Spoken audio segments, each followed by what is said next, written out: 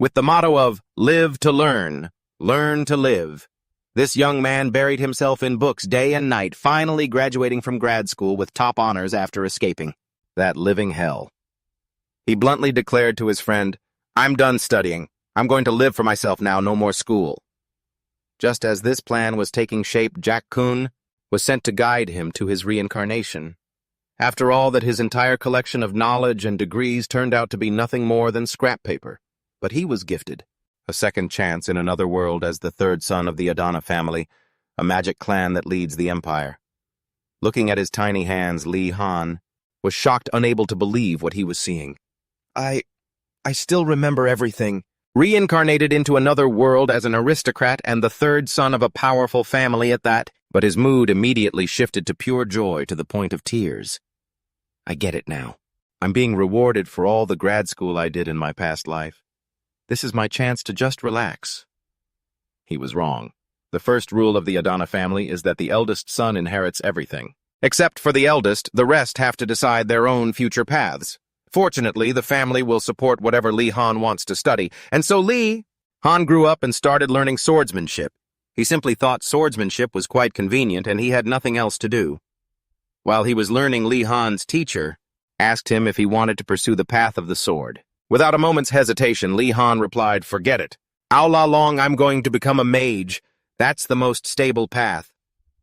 This answer made Ao La Long's face fill with surprise. Lee Han, seeing this, worried that his answer was too lacking in ambition and tried to explain, but somehow Ao La Long knelt down and sobbed, "I am so moved by the young master's brilliance.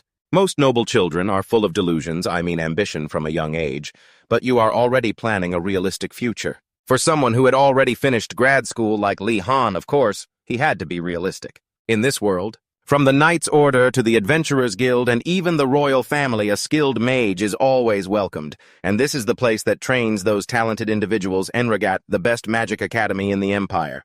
And now Lee Han, having reached the age for enrollment, is starting a new learning journey in another world."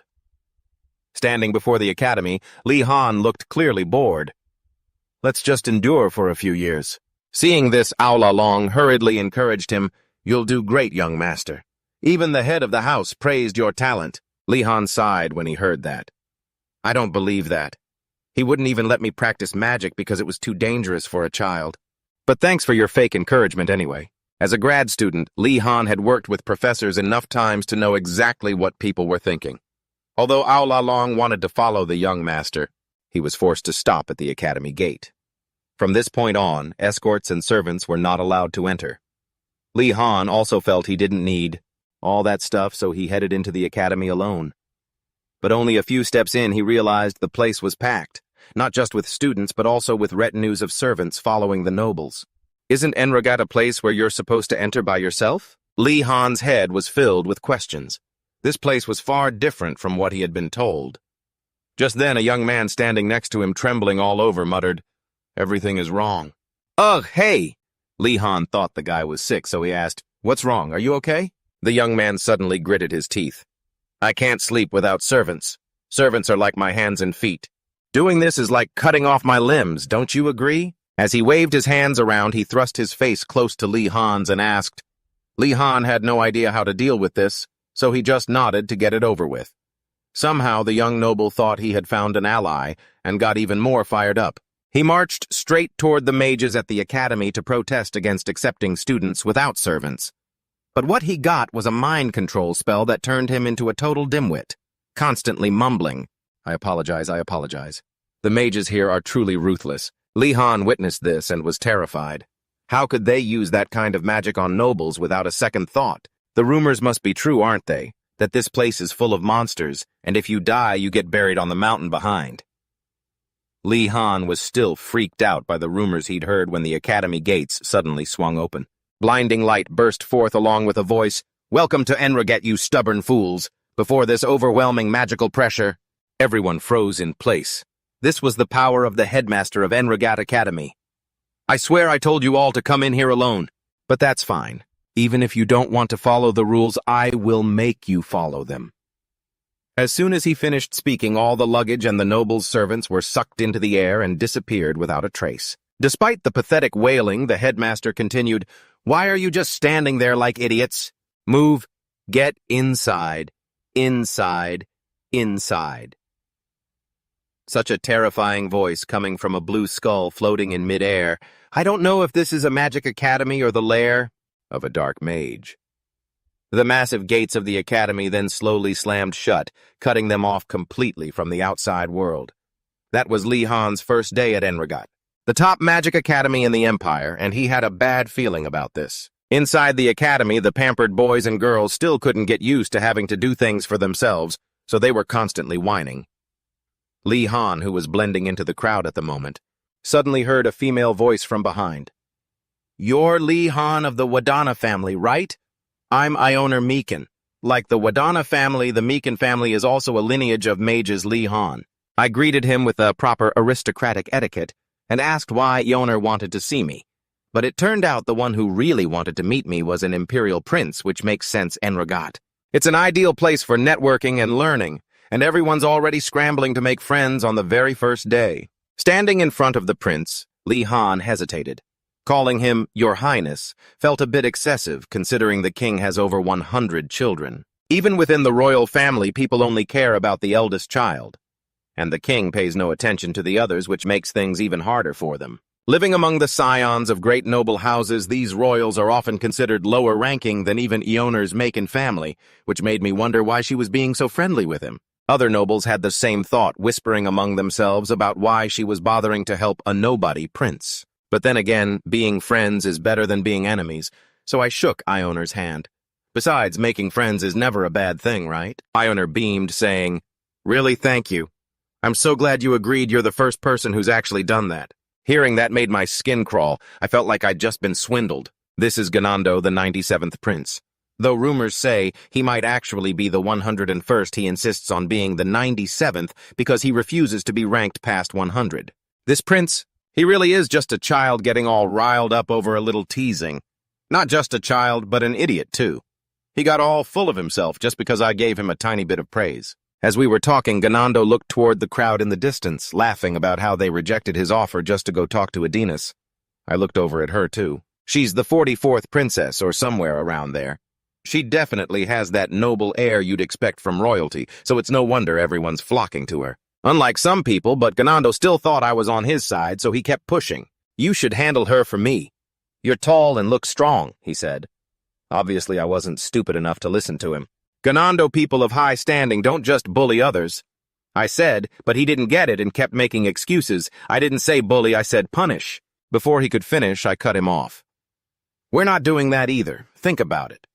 Naturally, an idiot like Ganando couldn't think of anything, so he asked me, "Li Han, what should I do?" Even though I didn't really care about this prince, I gave him some advice. You could be generous and forgive them, but if you don't want to, you should challenge them to a formal duel. As soon as fighting was mentioned, Ganando acted like a whipped puppy. "We don't need to make a scene. As a prince of high standing, I shall graciously forgive them." Seeing Ganando listen for the first time, Ioner stepped in and gave me some praise. "Wow, you're amazing. You actually managed to control his stubbornness. Even I, his own relative, can't handle him." You could tell how hard it must be for Ioner to deal with her royal relative. I took the opportunity to ask, "Amazing is a bit much, but I get that you two are relatives. Why go through all the trouble of looking after him?" Just then, the green skull appeared again, cutting off our conversation. "Are you kids having a good time, you ironheads, seeing a skull that close up?" I was shocked. A lich, a creature that is the end result of a mage willing to pay any price for immortality. I couldn't believe the headmaster was actually a lich. Looks like I studied my theory pretty hard before entering the academy. Not bad for someone who finished graduate school. While everyone else was panicking, the headmaster asked a question. "I have a question for you all. Why do I call you Ironheads?" Adinas was the first to raise her hand. "Because the symbol for this year's class is steel." That was the correct answer, and her house earned 10 points. Surprised, she asked, "Wait, there's a point system for the houses." But the headmaster's reply was a real killjoy. "Of course not. If you want to be a mage, you should first learn to distinguish truth from lies." That's right, the symbol is steel.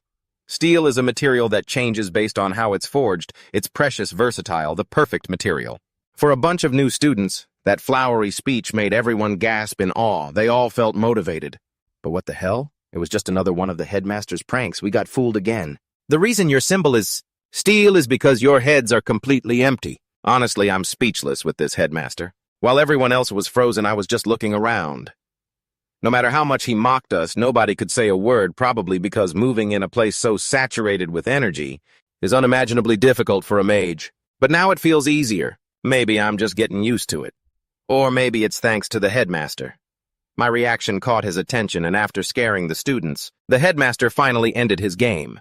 It seems I've been a bit too harsh on you all, having just traveled so far to get here. Everyone look at the door on the left, just enjoy the feast and wash away all the exhaustion from your journey. Before the students' eyes appeared, a room overflowing with delicious, beautiful food, white bread slices smeared with butter and cheese, and succulent chicken marinated in butter oil. Spices and flour cooked with wine created a top-tier chicken dish, baked bread topped with rich sauce, and even fresh fish grilled over charcoal in the European style. Even someone from royal lineage like Ganando had to drool, but what the hell? As soon as everyone put their knives down, all the food vanished. Just then a familiar mocking voice of the headmaster rang out again. "You fools, you've been tricked again, ha ha ha. When will you lot ever get any smarter?" Li Han was left speechless by this headmaster. "I've heard that when you become a lich, you have to trade away a few things. I'm certain this skeleton of a headmaster is missing quite a lot." After having his fun teasing the students, the headmaster conjured up a pile of supplies. "This academy is the birthplace of mages, and the greatest motivation behind a mage getting stronger is desire. This is your uniform and your food." To someone who grew up eating gourmet meals like Ganando rice balls and bread were truly a garbage. But as soon as he tried to voice his opinion, the headmaster leaned right into his face. "That's exactly right. That's the exact reaction I wanted to see. The food tastes terrible, doesn't it? Study magic and find your own delicious food. Are the clothes and wands pathetic? Study magic and go find better ones yourself. That is the rule of this academy." After hearing the headmaster, a student got the idea to go outside and get more supplies. As soon as he said that, the headmaster's eyes lit up. "Exactly, excellent question, Nam. No one will be allowed to leave here. You are not allowed to go ask the seniors for help either. That is all. Now, dismissed. Good luck, students. Move forward and become the greatest mages." After that bizarre announcement, Li Han sighed wearily. "Does every world have these types of professors? I'm already sick of running into them. The professor's look just now was no different from my teacher in my past life. Yes, that same crazed look. While Li Han was lost in thought, Ganando ran over with a pitiful expression. "Li Han, you were planning to go there too, right? To dare treat us like this. How are we supposed to survive with such terrible food and clothing?" But Li Han didn't care about him and reached a conclusion. "Wait, what if that skullhead is actually kinder than my old teacher? He doesn't just provide food, he even gives us clothes. Yikes, this place is actually much better than I thought." Our protagonist's brain, turns out it's not exactly normal either. This must be the consequence of studying too much in my past life. In the Empire, the Adana family wasn't very famous among the nobility. Very few people knew of them because this family always used magic research as a curtain to shield themselves from the noisy world outside. For that same reason, whenever they were mentioned, there was nothing to say except for misconceptions. Ganando heard Li Han's words and was so shocked he couldn't speak. "Even my servants don't have to dress like this.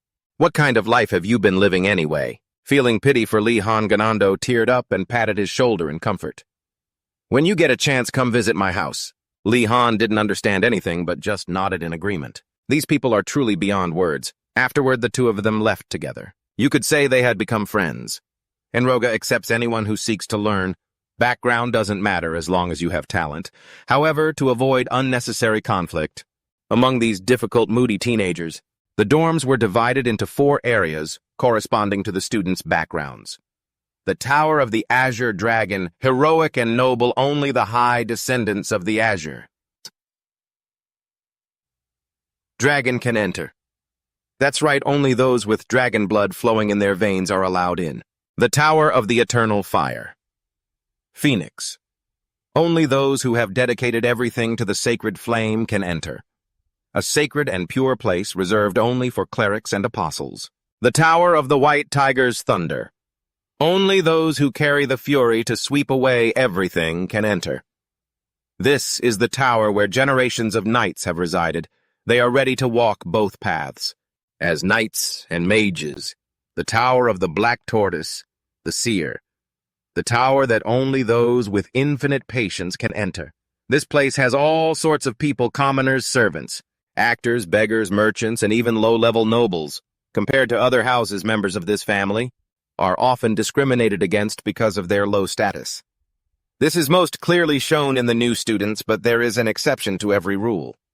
In Lee Han's eyes, these students are the most potential business partners. I have to make friends with them. Business requires capital, and the core of business is practical experience. I need to go gather some more. Just then, a voice of contempt rang out from afar. No matter what anyone says, I don't understand how they can allow such lowly people in here. What are you looking at? Did I say something wrong? Seeing this guy dare to insult his future business partners, Lee Han stepped forward. The lowly one here is you. When you stepped in here, didn't we leave all that behind us already? A proud person like you forgetting such a basic thing. These words won the agreement of the other students. He's right. He comes from the Odana family, doesn't he? Truly living up to the name of a great house. The ones who were talking trash earlier were now surrounded by the crowd, and they started to blush and feel embarrassed. They never expected everyone's reaction to be like this.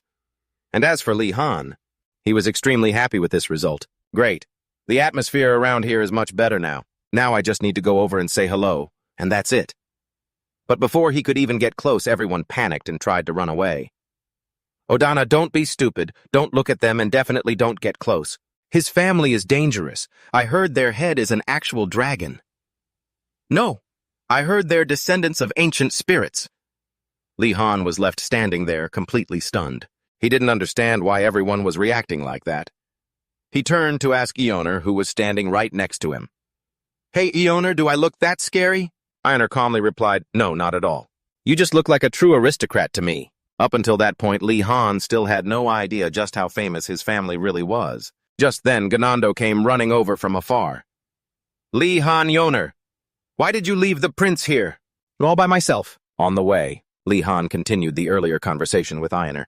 By the way, Eoner, could you tell me everything you were going to say before? Eoner replied. Oh, the part about why I spoil him so much. It's because of his mother. Suddenly, a grand scene appeared in his mind. During a banquet, young Eoner had accidentally spilled a drink on the Queen Ganando's mother. Everyone thought the Macon family. It was finished. Even as a child, she shouldn't have been forgiven. But the queen didn't blame her. Instead, she kindly held little Eoner in her arms. It's okay. Everyone makes mistakes sometimes. Are you all right, Lady Eoner? That scene was absolutely cinematic. And of course, if it were in one of the movies Lee Han watched in his previous life, that's how it would go. But here the reason was simply because Ganando's mother is super rich. Just by being friendly with Ganando, she would provide Eoner with a huge allowance. Hearing the reason, Lee Han's perception suddenly crumbled. But then a thought, not exactly a pure one, popped into his head. If that's really the case, maybe I should become friends with him right now. These two really are true friends. As they talked, the three of them walked toward their dormitory, the Azure Dragon Tower. But this academy is insanely huge, filled with lakes, forests, and mountains. It has everything. And yet, the headmaster is making the students fend for themselves. Suddenly, a crowd ahead caught Lee Han's attention. Since that was the way to the Azure Dragon Tower, he moved forward to see what was happening. As soon as he squeezed to the front, Lee Han's jaw dropped in shock. He never expected the famous Azure Dragon Tower to look so dilapidated. As soon as Ganando saw it, he started complaining. Even the servant quarters are bigger than this. They're making us live in a place like this. I'm becoming more and more disappointed. But as they stepped into the tower, the others seemed to disappear. The space suddenly changed. Lee Han was observing his surroundings, wondering what to do, when a voice echoed in his head. Welcome, little mage. Where would you like to go? It didn't take long for Lee Han to figure out what was happening. The dormitory is a magic tower. It lives up to its reputation as a magic academy. He placed his hand on his chest and asked politely, Where are the places I can go? The tower then replied, You adapted quickly. Currently, the only places you can access are your private room and the Iron Rank Lounge reserved for first-year male students. Lee Han heard that and asked, So does that mean later on I can go to other places? The tower explained, That is correct. There are places you can enter just by knowing the name, and there are places where you need to know a bit more information to get there. But for now, you can't go anywhere. The headmaster has strictly forbidden it. Lee Han didn't ask anything else and chose to go to his private room. Before he was teleported, the tower sent him a friendly welcome. It seems Lee Han had made a good impression on the Azure Dragon Tower. Just as he stepped into his room, Lee Han immediately read the book about the Academy. A few lines about Irrigat. Aside from the core classes, which are mandatory, you can choose other classes yourself. You can decide whether or not to continue after a 1-month trial. Mages are those who delve into the principles of the world. Even when others offer help, a mage must still walk their own path. Signed, OSU Gonadon Test. After finishing the book, Lee Han realized the headmaster wasn't as strict as he'd thought. He actually found studying here easier than university, and this room had almost everything he needed. Lee Han was the only one who felt that way. To those pampered noble kids, a room like this felt like having absolutely nothing. They couldn't even imagine living in such a place in their wildest dreams. After grasping all the academy rules, Lee Han decided to head to the common room to chat. He wanted to see what everyone else wanted to study. When asked, Ioner happily shared, "I want to study alchemy. I've always been interested in it. My dream is to build my own workshop and supply goods to the royal family. Do you want to join me?" Mentioning business made Ioner's eyes light up. It was unexpected how someone from such a noble background could be so obsessed with money. Lee Han felt a bit wary. Alchemy isn't an easy line of work, so let me think about it. The Empire's alchemy industry is incredibly competitive. From spreading rumors about rivals to monopolizing potion ingredients and guilds fighting over market share, choosing a more stable path would be better. That was Lee Han's reasoning. When Ioner asked him back, Lee Han hesitated for a moment. His mind was currently focused on subjects with less competition and easier ways to get high grades. He prioritized becoming a high-ranking government official, in other words, working for the imperial government. Regardless of the major grades and performance reviews were what mattered most. But if he said that bluntly, it would disappoint someone as enthusiastic as Ioner. So Lee Han replied cleverly, "I plan to try out a few subjects before making a final decision. You shouldn't rush into making such important decisions." Just then, Ganando came running over, shouting, "Guys, we've got a problem!" I think my room was robbed. It's completely empty. Nothing in there. Lee Han and Ioner understood the situation as soon as they heard it and were left speechless even when Ganando repeated himself. The two of them reacted the same way. It seemed they were getting used to the illness that plagued these noble brats. The next day, Lee Han walked along deeply engrossed in a book about basic magic theory, one of the core subjects for first years, with each house having its own hour-long session. Contrary to Lee Han's eagerness to learn, everyone else looked like zombies. When asked, the whole bunch started complaining, "We're starving to death. The beds are so uncomfortable that no one can sleep. Not to mention the itchy fabric of the uniforms is driving us crazy." Hearing that Lee Han remembered his past life, back then lunch wasn't even on his schedule, and his only meal for the entire day was a chocolate bar he got from a senior after struggling to finish all his chores. He had been so excited for a grand feast, but somehow all he got was a cup of noodles and a piece of kimbap. Compared to that life, the situation here was much better, and Lee Han was extremely satisfied. After complaining while walking for a while, the group finally reached the lecture hall for the class. But as soon as the door opened, the students who had arrived earlier screamed, "Ah, what is that? This is definitely our lecture hall, I swear." But inside there was a basilisk.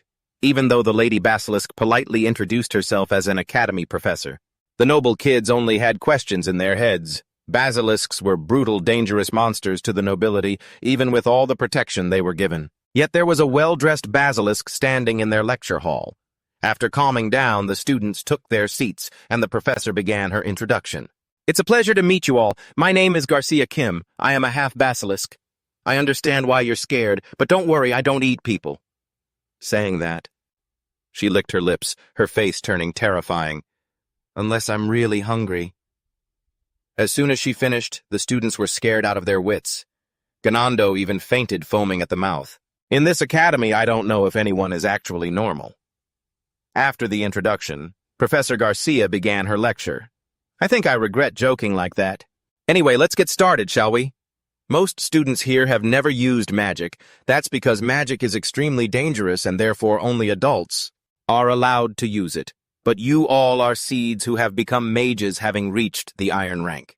This lesson will teach you what magic is and help you see which types of magic you have an affinity for. The journey to becoming a mage is very harsh, and I hope I can be your compass. Hearing these words, The students let out a sigh of relief. So the professors here weren't all like the headmaster. It seemed the headmaster had left an unforgettable impression in the hearts of the students, and this impression wasn't very good. Opening the lecture, Professor Garcia asked the most basic question, "What is magic?" Almost immediately, Adinas raised her hand to answer. It's when a mage uses it to change the outside world according to their will. As expected of the top student, she was always the first to answer, and had never been wrong. Professor Garcia then added to this answer, "A very good answer. But to add to it, it's using the power of magic mana as the primary force to change everything around you. Those who have joined this academy have enough talent to sense and detect this magical force. But to use magic, we must go further than that. You will have to summon magic yourself and weave it delicately. Only then can magic be cast. Usually people think you need to chant spells or perform some action to cast magic, but the most important thing is your own will. You must not forget that." After explaining the basics, she had the students take out their wands and experience it for themselves. After so long, finally Li Han was able to use magic. While the other students were still struggling, Professor Garcia carefully guided them with words, "I want you to imagine the image of light in your mind. At the same time, keep maintaining your current magical energy." Ioner clenched his eyes, struggling to sense his own magic. It's tougher than it looks. So this is what it feels like to control magical energy. It's like trying to hold the reins of a wild galloping horse. If I lose focus for even a second, it'll just scatter away, just like I saw the other students struggling to do after their first attempt. Professor Garcia waved her wand, guiding them to the next step. "While you're all focusing on keeping your energy from dispersing, cast the spell, Let There Be Light." Instantly, an intense light burst from her wand, illuminating the entire lecture hall. The incantation can be anything you come up with at the moment. But remember, a short, concise spell makes it much easier to maintain your focus, doesn't it? Watching the professor's demonstration, Li Han grasped the main points and broke them down into 3 simple steps. 1. Gather the magical energy. 2. Shape the energy according to your will. 3. Chant the spell. But understanding the theory doesn't mean you can just pull it off perfectly. Obviously, he failed his first attempt and he wasn't the only one. The other students faced the same issue. Their magical energy spiraled out of control and went haywire, so Professor Garcia gave a light flick of her wand to keep the students safe. If you can't control it, magic can become unstable and hurt others. As your professor, it's my responsibility to prevent that from happening. Stay calm and keep practicing. Don't be afraid. If you still have energy left, keep trying. By the second attempt, a third of the students had given up, leaving only 2/3 left. Watching their expressions, Professor Garcia smiled, intrigued. Lighting a fire might be the simplest spell, but it usually takes months of practice to master. Still, this is something you all have to overcome on your own. So I'm not going to tell you how. By the third attempt, half the students had quit. By the fourth, almost everyone had given up, leaving only 3. By the 5th, only 1 remained. By the 6th, only 1 student was left. Suddenly, Li Han raised his hand. "Excuse me, Professor. I'm sorry for interrupting, but I still need to keep practicing. It seems like it's just me left." Only then did Professor Garcia realize they were already on the 7th attempt. Usually, by the 5th, even the strongest students were completely drained of magical energy, no matter how energetic they were. Magical energy. In the East, a tribe calls it spirit chi. An arrogant scholar might call it elements, and some stubborn priests would call it divine power. Whatever name it goes by, this energy is the very source of a mage's power, because every time you cast a spell, you have to draw upon it. Of course, a young, inexperienced mage will encounter what's called a mana deficiency, but Li Han still looks like he's holding up just fine. Even though this was his 7th try, it piqued the professor's interest. Plus, Li Han had introduced himself by his given name instead of his surname. When asked, he'd successfully earned bonus points in her eyes, because she saw a student practicing equality. Professor Garcia smiled warmly. "Could you come up here for a moment?" She had already locked the name Li Han in her mind.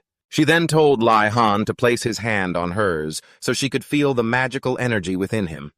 The moment she touched him, a source of energy vast and immense like surging ocean waves hit her, leaving the professor.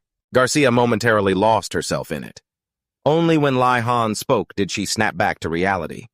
Professor Garcia quickly pulled her hand away and said, "It's nothing, never mind." The lesson continued. Just then, Ganando whispered to Ioner, "Hey, shouldn't we go save him?" What if she, eats him? I really have no words for this guy's brain. Before letting Lai Han return to his seat, the professor patted his shoulder and whispered that she wanted to talk after class. A while later, the students had mostly recovered their strength. Professor Garcia continued the lecture. I'm sure you've all felt it by now. Your magical energy depletes very easily, but don't get discouraged. The more you practice, the more your internal mana reserves will grow, and you'll gradually use less energy. Sometimes an over-enthusiastic student loses control during practice and gets hurt, so we must be extremely careful, right, Ganando? And one more thing, I don't eat students. Poor guy, his big mouth really got him in trouble this time. After some careful instructions, the first lesson concluded. After class, Lai Han went to the professor's office as requested. Excuse me, Professor, but is everything all right? Why did you call me here privately? Professor Garcia looked at Lai Han meaningfully and spoke up. Actually, the headmaster told me about you even before today's lesson. As soon as he heard headmaster, Lai Han instinctively stepped back. Being noticed by that crazy old lich is genuinely terrifying. Seeing that Professor Garcia reassured him, don't worry. The headmaster might seem a bit silly, but he's actually a kind person. The students don't really know that. But the headmaster is an excellent judge of character. Every year he provides a lot of information about new students. Be careful with that beastkin student. He could burn down the central house a few times over. That student is a half-demon. Be cautious when using holy spells around her. And what he said about Lai Han was, he has the makings of a total idiot. Professor Garcia understood the hidden meaning behind those words immediately. He called him a total idiot. This could be taken literally, but Easterners often say that a total idiot can also be a hidden genius, something I might think is complete stupidity. Could also be connected to what I consider brilliant. He means he's already seen the hidden potential of a genius in this student. I wonder what kind of student he will turn out to be. Li Han. I have very high expectations for you. Seeing the professor lost in thought for a moment, Li Han spoke up to ask. Of course, Professor Garcia couldn't just say what was actually on her mind, so she found another way to put it. The reason I called you here is, you have way too much magical energy. Li Han scratched his head after hearing this. He wasn't entirely surprised. It was something to be glad about, but was that really the reason the professor needed to see him privately? I thought training would increase my magical energy. Professor Garcia continued. You're not just a little ahead of the curve, I can't even foresee your limits. This statement left Li Han stunned. The total amount of magical energy is one of the determining factors for a mage. If you lack it, you would have to resort to exhausting methods just to gain more energy. This means that possessing more magical energy implies you won't hit those limitations. In other words, it signifies a prodigy. Li Han's mood quickly shifted to pure joy. If what the professor said was true, then the path ahead of me is paved with roses, but not yet. Before he could celebrate for long, the professor sadly added, It's a pity for you. Li Han, full of questions, asked back, What do you mean Professor isn't having a lot of magical energy, a good thing? Professor Garcia picked up a cup of water and began to demonstrate. That may be true, but you have too much. Think of magical energy like the water in this cup. This much is easy to manage, but to control a total amount of energy as vast as the ocean, wouldn't that be incredibly difficult? Being a smart guy, Li Han immediately understood the problem. So that means the difficulty of controlling magical energy and the fundamental principles of magic will be extremely high. He slumped to his knees in frustration and clutched his head. It's true, having too much of something isn't always a good thing. Magical energy is no exception. At this moment, Professor Garcia took out a bracelet and put it on Li Han's wrist. This is a bracelet that can absorb magical energy. For now, this will help you. Li Han felt a surge of excitement again. So as long as I have this bracelet, everything will be fine. Thank you, Professor. But of course it wasn't that simple. If the problem were that minor, the professor wouldn't have called him to her office. Not knowing what else to do, Li Han had no choice but to ask for advice. Professor Garcia thought for a moment and said, Using many spells to drain your magical energy will be very helpful. You are allowed to practice on your own because there is no risk involved in depleting your magical energy. This solution was simple but effective, though Li Han didn't seem to like it very much. On the way back to his room, he looked dejected. My future looks so bleak. From now on, I have to make sure I get good grades no matter what. Should I take classes that don't use magic? Thinking about this, he turned to his two friends. Are you two thinking of signing up for any classes? Ioner happily replied, I'm definitely taking alchemy. Hey, do you two want to join Li? Han hadn't even said anything yet when Ganando chimed in. What are you talking about? Alchemy is for servants and menials. There are no principles to learn there at all. Ioner, you're so foolish. Ioner, upon hearing that, clenched her fists. Ganando, could you step aside for a second? Li Han sensed the murderous aura rising and quickly scrambled away. As for Ganando, he didn't realize the danger and took a full-force punch from Ioner. Ganando, if you end up in the infirmary, don't you dare ask for any potions. Li Han knew a thing or two about fighting thanks to the lessons taught by all along, and in his eyes that punch was a perfect 10 out of 10. After that, Li Han and Ioner went together to attend the basic alchemy grasping course. On the way, Li Han was quite worried about what had just happened, but Ioner said that a simple apology would be enough. Judging by her laid-back attitude, this probably wasn't the first time Ganando had been punched. Along the way, both of them noticed many students from other towers traveling the same path. Most were students from the Black Tortoise Tower. Li Han didn't really care why they were there, but their stares made him uneasy. Commoners usually react in one of two ways when meeting nobles: one, they fear them, or two, they don't want to get involved and might even be hateful. Hearing the strange whispers about himself, Li Han could only sigh helplessly. He knew well that if he tried to appear too friendly, it could easily backfire. A moment later, the class had gathered in full, and from afar a voice rang out, "Has everyone arrived yet?" Once again, the students were in awe of their professor, with a lich as a principal and a ghost as a professor. Another peculiar professor wasn't exactly surprising, but it turned out that this time the professor was just an ordinary dwarf. Unlike the playful principal and Professor Garcia, this professor was serious and got straight to the point. My name is Uragum Jimda, but you can just call me Professor Uragum. I'm sure you are all thinking the same thing. We built such a large building. Yet why are we gathering in the courtyard where there isn't a single desk? As usual, Adenis raised her hand to answer first. To sense the mana coming from nature, sir.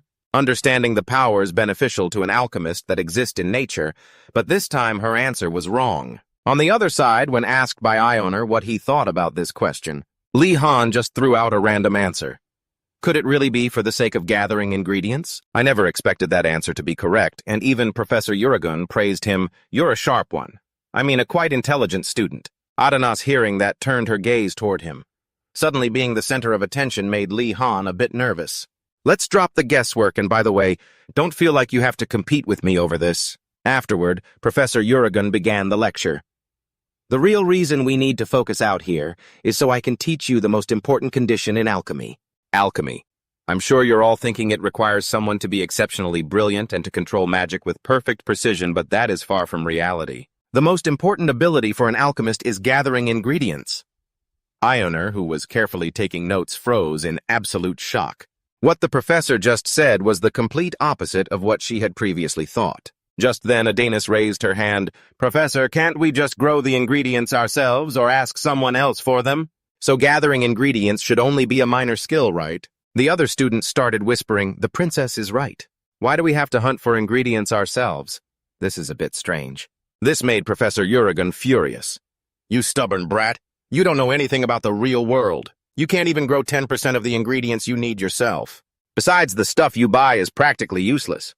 The reason we travel with explorers is that they are digging up those herbs and they're doing a half-baked job of it. Half-baked.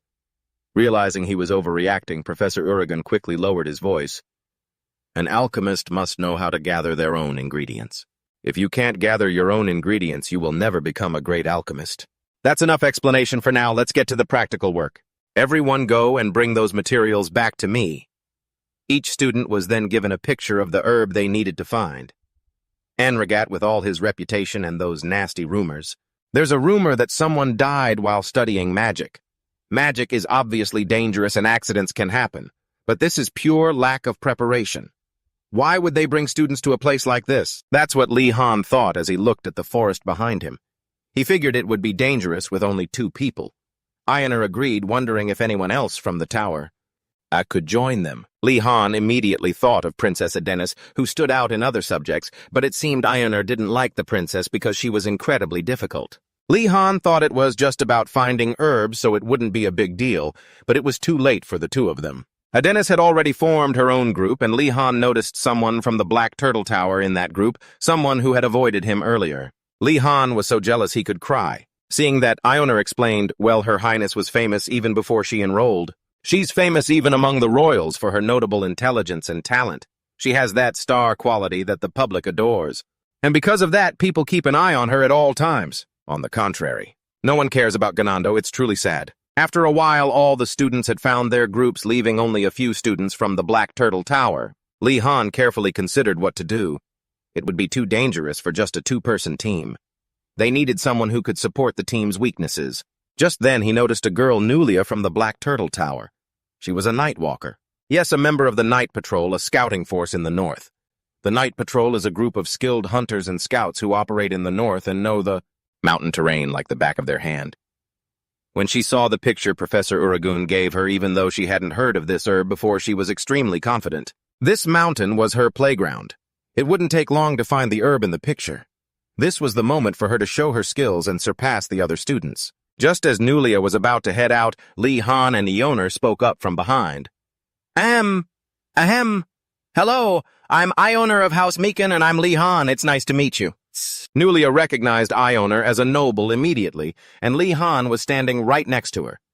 Students from the Black Turtle Tower usually didn't have much love for nobles, so she asked coldly, "What do you want?" after they asked if she wanted to team up to go into the mountains. Nulia suddenly grew wary. What is your real intention, huh? She clenched her fists, ready to fight at any moment. Nobles are all the same. They call us barbarians to insult us. Even when we show them our best hospitality, they complain that we treat them badly. How could these people be any different? At this, Li Han gently suggested, "It's dangerous to go alone. What will you do if a monster appears?" But Nulia still turned away and rejected Li Han's offer. Li Han, seeing this, conjectured, "Tell me the reason, will you? Don't tell me you think we're going to use you as bait or just dump you." Having her thoughts read like a book, Nulia turned beet red. She tried to make up an excuse about wanting to go alone, but Li Han cut her off. "Even so, you're going into the forest by yourself." "Yeah, right. I'm sure that's not the real reason. You don't even know what's waiting in those woods, and besides, we still have to gather the materials and carry them back.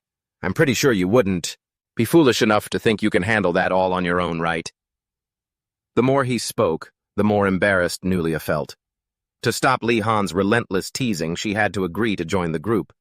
And just like that, Li Han's plan worked perfectly. Ioner, standing nearby, felt a bit ticked off by his tactics. She wondered what on earth the Guadano family had taught him. And so the trio headed deep into the forest to find medicinal herbs for Professor Uragum. Since she was so used to the forest terrain, Nulia leaped effortlessly across the branches, charging ahead. Watching her skilled movements, Ioner couldn't help but marvel. "Wow, she really is a skilled hunter. How did you know that?" Li Han explained, "Her leg muscles are very well developed, and the calluses on her palms mean she uses a bow and arrow regularly. Those are things you only see in experienced hunters." These analytical remarks were overheard by Nulia, and it made her wary. Just from those few clues, there's something strange about that guy. It's like he can read people like a book. Just then, Li Han chimed in, "Actually, I was just bluffing. I mostly just looked at the badge hanging from your belt." Nulia nearly fell out of the tree. This team was turning out to be quite the eccentric bunch. After a few jokes, Nulia seemed to lower her guard a bit. At this point, Ioner suggested she come down and walk with them to keep a steady pace. Nulia resisted at first, but after hearing Li Han's logic, she couldn't argue back. The only one who can identify the herbs here is Ioner. If she collapses, what are we supposed to do? Nulia quickly changed the subject to save face. "Well then, what exactly is your role, you jerk? She's searching for herbs and I'm leading the way. You haven't done a damn thing." If Li Han had said he was just tagging along to freeload, Nulia would have probably lost it, so instead he said I was here to protect the two girls. Hearing this, Nulia asked, "Now that I think about it, you're actually pretty decent. Maybe you come from a knightly family? So why are you at the Blue Dragon Tower?" Li Han saw this as a chance to bond, so he introduced his background. "Actually, I don't come from a knightly family, but from the Wadana family." The moment she heard the name Wadana, Nulia's face went pale. Seeing her terrified reaction, Li Han got scared too. He hesitantly turned to Ioner and asked, "Is there something wrong with my family?" Ioner patted his shoulder to comfort him. "Most noble families have some nasty rumors surrounding them, but the Wadana family is a rather extreme case." Li Han, however, knew absolutely nothing about this. He wondered what those rumors could be. Ioner didn't hold back and explained it all. The head of the Wadana family is a dragon. After the zombie uprising incident, he used his own breath to burn every single zombie into dried husks. The Wadana bloodline made a pact with ancient spirits, which is how they gained their incredible magical abilities, but the price was losing their emotions. The Wadana house is not known for mercy. The Wadana mages who came to suppress the rebellion literally made an entire city disappear. Those were the rumors being spread about his family. Li Han was so frustrated he could almost cry. Now he just wanted to scream at the top of his lungs. What kind of rumors are these? Why does everything messed up get blamed on the Wadana family? Seeing Li Han's reaction, even the wary Nulia couldn't help but chuckle. I don't know much else, but it seems that rumor about them losing their emotions is definitely fake. After that, the three continued their journey to find herbs in the forest. Only a short while later, Nulia signaled them to stop. It turned out she had spotted some animal tracks nearby. Look at this. Something quite large just passed through here. Since the tracks are quite faint, I think it's intentionally holding back its strength to hide its traces. I'm actually curious about what kind of creature it is. At this moment, Ioner's face showed zero interest in the matter, which made Nulia feel incredibly awkward. I'm bragging again, aren't I? I need to get used to this. Aside from the villagers, no one is interested in this kind of stuff. Suddenly, Li Han appeared with a look of genuine interest. Wow, that's interesting. What else can you tell me from these tracks? Having someone from the outside show interest in this topic for the first time made Nulia unable to believe it. She asked again, You find this interesting? Li Han looked bewildered. Why wouldn't it be interesting, Nulia? At this point, she turned bright red and started rambling, not knowing how to respond. She stood up and shouted, Anyway, whenever you find any traces like this, it's best to be careful. It's not just about the huge claw marks, but guessing what kind of creature this guy is, that's pretty tough. I've heard of several types of monsters roaming around the academy area. Since Enrogat is a land rich in magical energy, it affects the soil and rocks, and all sorts of monsters appear. Of course, there are those created from experiments, and even types formed from discarded potions, taking on shapes like special slimes. The more he heard, the more Li Han felt this academy was incredibly unsafe. Since the moment he stepped foot in here, he hadn't encountered a single normal thing. Because of this new discovery, the group decided to follow the tracks on the ground. This way they would be less likely to be ambushed. Before continuing, Li Han suddenly expressed his desire to learn how to read tracks from Nulia. Nulia said that it wouldn't be easy and she was sure Li Han would give up soon. But Li Han persisted, trying to convince her. As long as you teach me, I'll do my absolute best to learn. He thought Nulia would flat out refuse, but to his surprise, she smiled brightly. All right then, let's see what you can do. It seems the recent journey has made Nulia, who was initially always on guard, slowly start to open up. After tracking the trail, Ioner finally discovered the herb they needed, the Huai Thao. It's a bit of a bummer, though, because we only found 2, but I think we can track down the rest of them pretty quickly. Since I don't see any more nearby, let's keep moving. Because he was so focused on the herbs, Ioner didn't pay attention to the eerie silence surrounding them. When she turned her head, she saw a massive, giant wild boar charging straight at the 3 of them. Li Han could sense magical energy, so this definitely wasn't just any boar. Great, just perfect. Based on Nulia's experience, this is definitely a monster, and it doesn't seem like it intends to let the 3 of them go. It slowly started advancing forward. The magical energy radiating from it kept increasing, and Li Han pulled his wand out of his pocket. It's going to be extremely dangerous if we keep this up. Since we don't have any other weapons, I'll use my wand, because the size of a wand can change based on the wielder's will. Li Han transformed it into a large staff. Nulia suddenly realized, that's right, Li Han comes from a family of mages, and come to think of it, that's the imperial family of the great mages.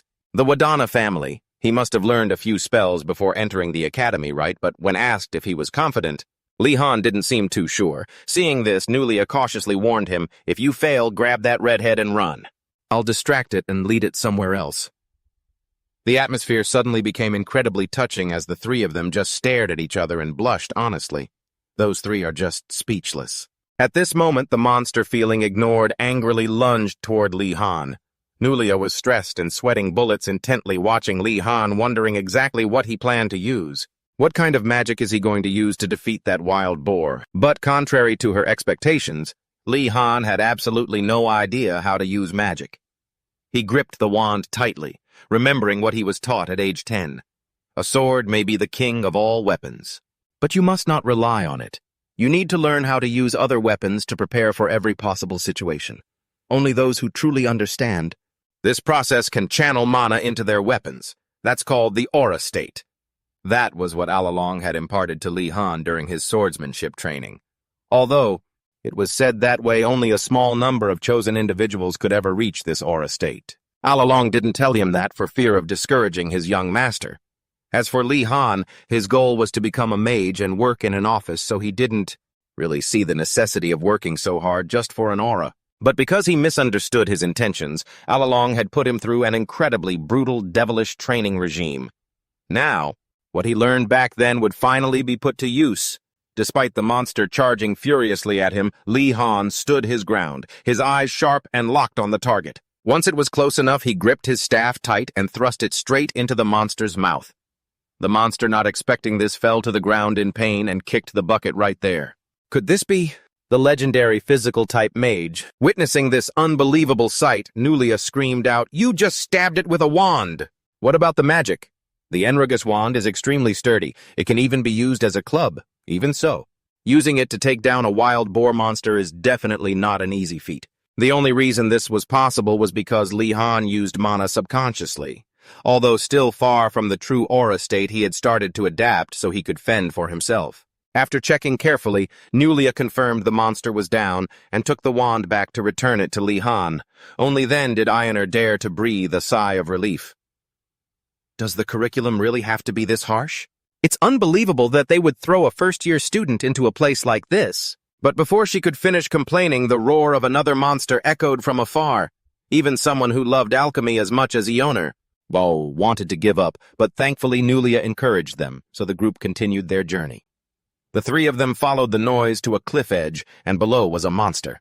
A wild boar was attacking Adenis's group. Observing that Adenis's group had many people, Li Han said they should just sit and watch. They won't have any trouble.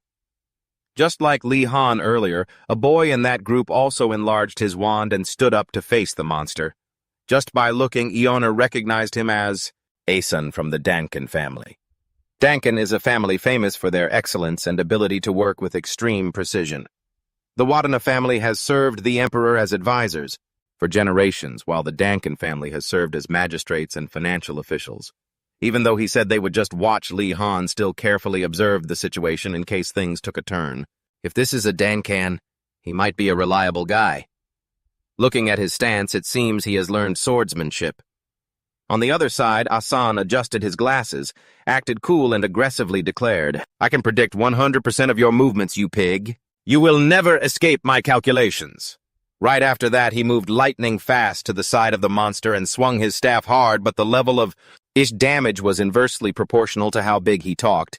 At this point, it was just enough to make the monster mad as hell. It just flicked its hind leg slightly, and Asan was already knocked out of the game. Now it was targeting the others. As the group leader, Adenis bravely stepped to the front, to shield the female classmates. Observing that the situation wasn't looking good, Ioner asked Li Han for his opinion on what they should do. Through the journey earlier, Li Han had subconsciously been treated as the leader by everyone, but he remained silent, not saying a word. Back to Adenis's side, she was extremely... The tension as the monster slowly closed in had to be perfect, just like I always do. While I was busy weighing my options and observing how it moved and attacked, the monster suddenly let out a painful roar and collapsed to the ground. It turned out that Li Han's group had quietly flanked it and struck from behind thanks to the experience of the veteran hunter Nulia. That's why the plan succeeded. After being saved, Adenis quickly regained her composure and stepped forward to thank him. "Thank you, sir," she said. Li Han replied formally, "It is nothing, your highness." Seeing this, Julia turned and asked, "Why are you two being so stiff? Isn't there a rule that classmates should drop all that formalities?" Ioner just shrugged, signaling that she had no clue either. Adenis promised to remember this and repay him.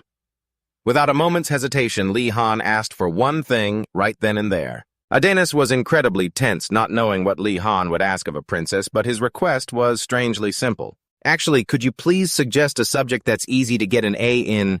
You have so many connections with everyone after all. Adonis was left questioning reality after hearing that. A subject that's easy to get an A in. What does he mean? Is he really just asking which subject is an easy grade? Is he testing me? Thinking too much, she didn't know how to respond. Just then, a chilling voice echoed, I know exactly what kind of lesson you're looking for. I know it better than anyone. As soon as he heard that voice, Li-Han started trembling. What is this? This ominous feeling, this shaking sensation I felt before, this atmosphere. It felt just like when I met my college professor in my previous life. Just as he guessed, Professor Urium suddenly appeared behind them.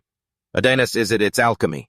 His face looked terrifying, as if he wanted to devour Li-Han alive. Li-Han tried to calm himself down. I can't do this. I'm not that immature kid from back then anymore. He gave a bright, beaming smile and replied, Professor, I'm sure it'll be a great subject if I have enough passion and love for it. He was very confident in his answer, thinking he would escape this awkward situation. But for some reason, the professor continued, You think so? Then listen closely. I will instill that passion and love in you myself. This was truly beyond Li-Han's expectations. Only then did he voice his honest thoughts. I don't think I'm quite ready to take this subject yet. But it was too late. He had already earned the admiration and envy of the other students. After all, not every first-year student gets such dedicated attention from the professor. Professor Urium knew that you can't force a fruit to ripen before it's ready, so he sighed and decided to end today's lesson here. I think that's enough for today. Unfortunately, those other creatures didn't get to cross paths with you all. Hearing that, Face, bruised and battered, lifted his head, confused. Does that mean... You mean the professor intentionally led them to us? Professor Urium explained, Don't tell me you thought I only sent you out there to dig for herbs. Today's goal was to have you face various situations while looking for herbs. Whether you catch them, dodge them, run from them, or hide from them, an alchemist must have the skills to handle unexpected situations. You blockheads understand that now, don't you? Looking at the students' sour faces, you could tell how dissatisfied they were with this insane teaching method. At this moment, Ioner held up the herbs and spoke, So we don't need the medicinal herbs, right? We went through so much trouble to get them. Look here, the three of us actually found it. Upon seeing the herb root, Professor Urium immediately rushed over and hugged Li-Han's group. What, I didn't think you'd find it? Well, then you all passed the course. You truly are talented students born to study this subject. Meanwhile, the professor leaned into Li-Han's ear and whispered, Exactly as I planned, student Li-Han. You have to take this subject.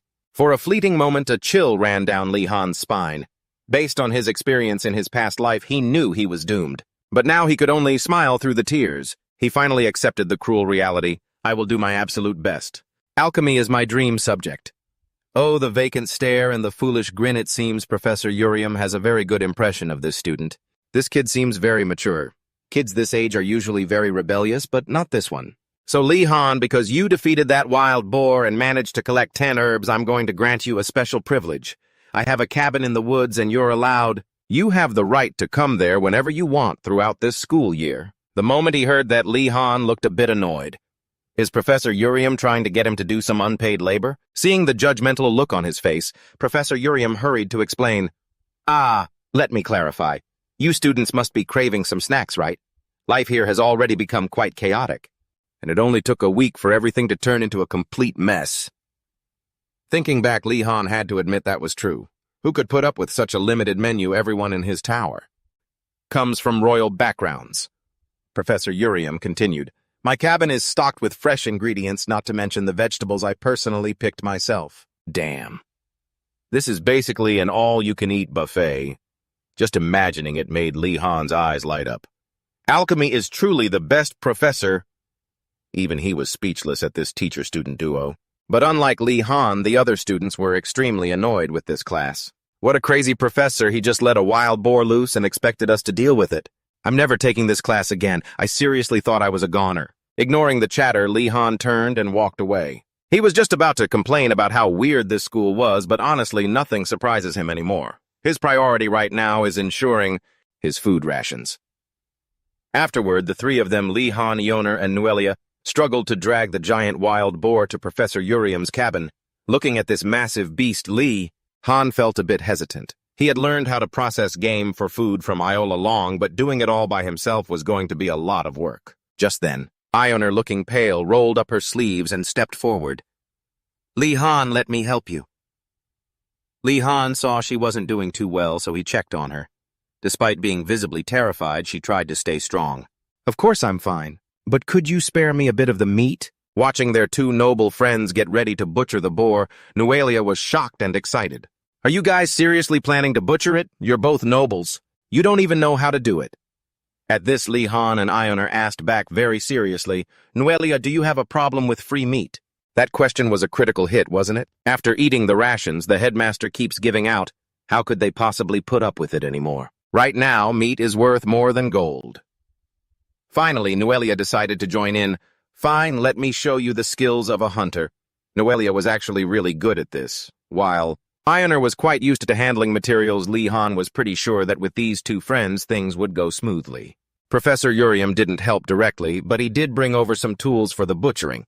Once fully equipped, the three of them got to work. Li Han's series of skillful moves made Nualia look at him in a new light. She was curious if the Adana family taught him these things. Ioner, despite being a bit shy, also did her assigned tasks well. Every part of the boar was fully utilized to avoid any waste. Sitting there fanning the fire, Li Han started thinking about the future. Life from now on? Who knows how long this hellish life is going to last? Maybe I should start stockpiling for later. Watching from the start, Professor Urium praised the group. "Oh, are you planning to smoke the meat? Impressive. No matter how good the weather is, it'll spoil easily. Smoking it is the right choice." The one the professor paid the most attention to was Li Han. "I'm quite impressed. The kid has only been studying alchemy for 3 days, yet he's reached this level. He keeps exceeding expectations." Just then, the professor's stomach growled loudly, drawing everyone's attention. And so Professor Urium chipped in a few more ingredients while Li Han rolled up his sleeves and headed to the kitchen. With his skills, Li Han won everyone over with divine-tasting cooked meat with buttered bread. The atmosphere was light and melodious. With a few friends on the third day without any trouble, they ate, they talked, and they laughed until they were full. Happiness is just that simple. After devouring the meal, the group had one more problem to solve. Even though they had smoked a lot of meat, there was still plenty left unprocessed. They were all too full to eat anymore, and it would be a real waste to throw it away. Just as they were racking their brains over what to do, Nualia suggested, "What about sharing it with our friends at the tower?" Li Han and Ioner exchanged glances. They both had the same thought. "You mean we should sell the meat?" "That's definitely a great idea." Of course, that wasn't what Nualia meant at all, but she couldn't stop these two crazy people. "All the students at the Blue Dragon Tower are rich, so it shouldn't be a problem, right? They're all nobles, they won't want handouts, you know." Looking at the two in front of her, Nualia was speechless. Are all nobles like this? Li Han with his no work, no food motto, and Ioner with her save every penny philosophy, together they really are an unstoppable duo. But Julia didn't know that, so she asked, "Are you guys really planning to sell meat for money?" When they asked her to join in, Julia quickly hugged her bag of meat and said, "No way, I only want to share this with my friends." Even though the other two, I kept trying to convince her, she stuck to her decision. Watching the three kids, Professor Urium couldn't help but exclaim that all three of them were talented and passionate. But they also looked like potential troublemakers. I'm certain they're going to be a real headache in the future. The Blue Dragon Tower was built far from the main tower, and it always welcomed students with the warm, inviting scent of young leaves. However, today was a bit unusual. As they walked by, the students were drawn in by the mouth-watering smell of grilled meat. Greeting them were Li Han and Ioner, smiling radiantly. "Hey everyone, you haven't eaten yet, have you?" This strange sight made everyone freeze for a moment. "What are you two doing? Don't tell me." At this point, Li Han spoke up. "Come on over and take a seat. We prepared this for all of you." As soon as they heard that, everyone's mouths started watering. After all, it had been a long time since they had eaten meat. But of course, nothing was free. Li Han smiled and signaled, "1 silver coin each, please." To these noble students, that amount was nothing. Everyone happily agreed. The moment they took their first bite, they all burst into tears simultaneously. "How long has it been since we last had meat? It's literally melting in my mouth. I can't believe they're giving us something this wonderful." Everyone was so happy that they were eating while raising their hands to the sky, starting to chant like cultists. It was truly speechless. On the other side, Lee Han and Eoner were incredibly happy with their profits. I didn't think our business would go this well. We're selling it for 3 times the price outside the academy, but still, where else would anyone be able to buy meat around here? It's a fair trade. They want it, we sell it. That look on their faces is definitely that of a capitalist. There's no mistaking it. Just then, Ganando came out of the tower looking gaunt. "Oh, why is it so noisy out here? I'm literally starving to death." Seeing the pile of meat, Ganando's jaw dropped in shock. He couldn't believe his eyes. Lee Han saw him and greeted him enthusiastically. "There you are, Ganando, come eat with us." Hearing that, Ganando's face lit up like a flower and he sat right down at the table. "Can I really eat with you? Then I won't stand on ceremony. Thanks a lot, guys." But before he could even put his knife down, Lee Han stopped him. "1 silver coin, please, my dear friend." Hearing about the money, Ganando's eyes went wide. "You're charging me?" Lee Han, with all his experience, immediately manipulated him. The honor of a noble does not allow for free handouts. Although Ganando wanted to pay, because the headmaster had forbidden bringing anything into the academy, he didn't have a single penny on him. And of course, Lee Han had already accounted for that. He pulled a contract and a quill out of his pocket. "That's not a problem. Just write down how much you ate and sign here." Ganando was trembling as he grabbed the quill and started crying his eyes out. "Lee Han, you are absolutely amazing." He didn't even bother to read the contract before signing his name. While eating, he was still grateful to his friend. "How could I have ever thought of cutting ties with such a wonderful person? I really am a good judge of character. Turns out this is what true friendship is all about." This kid is truly a dimwit. And so everyone was happy that day. The next day, during the basic magic properties class, the noble students started complaining. Everyone thought that as nobles they didn't need to attend such basic classes because they were already perfect. Listening to all that, Lee Han could only offer a bitter smile. Right at that moment, a familiar voice rang out. "Good morning, everyone. Hello, you stubborn little brats." All the students were shocked by the appearance of the headmaster. No one expected him to teach a basic subject like this. After looking around the class, the headmaster noticed the students' rosy, fresh complexions. Oh, looks like you all just ate something, didn't you? I thought it would take you a month. And to actually find some food. A student who was noticed immediately spoke up. "Sir, do you mean we were actually supposed to fend for ourselves to find food? Why would we have to listen to—" Before he could finish his sentence, the headmaster shut him up with magic. "Enough with that nonsense. I'm just happy that you stubborn brats learned so quickly." Before I could even finish my sentence, the principal cut me off with a spell. "Enough of that nonsense. I'm genuinely impressed by how quickly you blockheads are learning." The headmaster observed the students, thinking to himself that among the new intake each year, those from the Azure Dragon Tower were always the slowest, while the Black Tortoise Tower had the most talented. The White Tiger Tower followed, but compared to them, the Azure Dragon students were all aristocrats.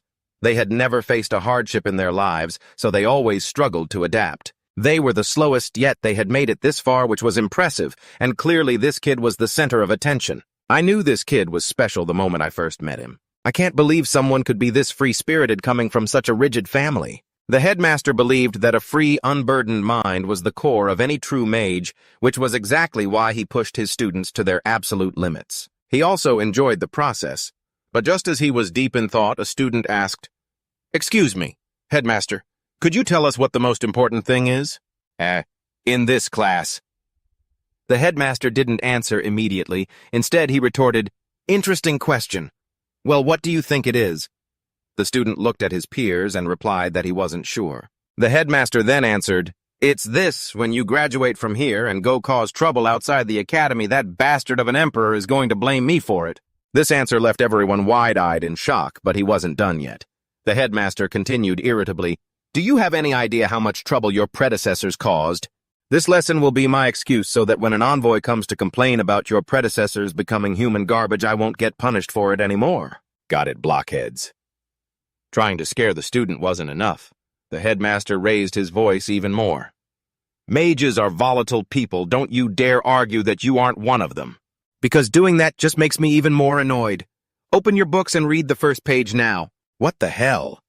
A giant thick book, and it only had one sentence repeated over and over. "I will not cause trouble with magic."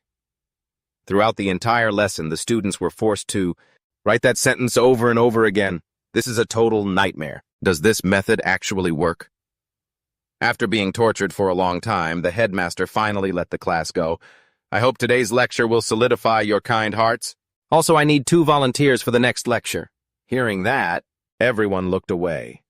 After experiencing the headmaster's bizarre temper, nobody wanted to deal with him anymore. The headmaster saw this and flashed a sinister smile. If no one volunteers, things are going to get much harder, you know. Right at that moment, Lee Han became the savior of the class. I'll do it, sir.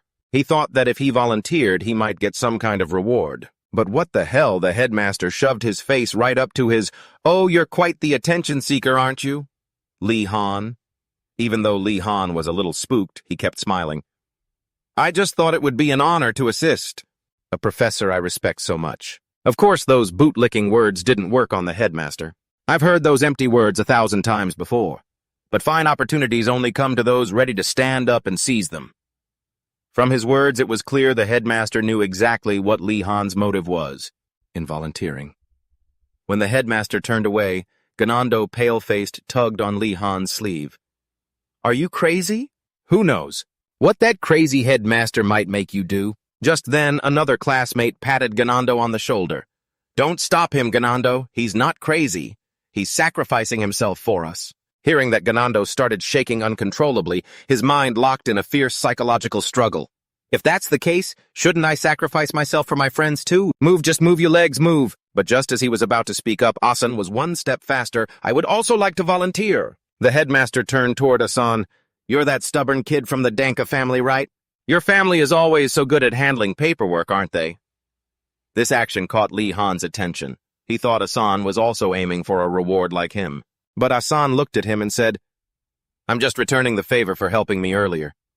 Even though Lee Han said it wasn't necessary to go that far, Asan wasn't about to change his mind. For the Danka family, doing everything fairly had become a way of life. Right at that moment, the headmaster appeared out of nowhere. He cut in, "It's great to see you all getting along, but we have work to do. For the next lecture, take a look at these safety rules and hand copy them, one for each student here." What the hell kind of insane request is this? The 2 guys who raised their hands were already feeling massive regret. Even until late that evening, the 2 of them still couldn't finish the assigned work. Asan was busy writing, but under his breath he was cursing up a storm. He just couldn't believe the old man was making them do this tedious work when he could have finished it all in the blink of an eye. You were fuming, ready to explode. In stark contrast to his usual mild-mannered demeanor, Lee Han actually felt pretty calm. He thought he understood what the headmaster was up to. He was sure the headmaster figured that relying too much on magic would just turn them all into brainless zombies. They weren't even allowed to use the most basic Lumos spell. So what was writing really? The headmaster was a dedicated educator, so Lee Han was certain there was a deeper meaning behind all this. Thinking this, Lee Han put his pen down and climbed onto the podium. When Asan asked what he was doing, Lee Han explained his hunch. "I'm looking for a clue to solve this situation. There might be something useful around here." Asan was pretty nervous about this. It felt like they were stealing, but Lee Han didn't see it that way. There's no rule saying we can't, and besides, this is the headmaster's office. Asan was enlightened by that logic. "Oh, I guess a little bit of sneaking around now and then isn't so bad. Let's split up and look around." But even after searching for ages, the 2 couldn't find a single note. Left with no other choice, they had to try looking from different angles. Just then, Lee Han, he spotted a magical residue inside a drawer and called Asan over to take a look. As soon as they opened the drawer, a skull identical to the headmaster popped out. It looked like a recorded illusion. "The fact that you opened this drawer means you've decided to stop doing mindless work and started using your brains to think. I was hoping it would happen sooner. You looked pretty pathetic doing that work for so long." Asan was absolutely livid at this point. If the headmaster had actually been there, he would have lunged at him. The illusion continued. "This is the first circle spell known as basic manipulation. You'd better learn it quickly. That is all." Right after saying that, the illusion vanished without any further explanation. Asan was shaking all over, and finally he couldn't take it anymore and exploded in anger. So the old headmaster really did have a plan. What kind of stupid brain-dead method is this? I don't get it at all. Why do we have to learn like this? Let's protest together. If we stick together, even the headmaster will have to. He turned to Lee Han, hoping to find an ally, but for some reason he was left disappointed, met only with a look that felt like a betrayal. Lee Han looked startled. "Oh, sorry, I just couldn't resist." But seriously, think about it. Do you really think complaining will do anything to that crazy headmaster? After thinking it through, Asan estimated a 95% chance of failure, while Li Han thought there was 0 chance of success. With no other choice, the two had to follow the headmaster's orders and practice basic magic. Control on paper. But even though they tried until they drained all their magical energy, they couldn't even lift a feather pen. Asan was now so desperate he was sobbing. As for Li Han, he managed to hang on because of his massive mana reserves. Real magic wasn't easy at all. It looked like a simple gesture, but the magical energy gathering felt different every time. It feels something like this. Treat it like it's your final chance, thinking as if the deadline was breathing down his neck, straight as a bamboo stalk, but light as a feather. With that move, Li Han finally succeeded in controlling the quill, making it float. Next step. You need to slowly move the quill to the paper. But suddenly the quill shot off like an arrow, smashed through the window, and flew outside. A split second more, and Li Han's head would have ended up like that apple's fate. After rereading the instructions, Li Han realized there were 2 difficult points to this magic. After casting the spell, you need to maintain constant focus and control the object. However, even after nailing that incredibly hard incantation, the control part was just as tough. Li Han let out a sigh and decided to try one more time. But just as he lifted the quill, the headmaster suddenly burst into the room. "Have you finished it yet?" he asked, looking very cheerful. "Then I'll write the rest with my magic. I hope you realize my kindness." Startled, Li Han lost control of the quill, and it flew wildly, slamming straight into the headmaster's head. Watching the scene, Asan's jaw dropped in shock. A student actually daring to snipe the headmaster like that. You're so cool. This guy had officially lost his marbles. But that was just Asan's imagination. In reality, the quill didn't even touch the headmaster. It smashed into a protective barrier and warped completely. The headmaster didn't get angry at all. In fact, he looked quite pleased. "Oh ho! It seems you grasped this spell faster than I thought. I have to admit you're a bit better than that. Stubborn look of yours suggests." Seeing the headmaster in a good mood, Li Han pushed his luck. "Distinguished headmaster, could you give me a tip on how to control it better?" The headmaster replied, "You managed the incantation but couldn't control it for a first year. That's already very good, so you don't need to overdo it, Li Han." Li Han finally dared to heave a sigh of relief. He thought there was something wrong with his magical energy, but then the headmaster suddenly let out a big laugh. "Ha ha ha! I was just messing with you." The chanting part is the tricky bit, but controlling it, that just takes a little practice. Still, you're definitely not normal kid being able to launch it like an arrow like that. But what do I do now? Only you can figure this one out. Li Han was burning with frustration at the enemy's words, but there was absolutely nothing he could do. "I understand, sir. Thank you for the guidance." Li Han's dead serious expression didn't amuse the headmaster at all, so he decided to pivot and tease Asan about his magical issues. "The more you use it, the easier it becomes to master, so there's nothing to worry about. Now let's go grab some lunch." With a snap of his fingers, Li Han was teleported to the cafeteria in an instant, while Asan got sent to the infirmary to recover his energy since they'd already missed mealtime. The cafeteria was completely empty. The menu was the same old thing, stale bread and rice balls, but thankfully Li Han still had that smoked meat that he'd saved earlier so he didn't have to worry. But just as he was about to eat, Adenis suddenly appeared behind him. "So this is where you've been hiding." "Oh, Donna!" Li Han jumped to his feet. "Princess! Do you need something from me?" Adenis pulled the documents Li Han had asked for earlier out of her bag. Holding the list of subjects, Li Han was incredibly excited. But after reading just a snippet, he felt like something was wrong. This was a list of popular subjects. These weren't exactly the classes for easy credits. Wait, popular. And on top of that, general alchemy is considered a popular course. After reading through the whole list, Li Han turned back to Adenis. "Your Highness, I think there's been some sort of misunderstanding here. What I meant was a list of classes where it's easy to get good grades. This is a list of popular courses. It's the complete opposite of what I wanted." Adenis still didn't get what Li Han was driving at, so he explained it again. Popular subjects mean lots of students, which makes it hard to score high. Unpopular subjects have little competition, making them easy to score in. "That's what I meant." Adenis was left completely stunned after hearing that. So he was actually hunting for the easiest classes to pass. But he's a child of the Adana family, for heaven's sake. She'd always assumed he was like all the other noble heirs, but it seemed he was completely different. After finally understanding Li Han's intentions, she pulled out another list. While I was putting that together, I also made a list of subjects you should probably avoid. When Lee Han got this list, his face lit up with joy. This is it, I can practically see the poverty and boredom. Not a single soul would ever want to study these. First up, basic swordsmanship. Who on earth comes to a magic academy to learn how to swing a sword? Basic distance-based magic dueling is the same deal. Students come here to study wise magic, and so they rarely ever fight. But Lee Han didn't care about the hassle. He was just perfectly happy if it meant getting an easy grade. Seeing Lee Han's slightly off behavior, Adinas quickly slipped away, afraid it might be contagious. The next morning, Adinas went to the classes on the list alone, just as she'd invited her friends to do. But everyone thought she'd lost her mind for wasting time on such garbage subjects. Still, Lee Han remained incredibly optimistic. Well, I'm pretty sure they don't have a clue what's coming for them. Essentially, no matter the academy, the concept of looking out for the students doesn't exist. They surely know students are attending their classes, but they are the types who don't care much. So, to focus on the subjects you actually like, you need to pick others. Subjects where you don't have to do any extra nonsense, that's the smart choice to redistribute your focus. But as soon as he walked a bit further, Lee Han felt like something was off. Why was the basic distance-based magic dueling class being held in the basement like this? The stairs looked simple enough, but they felt like a bad omen. When he was little, Lee Han heard a story from All Along that contained a saying every citizen should know. You must never Ever think about entering a wizard's tower? Even if it looks perfectly normal on the outside, there are legends of people getting trapped in there forever, little Lee.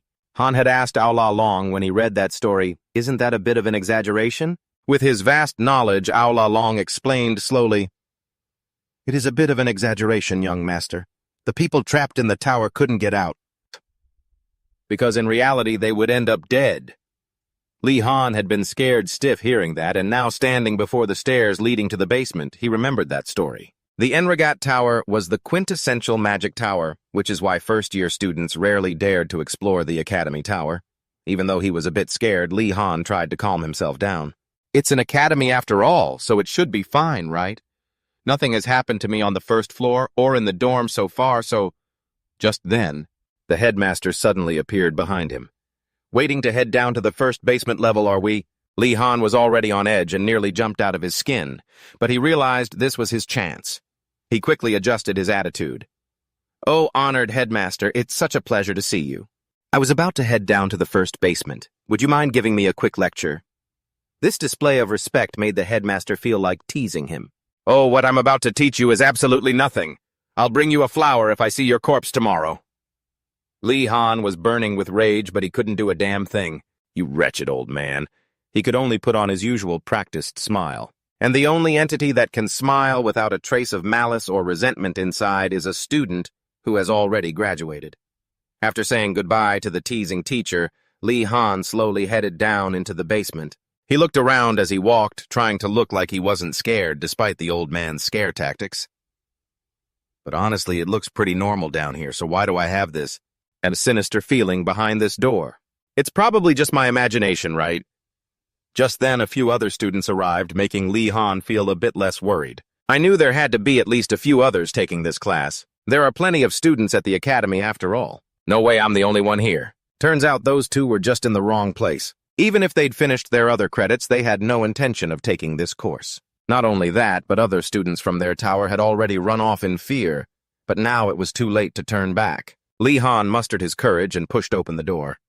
Luckily, there were 3 other students in the class, otherwise he might have bolted. As soon as they saw Lee Han, the 2 guys started whispering. I think this guy is only here because of a misunderstanding. I wonder how brutal this class is that everyone's so scared of it. Lee Han noticed the orbs on the table and grew curious. I wonder what those are for. Suddenly a voice echoed from the shadows. It's time. Take your seats. Lee Han turned his head and saw someone already sitting in a chair. I didn't even realize someone was sitting there. He had a melancholic gaze and long fangs. Is he a vampire? Before beginning, the professor introduced himself. I am Vodali Bagrat. I will be in charge of basic magic combat. Keep your distance, and I hope we can work well together. The professor then picked up an orb. What you see before you is an orb made of astral ore. It's a mineral that resonates highly with magical energy when the stars align at a certain time. It radiates a divine energy. The ore is a material created from absorbing that energy.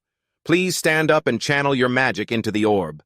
Li Han immediately stood up and followed the instructions, feeling anxious about whether he could do it considering his past failures. Even with basic spells like light, suddenly all the students' orbs shot straight into the air.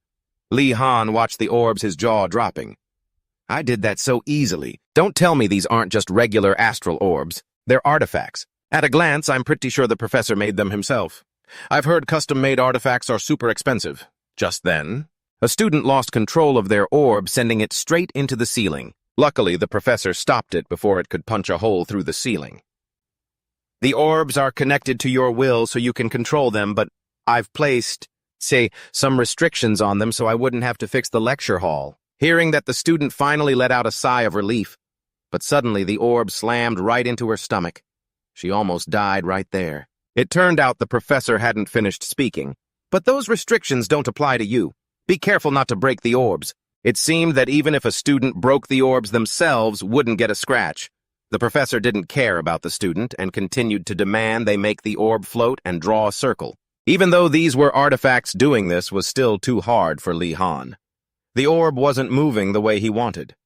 Just then, a student shouted, "Professor, I've drawn a circle." The professor didn't even spare him a glance and told him to do it again. This was a truly absurd requirement. Li Han suspected that this was all they would be doing in class, so he asked, "Excuse me, Professor, how long do we need to keep drawing circles?" The professor replied vaguely, "Naturally, until you can draw a perfect circle." Hearing that, the two male students immediately asked to go to the restroom. The professor told them they didn't need to ask permission and to just go. And just like that, the two guys packed their things and snuck out of class. It seemed they'd been scared out of their wits by the professor. The female student from before looked like she wanted to bolt too, but suddenly her eyes rolled back and she collapsed. Li Han tipped his hat in admiration. Is she really going that far with the acting? That's some pretty good acting. When she didn't wake up for a long time, Li Han went over to check and realized it wasn't an act. He hurried to help her up and asked the professor for permission. Professor, it seems she fainted because she used up all her magical energy. The professor didn't care at all, simply saying, "Continue drawing circles when she recovers." What kind of course is this? At this rate, I'll be the only one left. After taking his classmate to the infirmary, Li Han didn't run away. He returned to the room to keep drawing circles. As he drew, he tried to strike up a conversation with the professor. "Professor, how is this course graded?" The professor looked unapproachable, but answered the student's question, "Follow the regulations. Grading is based on rank starting from the top depending on the number of students in the class." Hearing the answer, a look of satisfaction appeared on Li Han's face. "This class is a total jackpot. With this, as long as I just stick it out until the end, I'm guaranteed a high grade. This really is the ideal class I've been looking for. Repetitive work like this, I'm more than happy to do it." While Li Han was focused on drawing circles, the professor was quietly watching him. Every year, students would rush into this class like a tide, but they would retreat just as quickly. Last year, there were 0 students who chose this subject. Still, Professor Vodali didn't mind. After all, his contract with the headmaster was to provide yearly lectures, not to hoard students. In fact, being in this empty classroom alone every day and leaving automatically when the class ended was something Professor Vodali was all too used to. But suddenly, a special student appeared and disrupted that routine. With his mature attitude and sharp tone, you could tell he came from a prestigious house. Yet Professor Vodali had no idea about Li Han's magical potential. Still, it wasn't hard to notice that the boy was truly special. Suddenly, a glimmer of hope sparked in the professor's heart. He wished this kid would just stay longer. This would be the first time I've ever actually finished a lesson on time. In the break room, Li Han excitedly bragged to his friends, "Listen up, I've got some crucial intel.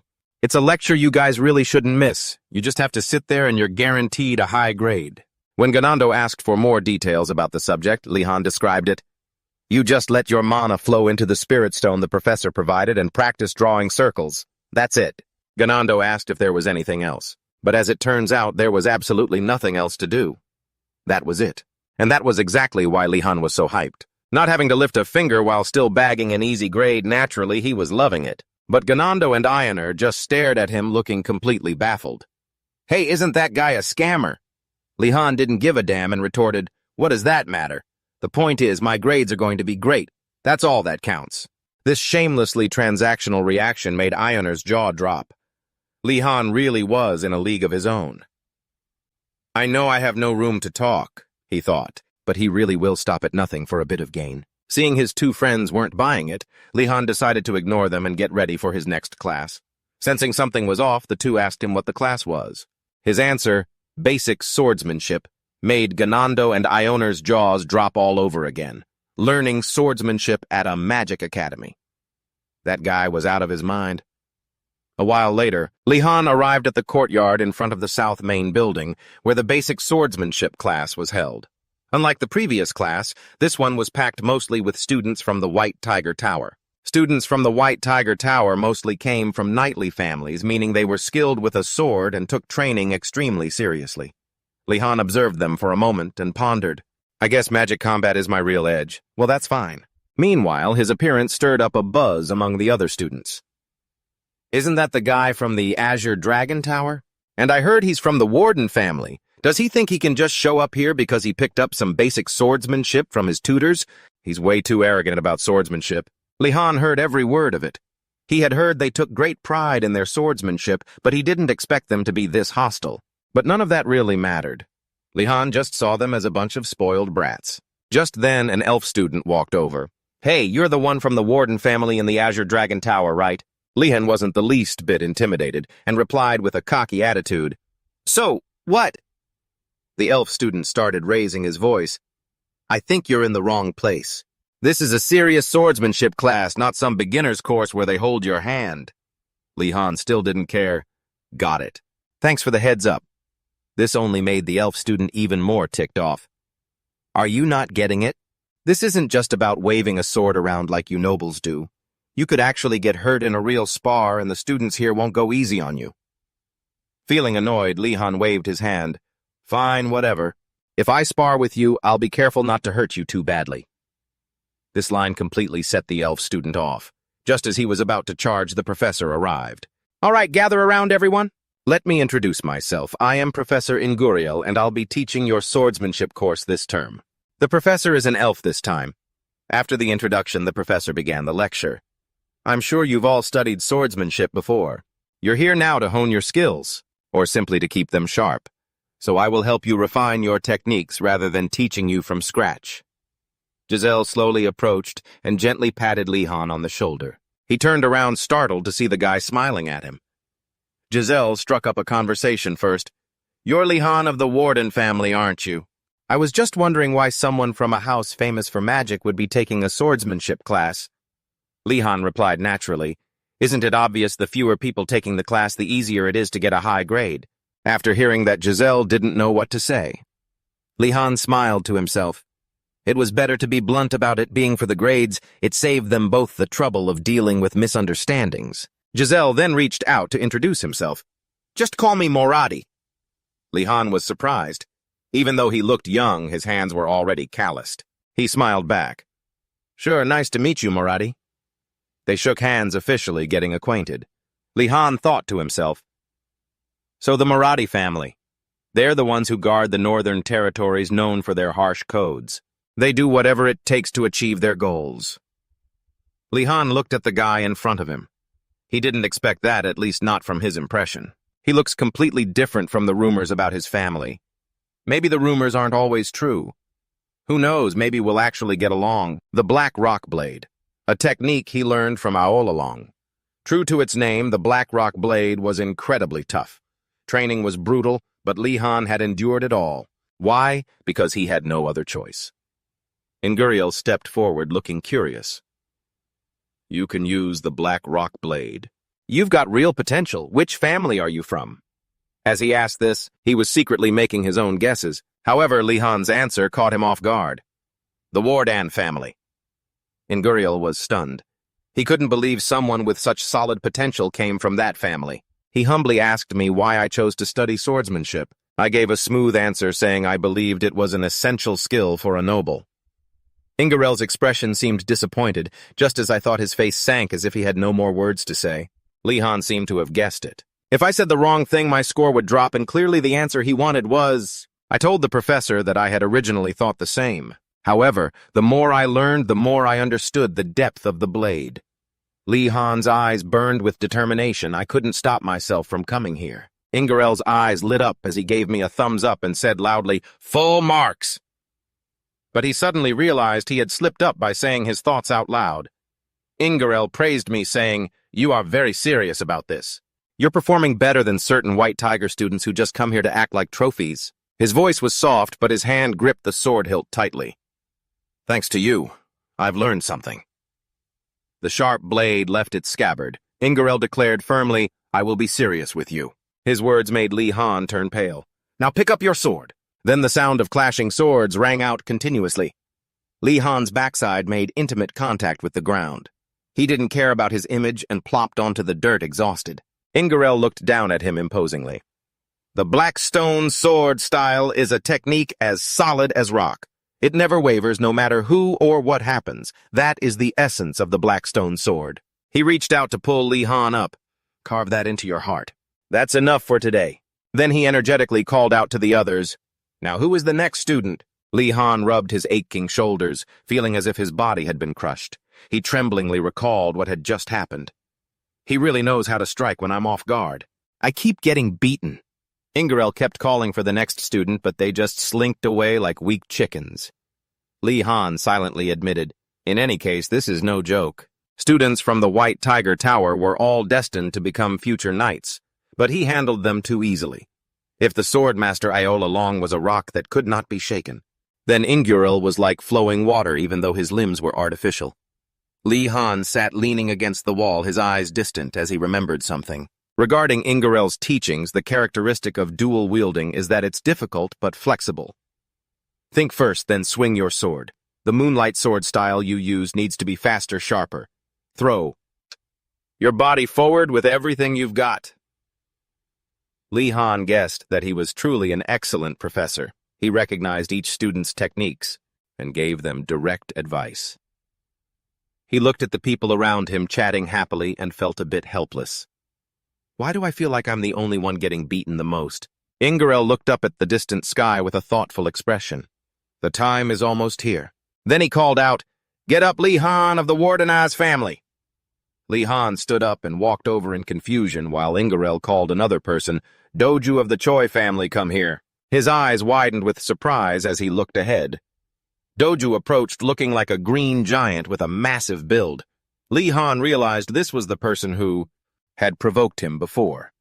So his name was Doju. The two stood facing each other with surging, fiery momentum. Ingerell stood in as the referee for the match. "Now the two of you will compete." The surrounding students were surprised, all murmuring and looking at the three of them. There was whispering, "Why those two? I wonder if it's fair."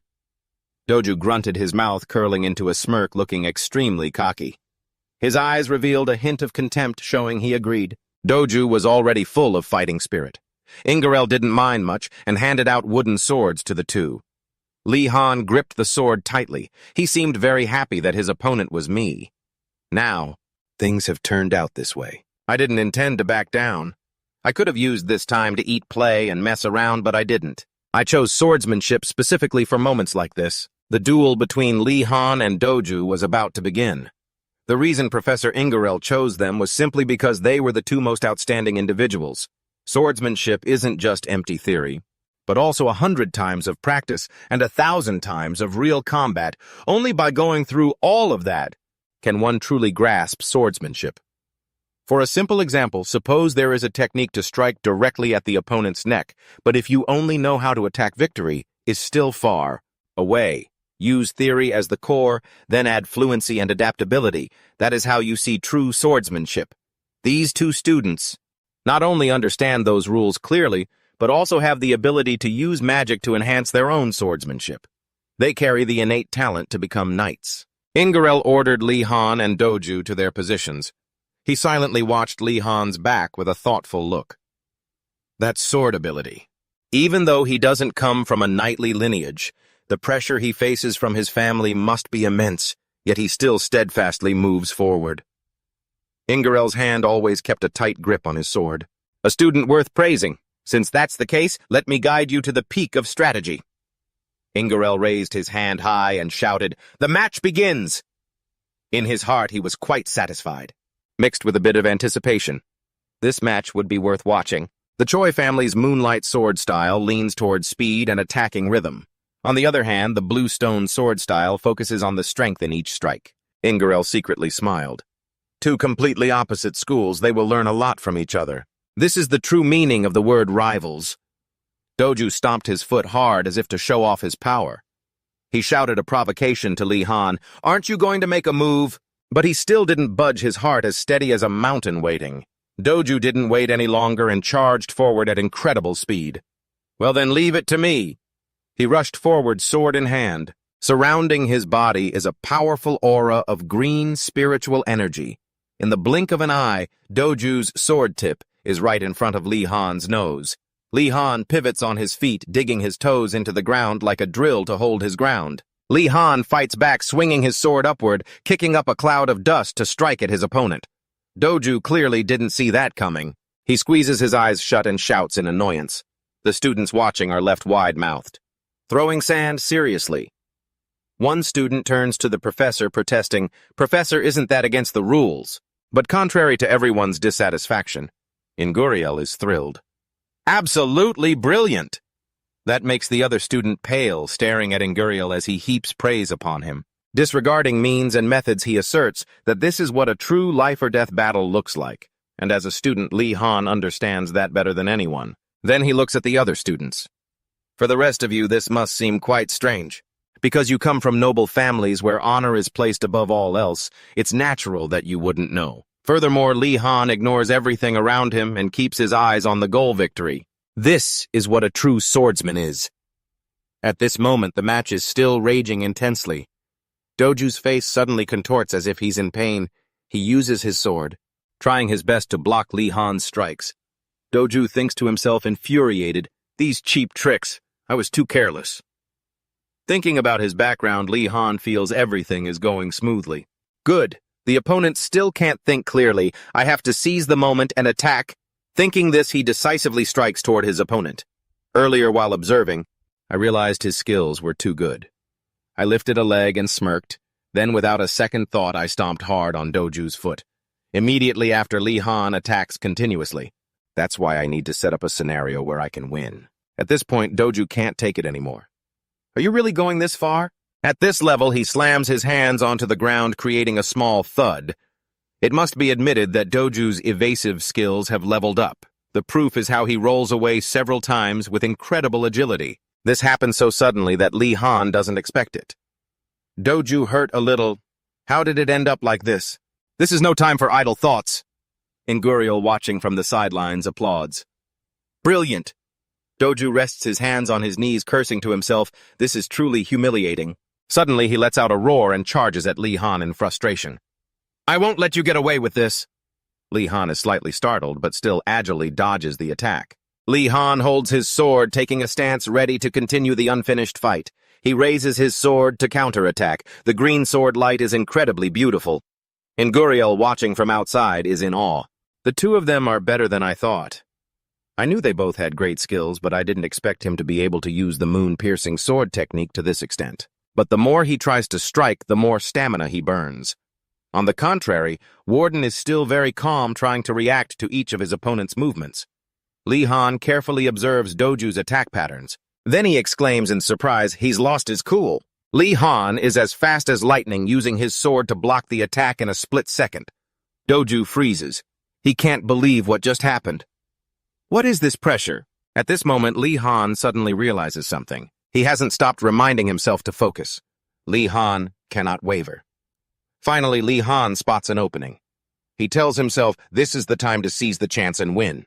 Watching Doju's movements, Li Han calculates.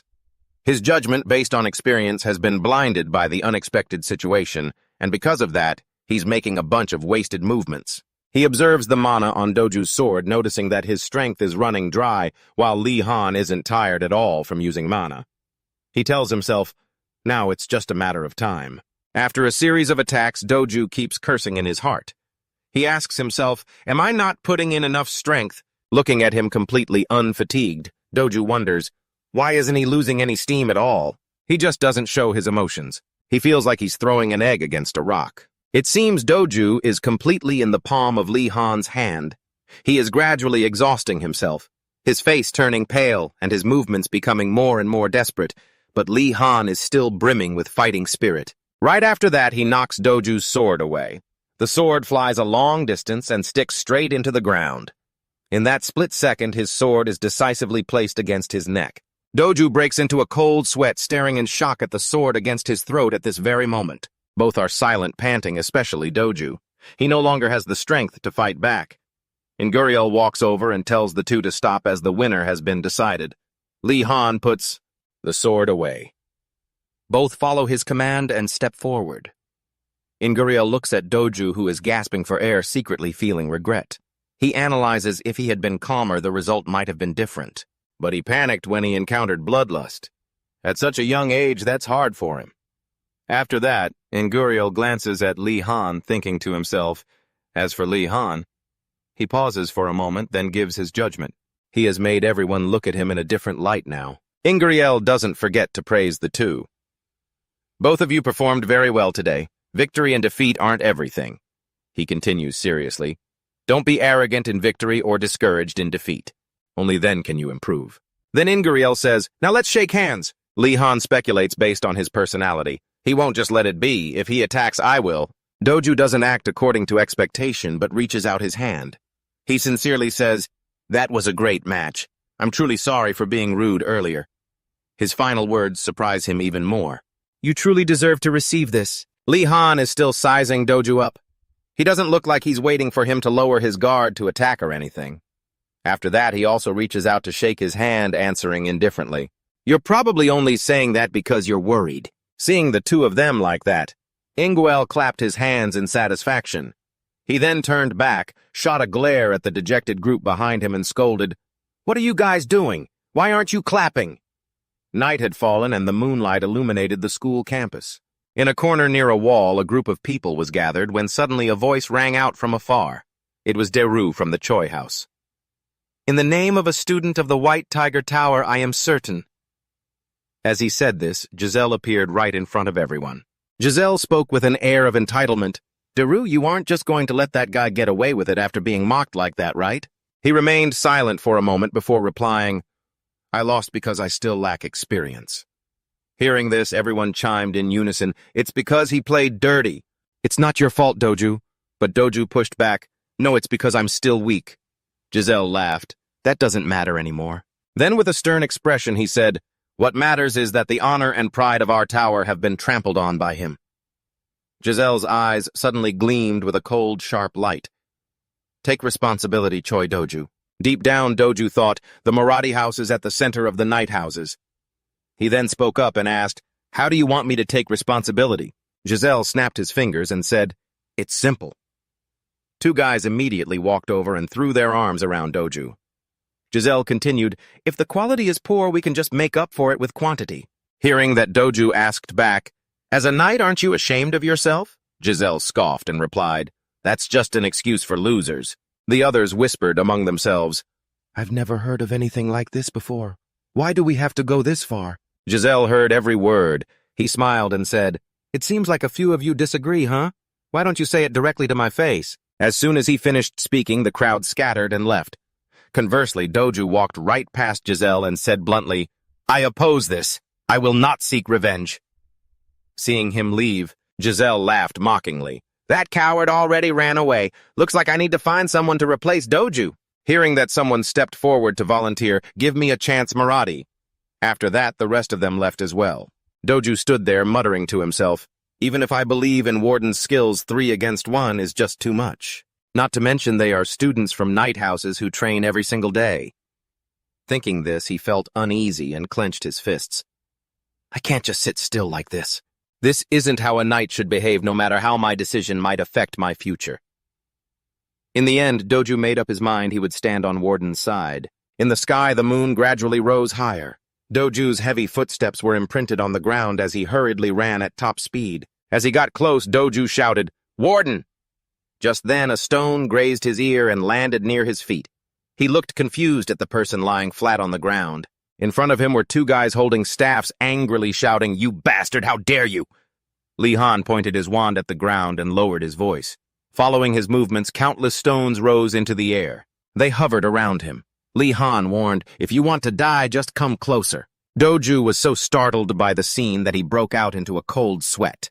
He stood frozen, completely unable to understand what was happening. A moment ago, someone had been slamming their staff into the ground, calling for warden. Li Han was surrounded by the 3 people holding staffs. The leader continued, "Do you think we'll let this slide just because you won? We'll make sure you can never attend another class again." Upon hearing that, he thought to himself, "Are they doing this because of the classes? So annoying, I should just chase them off." With that, Li Han turned around and said, "Do you know which family I come from?"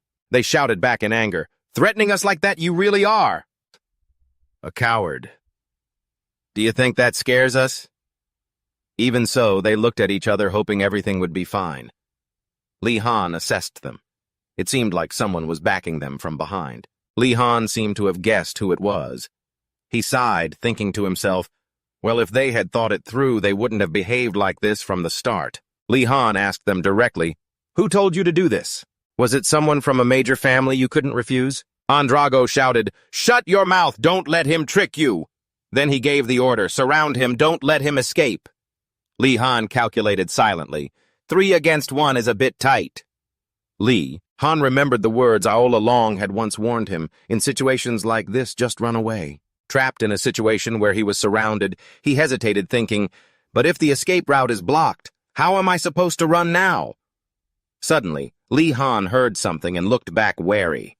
He looked at the stones under his feet that were now surrounded by blue light. If I have these, maybe.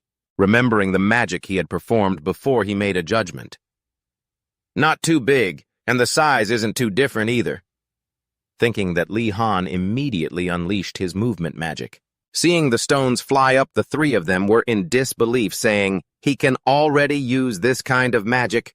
Ugh, is the Warden family really that different from us?" He exhaled, feeling relieved. Luckily, it worked. This should be enough to scare them off, right? Let's keep this up and then run. Then Li Han threw a stone, "Get lost. Otherwise." But it seemed he hadn't controlled his strength. The stone flew straight and hit Andrago in the head. The other 2 stared in shock as he fell down. Li Han was also startled by that situation. They immediately raised their staffs, cursing, "You bastard! How dare you!" Li Han told himself, "Damn it, I didn't mean to do that. I have to practice more." The other 2 began to whisper, "These stones will fly at us and we don't have time to prepare anymore. Even if he is a warden, he can use such powerful magic now." At this moment, his whole body was glowing with a magical blue light. Li Han sighed internally. This didn't go according to my plan, but I have to keep acting. He pointed his wand at them again, threatening, "If you want to die, then come at me." In his heart, he was reminding himself to keep a straight face. They were already terrified. They hurriedly ran away, not forgetting to warn, "Li Han, you jerk, you won't get away with this." Daru watched the situation, wondering, what on earth did I just see? Suddenly, he spoke up. "Are you here to beat me up too?" he asked, startled. Under the silvery moonlight bathing the night sky, after hearing Daru explain the situation, Li Han cursed, "That bastard Gajeo is pulling this kind of stunt to threaten me." He helplessly corrected him, "Not Gajeo, it's Gajeo." Li Han immediately realized and said, "Oh right, Gajeo. Anyway, did he really say that?" Li Han thought of a few other faces. The atmosphere in the White Tiger Tower was quite different. Everyone in my tower is happy and close-knit. But thinking about how the White Tiger Tower had its own specific order, Daru drew a face on the ground and said, "He looks like this." Li Han didn't recognize anyone and looked suspicious. Suddenly remembering the person he met the other day, he muttered, "I thought he was a good person." His actions really didn't match his appearance at all. Daru retorted, "What does being mean have to do with appearances?" But Li Han was still lost in his own world, thinking, so he's just playing his role. Turns out that's why he's famous. Seeing Li Han not reacting, he called out, "Hey, are you even listening?" Daru added, "He's famous. Don't tell me you thought Giselle was just an ordinary person." Only then did Li Han realize, so that means he had a reason to approach me. Li Han said, puzzled, "The fact that they came to beat me up is already strange enough." He replied, "There are a few reasons for that." Then Daru analyzed, "First, you come from the Warden family." He presented the first scenario. If he beats you someone from a famous family, especially a first-year student, Giselle would have much more influence. Li Han didn't understand and asked back, "So you mean I'm just a sacrifice for his power? That's really annoying." Daru sighed. "I'm worried that's the case." He continued, "In the future, you'll continue to show a positive attitude while the students in my tower will keep feeling hostile. Giselle knows how to exploit those emotions." Beside the fire, kind-hearted Daru warned, "If you continue to take swordsmanship classes, I want you to be careful." After the conversation, Li Han returned to his own tower. He remembered Daru's advice, which he thought was quite sound: try to avoid classes with students from the White Tiger Tower, so Giselle couldn't do anything. Li Han stepped into the tower, thinking to himself, "But I can't really follow that." He analyzed it. First, finding a good class is very difficult. Second, how dare they drag me into that political mess? This is a matter of honor.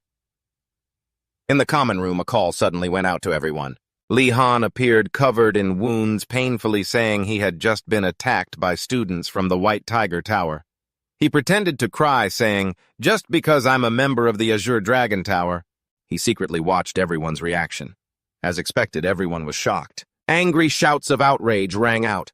One person stood up to take charge. "This is no time for chaos. We need to call everyone from the upper floors. They don't dare mess with Garando." But they touch a warden like you." Hearing that, Garando poked his head out and stammered, "Why me?" Li Han nervously thought, "They seem more excited than I expected." At that moment, the whole crowd yelled as they gathered to look for weapons. Seeing that, he hurriedly tried to stop them, but they all turned to object. "We still owe you." They were moved as they recounted what Li Han had done for them. At this moment, he felt overwhelmed with guilt. The commotion continued all around. Everyone gathered very quickly. The silver-haired student directed everyone to pay attention. They formed two horizontal rows. The whole group shouted in unison, "Let's go beat up the White Tiger Tower." Faced with that, Li Han helplessly thought, "I've really messed everything up.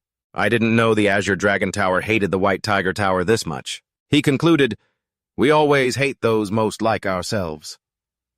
Everyone was still running around shouting, grabbing everything they could use as a weapon. "Let's go." To the White Tiger Tower. Just then, a loud scream suddenly rang out, asking everyone to wait.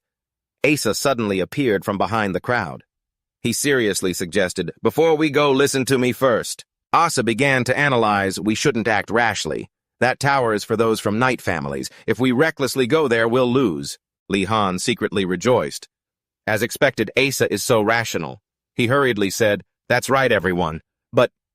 Suddenly, Asa continued, "So let's pause for a moment, and then Asa..." "I will stay and wait, then attack." Hearing that, everyone got excited again. "As expected of the Donka family, we trust you. Everyone get ready, let's go." Li Han helplessly held his forehead, thinking, "I really am an idiot for expecting anything." Afterwards, he spoke up to stop them. "Slow down, wait. I don't want you guys to seek revenge." Li Han pointed to himself and said firmly, "This is my honor, so I will resolve it myself." Someone retorted, "But Warden, they are very cunning, I mean despicable, so those dirty bastards won't be easy to deal with." He was surprised by those words, thinking. He cursed them without even catching his breath. Li Han felt helpless and sighed. He said seriously, "We are children from honorable families. Wouldn't it be shameful to act just like them?" These words successfully made everyone rethink.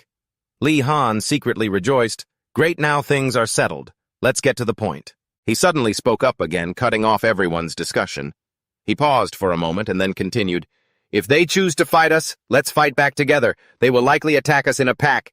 Shade like cowards." Everyone seemed to have been enlightened and excitedly supported him. "That's right. Warden, let's stick together and be prepared." And so Li Han had handled the problem. The families became chaotic. After reaching a consensus, everyone quickly dispersed. As they walked, they chatted, "Now that I think about it, don't we have class with those bastards next? If so, great, let's make them taste some trouble," that friend said confidently. "Seeing us as masters of the illumination spell, I'm sure none of them have achieved this yet, right?" These words caught Li Han off guard, and he sensed something strange. He watched their retreating figures, anxiously thinking, "Wait, that can't be right, can it? Am I the only one who hasn't mastered the illumination spell?" Li Han felt a deep, widening chasm between himself and his teammates. The next day, Jonah walked into the room, letting out a long yawn. Li Han, looking disheveled, whispered, "Morning, Jonah." But she was so startled by his appearance that she screamed, "You scared me." Jonah asked with concern. What happened to your face? He touched the dark circles under his eyes and replied, I stayed up all night practicing magic. She was shocked and asked, Practicing? You can't use the spell. You were allowed to use it last time, right? Lee Han stood up, wand in hand firm. He continued. The others said they had already mastered the illumination spell.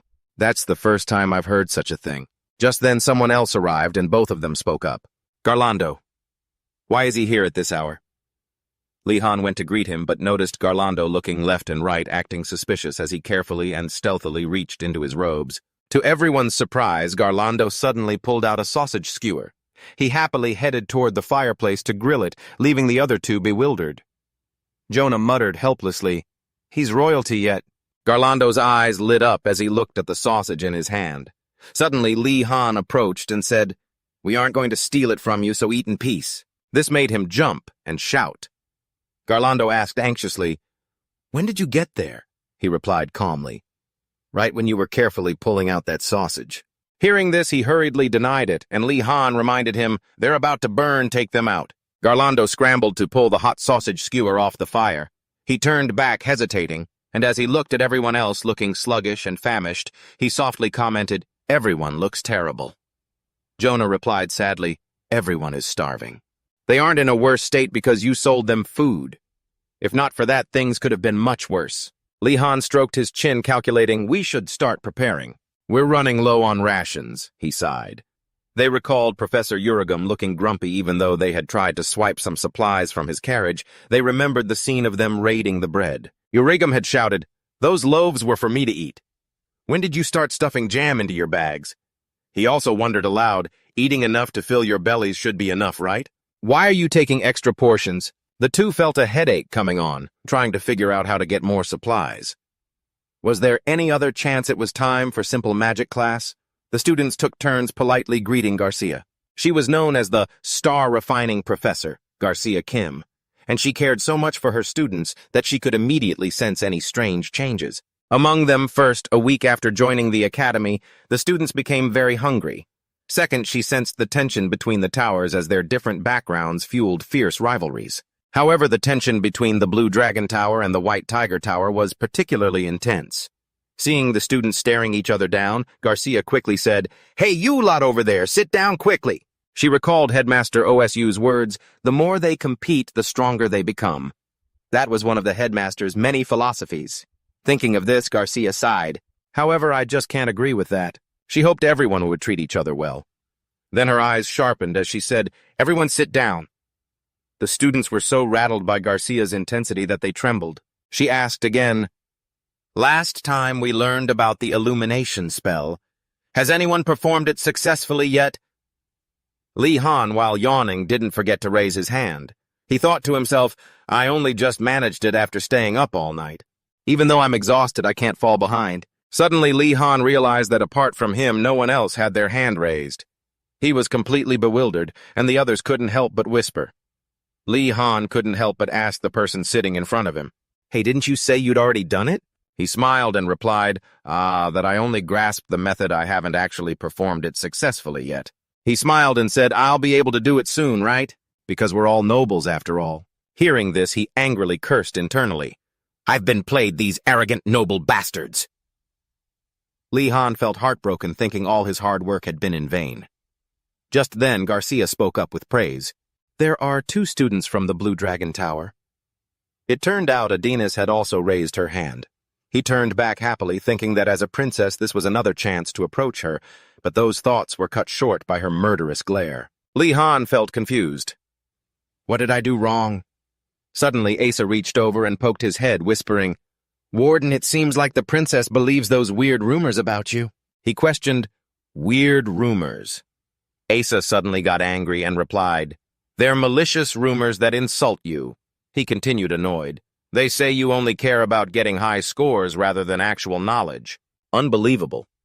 Hearing this, Lee Han was stunned, wondering to himself, Isn't that exactly the truth? Faced with Asa's frustration on his behalf, Lee Han shrugged indifferently and looked away. Since it wasn't wrong, he had nothing to say. Thinking this, Li Han turned his head to look at Asa, who was burning with rage, his fists clenched and trembling. And I'm truly disappointed in the princess. People spreading rumors is one thing, but I never expected the princess to believe such an absurd rumor. He rested his chin on his hand, confused. But whether she believes it or not is her right, isn't it? These words immediately made Asa gasp in shock, his mouth hanging open. As he trembled and clenched his fists in Asa's heart, Li Han's image had become that of a god with a vast, generous heart, so immense that it almost moved him to tears. There were many descendants from great families in this tower, but no one else is as perfect a noble as he is. Finally, Asa understood why his parents sent him here to meet someone like him.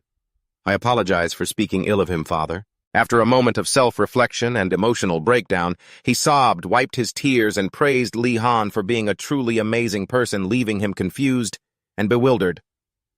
A moment later, Li Han shouted, "Lumos." Then he created a brilliant burst of light with his wand. Adenis was not to be outdone, creating a blue orb of light.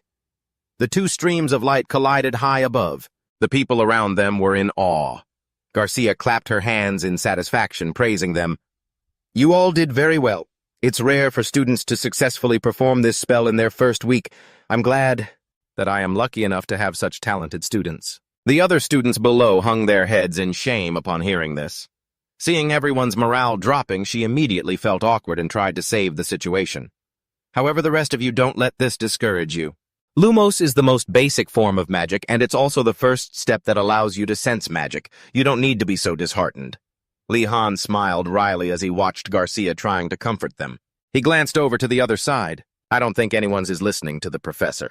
How could they possibly be listening while behaving like that?" Over there, the group of students was fiercely competing with their wands.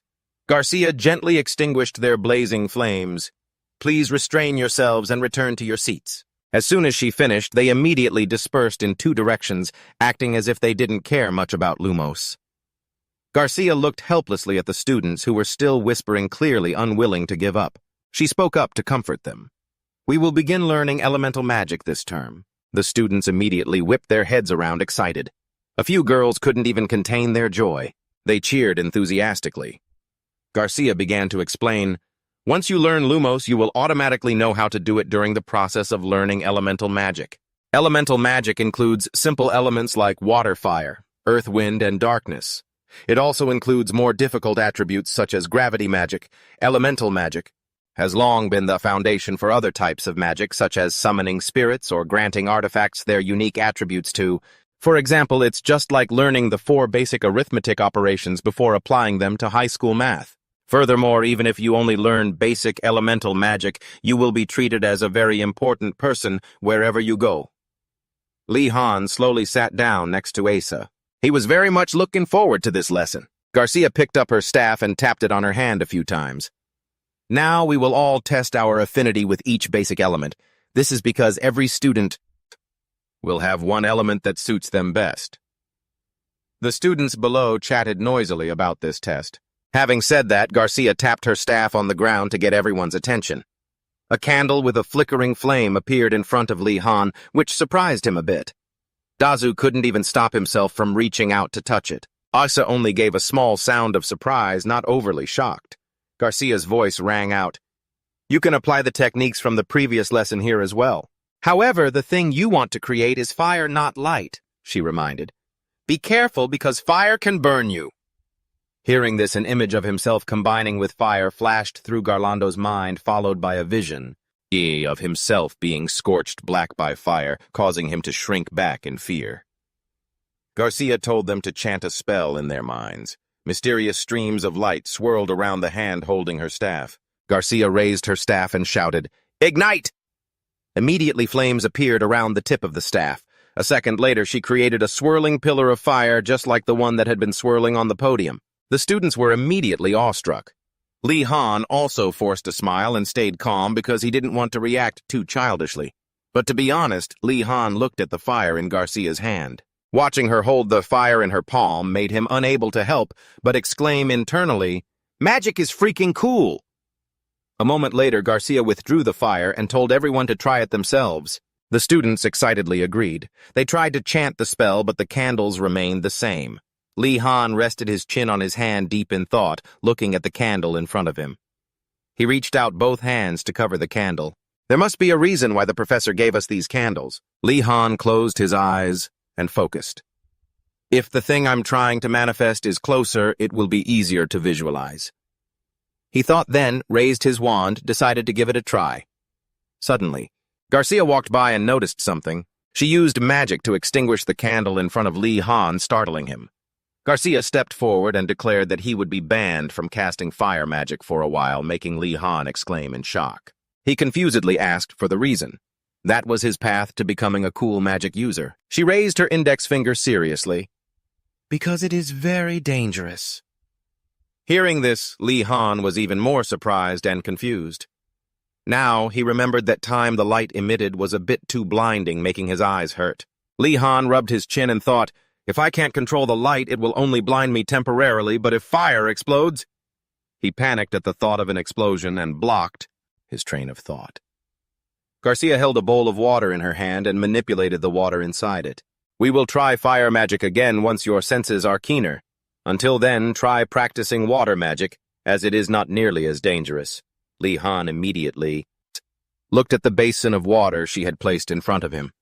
Hearing Garcia say water and fire are similar, he was impatient and wanted to retort that it wasn't cool, but in the end, Li Han shyly covered his mouth, not daring to say those words. Fire and lightning elements are better for attack, while earth and metal magic are better for defense.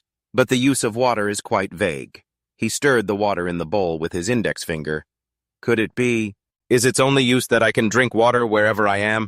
He imagined himself drinking water from his wand, but what else could he do? It's all a matter of safety. Li Han sighed, bored. Asa blushed, looking at him with admiration. I feel so jealous that you get special instruction from the professor. Li Han gripped his wand tightly, wanting to tell him to shut up. Li Han hesitated, looking at the bowl of water in front of him with concern. He pointed his wand at the bowl and read the command, Rise. Li Han closed his eyes and chanted the spell louder. He cast the wand, wanted to tell him to shut up. Li Han hesitated, eyeing the 8 pieces in front of him with a look of worry. He raised his wand over the pieces and cast the command, Rise. Li Han squeezed his eyes shut and shouted the incantation even louder, pouring his fear into the spell, frustrated about not being able to learn fire magic. Li Han flicked his wand. Instantly, several streams of light swirled around the water, causing it to spin like a mini tornado. Asa gasped in shock, pushing up her glasses to get a better look as the water rose into the air. It flowed like a soft ribbon. Li Han was also stunned, staring in disbelief at the water he was controlling. Both of them stood there wide-eyed, watching the splashing water. A gasp rippled through the academy. He actually pulled it off after only 3 tries. A moment later, Garcia praised him happily. It seems you have a high affinity for the water element. She turned to announce it to the rest of the students, leaving everyone in awe. Truly a descendant of the Warden family, someone whispered. But some students from the White Tiger Tower shot envious glares his way. Seeing this, Garcia quickly comforted them. For those who haven't succeeded yet, don't lose heart. Just like Li Han, everyone has different affinities. For example, students raised in families of blacksmiths often have an affinity for fire. Those raised in fishing families lean toward water, while those from vast grasslands are drawn to the wind. Garcia placed a hand on her chest. The more you are exposed to an element, the easier it is to manifest it. Li Han looked at the orb of water in front of him, confused. I don't have any special affinity for water, do I? If I have any connection to it, it's just getting dumped on by the professor. As he struggled, Adonis glanced down at him from above. He caught her eye and couldn't help but wonder, what is she staring at? When Li Han stood up, she quickly looked away. Just as he was guessing why she was looking at him, the orb of water in midair suddenly lost its shape, dumping a massive amount of water all over Li Han's head. He let out a yell, and Garcia covered her mouth, giggling at the sight of the soaking wet Li Han. If you lose focus, you won't be able to maintain the elemental form. Next time, try to hold it for as long as you can. Saying that, she waved her wand, and her magic instantly dried him off. Li Han looked at her in admiration. Professor Garcia truly was like the radiant star of the school. Moved, he clutched his chest and asked, I understand. How long should I keep it up, Professor? Garcia stroked her chin deep in thought. Usually you should hold it until your mana runs out, but that won't happen with you. so keep it going until this lesson ends all right. Li Han's face turned pale instantly. Isn't this just torture? He saw Garcia turning to leave and quickly raised his hand to plead for mercy, but unfortunately she just walked away. Left in a daze, Li Han clenched his fists until his knuckles turned white. He almost forgot she was a professor at this crazy academy, so obviously her brain was a few screws loose. From afar, Garcia watched him breaking down and smiled mysteriously at her star pupil. Maintaining magic like that for so long is an immense strain on anyone's mental capacity. It's like trying to balance a spinning top on your fingertip, Garcia thought to herself. But Li Han needed proper training.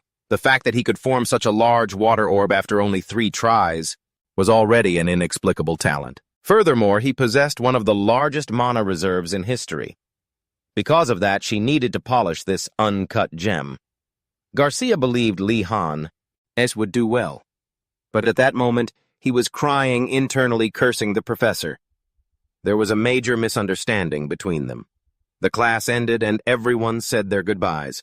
Under the blazing sun, someone called out, "Please, you have to listen to me," Li Han argued frustratedly. "Professor, don't you think that's a bit too much?" Uregum picked at his ear, confused.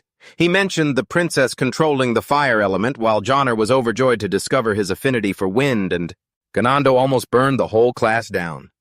Li Han shouted, "And I only got to use the water element for the entire class." The old man stroked his beard, pondering. "Maybe Professor Garcia likes you, so she's training you that way."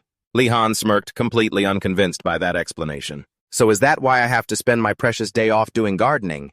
Uregum looked guilty the moment he heard that. The old man sighed and waved his hand. "You really are a complainer, aren't you? Didn't you say you would do it?" Li Han couldn't help but glance at where Uregum was sitting, remembering a little earlier when he'd run over and offered to help, making the old man very happy until he added that he would take the old man's food as payment. The old man was about to agree, then froze, because Li Han was already packing up a huge load of supplies. "Since you're already eating, I'll just take some with me." Uregum shouted, "Put that down!" Li Han sighed and dropped the pile of supplies to the ground, leaving the old man sweating. "You really can't let your guard down with this kid for even a second." Uregum dropped some tea leaves into a cup. As he poured hot water, he watched him. How can someone from the Warden bloodline be like this? Li Han was happily looking at the carrot in his hand. Uregum took a sip of tea. "Anything else? Are you having conflict with the White Tiger Tower?" At that, Li Han remembered and looked up. "Actually, things with the White Tiger Tower are a bit of a headache." The old man lowered his head to pour tea into the cup. "I'm sure things won't change much this year.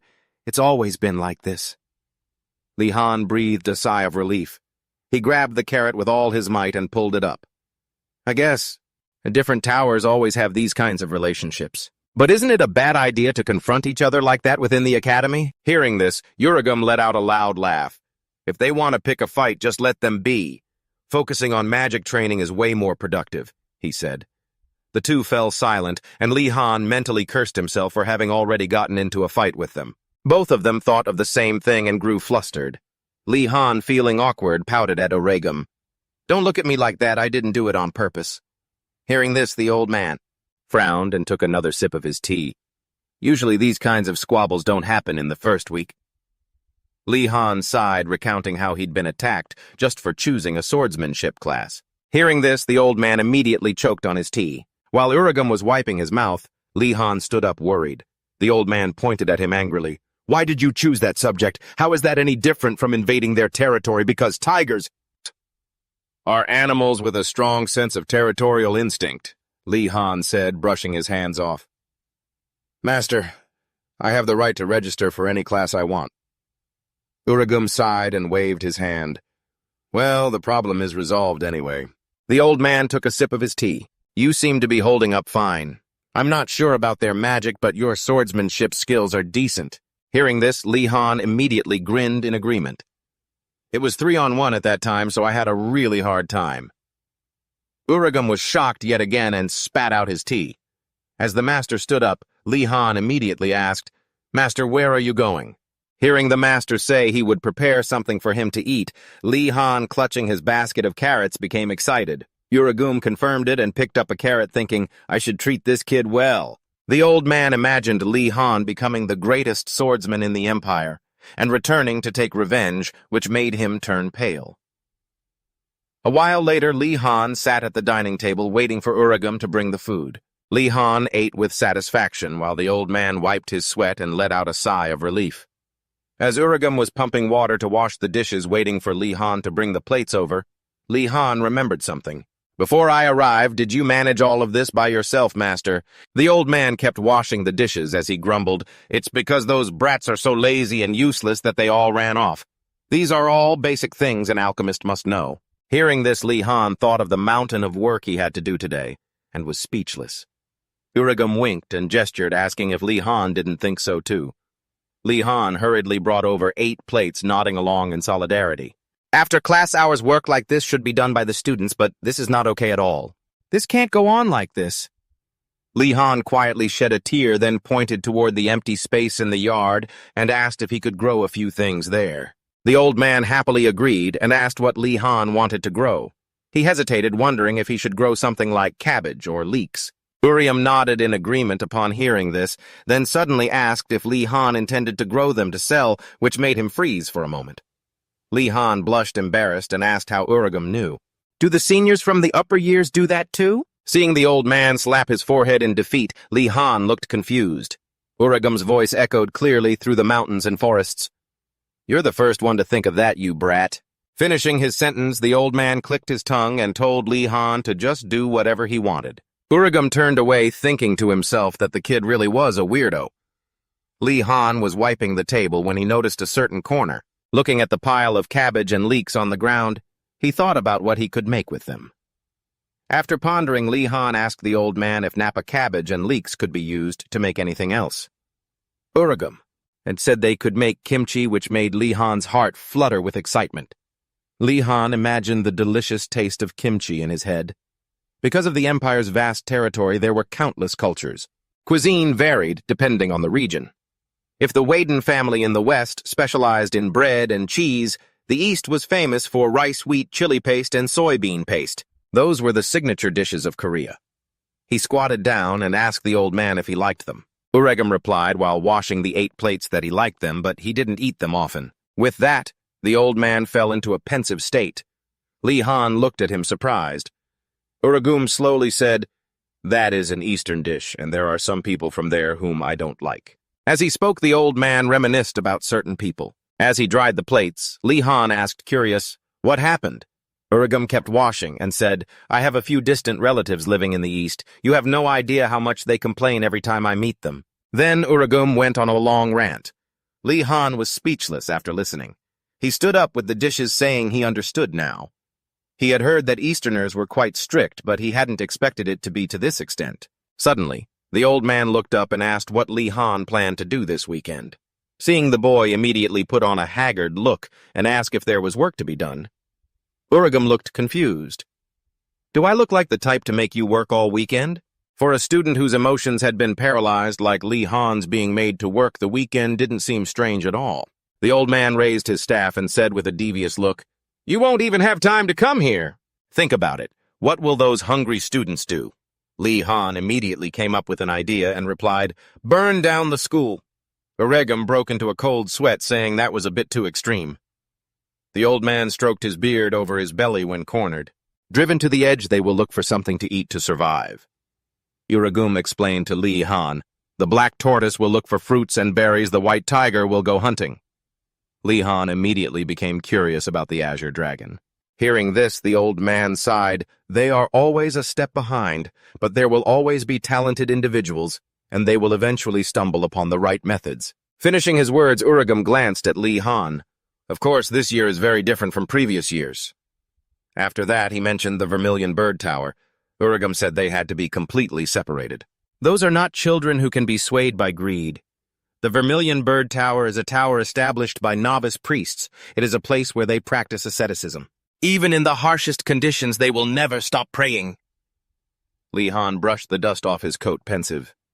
"This faith is truly admirable. I don't think I could do that." He put on his coat. "In that case, I will go hunting with my friends this weekend. And if they mess with me again this time, I'll show them what a festival is like." Li Han gave a firm thumbs up, making Uragum break out in a cold sweat after hearing Li Han's bold declaration. Urigam held his broom, sweeping the ground with a rustle. Perhaps you can't avoid that, but still, at least I'm not the one stirring up trouble, right? There's a chance they might choose another way. Wait, what do you mean, another way? The old man froze, head bowed in thought, then turned his head to look at me and said 2 words, running away. The academy campus is a fortress surrounded by magic barriers. Even so, students try to escape every single year. Li Han stroked his chin, calculating meaning. If you think about what you could get after escaping, it's obvious people would want to try. Maybe it's fresh clothes and new shoes, or bread with jam and butter and cheese, or a dozen other daily necessities. I suddenly realized there are tons of reasons to run away. Urigam immediately flared up, pointing his finger and scolding, "Wipe that look off your face right now. You're planning something stupid again, aren't you? Forget about it. The Tiger House kids are always the first to try because their heads are just so simple." Suddenly, Li Han turned his head and asked if anyone had actually succeeded, which made the old man startle and jump. "Well," Urigam bowed his head, frowning. "Some dared to dream, but everything just ended up in a mess. They wouldn't listen to me." Thinking that, he turned away and waved his hand dismissively. "If you want to, then go ahead and try. The best time to overcome adversity is while you're still young, after all." I immediately placed a hand over my heart, swearing I would never do such a thing, but my sparkling eyes gave everything away. Urigam roared in anger. "Don't you dare say that with that look on your face!" A while later, in a room with curtains drawn tight, the light from a candle seemed to be the only thing in the dark room. Duzu stood in front of 3 people in mysterious black cloaks.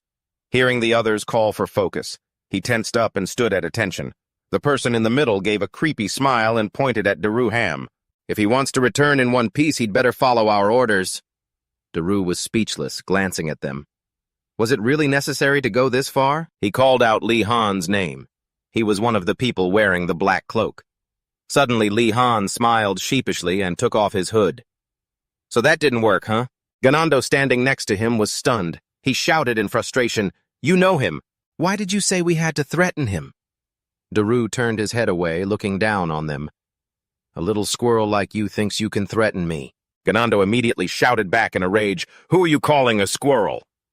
Li Han calmed him down, then grabbed the rope and pulled the curtains open on both sides. The room flooded with light, and the 3 people had to raise their hands to shield their eyes from the glare. Suddenly, Jonah asked, "Why do we have to go this far?" Li Han stood by the window, silently turning to look at her. "Because the other tigers would misunderstand if he was friendly with us. Daru has already been treated like an outcast." Hearing that, he immediately understood. Daru blushed, moved. "You thought of that for my sake." He touched his nose, confirming, maybe they did misunderstand, and said thanks. Li Han stepped forward, polite. "It's nothing." He cheerfully patted Daru's shoulder, "especially for the one who will become my mole." He immediately frowned, confused, grabbing Li Han's wrist. "Wait, what do you mean by mole? What kind of insulting nickname is that?" Ganaldo stood by, idly, arms crossed, watching them argue about the name Mole. He tilted his head, wondering, isn't Mole actually fitting? Instantly, the murderous glare from Daru made Ganaldo break into a cold sweat and take back his words. Li Han sighed. "In that case, for the sake of honor and justice, that name really isn't appropriate." Hearing the words honor and justice, Jonah was speechless, and Ganaldo just pouted. Suddenly he called Daru's name and pointed at him. "From this moment on, you will be the piper. That's the role for someone facing attacks all alone." Daru immediately blushed, feeling shy. A role for someone facing attacks alone, the piper. He thought this sounded cooler, so he sighed and accepted it, watching the other 2 shake hands on the agreement. Jonah was confused, wondering what the heck Li Han had learned back at his house. A moment later, he got to the main point. "The reason we're meeting early on the weekend is..." The other 3 stared intently at Li Han, only to see him covering his eyes mysteriously, planning their escape from the academy. While the other 2 responded with great enthusiasm only, Daru was startled and shocked. He asked anxiously, "Li Han, are you really serious?" He had anticipated Daru would be like this, so he had already prepared 10 ways to persuade him. Li Han began to speak calmly. Suddenly, Daru opened his mouth to interrupt. "That's a surprise." He looked genuinely amazed that someone else was thinking about escaping just like him.